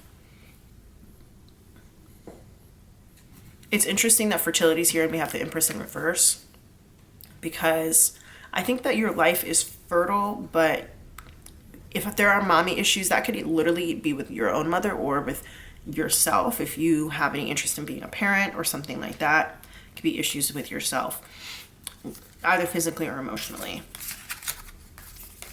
Rose quartz, unconditional love, romance, nourishing, soothing. Interesting. And I'm getting that like you might want to learn how to practice unconditional love, but you might have a hard time doing that, especially with this Ace of Cups and the Page of Cups here and the Empress here in reverse. Especially if you didn't get, you know, unconditional love as a child, you might have a hard time doing that or entering into that energy. So I'm kind of getting that these crystal cards are like telling you a way that you could improve your power in some ways. So that could be by learning more about love and unconditional love and things like that. Self-soothing, which the self-soothing kind of goes with the whole like butterfly ring thing that I was talking about. Okay, we've got here onyx. Isn't that the name of a strip club? I want to say it is. Is that the name of like a strip club in Atlanta? I feel like it's famous. I'm gonna have to check that out. Oh, I think it's in Houston. Actually, they do have one in Atlanta also. I guess it might actually be like a chain. I guess it's a chain of strip clubs because it seems like they have them in a few different cities. But yeah, that was the first thing that I thought about. You could also be like a bouncer or something like that, or like a manager, somebody who's like in charge of getting the money. Somebody who's in charge of getting the money. And I did mention that you might have like an alternative lifestyle or something like that. Yeah.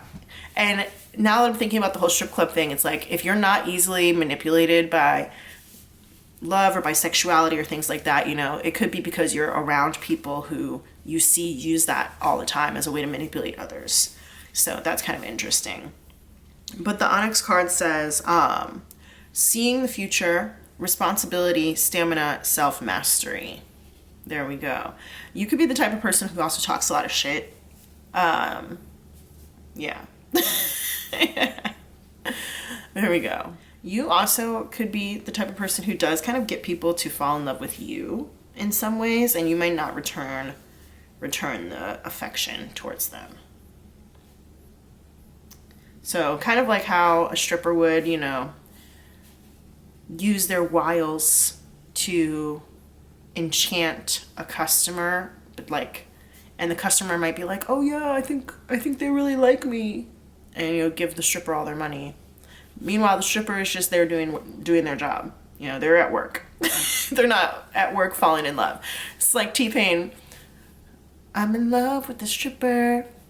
Yeah, that's funny. But yeah, I think Spirit is telling you that you could inject some unconditional love into your life. And for some of you guys, that literally might just like look like getting a pet or something like that. You see how he's over here going like coochie coochie coo to this fish in this cup right here? So yeah, for some of you guys that could involve getting a pet. I'm being told to put this down face up, not face up, but right side up, because that's something like a good place for you to start. If you don't already have a pet, if you do have a pet already, you might want to just, you know, give your pet a little extra loving and spend some extra time with them, because they can help you like open up your cold, cold heart. That song is coming through. I think that that's like Elton John and Dua Lipa.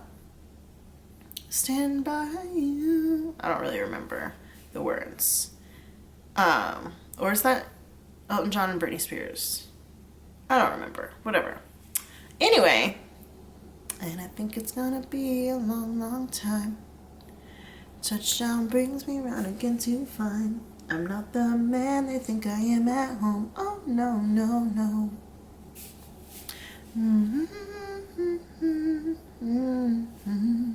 I think that's Dua Lipa. Anyway. Yeah, that's the type of vibe that I'm getting from you. This is so funny. But yeah, powerful in that you just kind of don't care. You just kind of don't care, but in the same way like you do, and you could care more. And also, this might just be like a persona that you use at work. This might not be like the kind of persona that in that song he was saying, Elton John was like, I'm not the man they think I am at home or whatever, right? So you might be like the type of person kind of like living a double life in some ways. I didn't super get that, but it could be a message for maybe just one person or something like that. But I think that you portray a different type of strength outside of the home than you do like with your close people, or you kind of come off differently than how you really are, is really what I'm trying to say. And with the illusion card in reverse, I'm not surprised about that either. All right, pile 6. I think that that's it for your reading. I am going to go ahead and leave it here. I hope that you resonated with it. I hope that you enjoyed it. Feel free to leave me a comment down below to let me know what you thought. And I'm going to do a little shameless plug right now. I have developed 2 different journals that I think could be really helpful for you guys. The first one is like a tarot reading companion journal. So if you do readings for yourself, or if you just like to watch readings online and you want to, take little notes about things that resonated or things that kind of stuck out to you, or advice or insights, then that journal is linked down below in the description box. And the second journal is an abundance journal. It's a wealth building resource companion for those of you who are on your journey towards financial literacy. It is a great place to record all of the things that you're learning. So yeah, and to just keep yourself tapped in and checked in with your financial health. Both of those are going to be linked down below, so feel free to check those out. And thank you for being here. Make sure you like this video and you subscribe to the channel. It really does help the content to reach more people who may need to hear it. And it helps me out as well. I appreciate you for supporting me and for being here. And I love you. And I will see you guys later. Bye.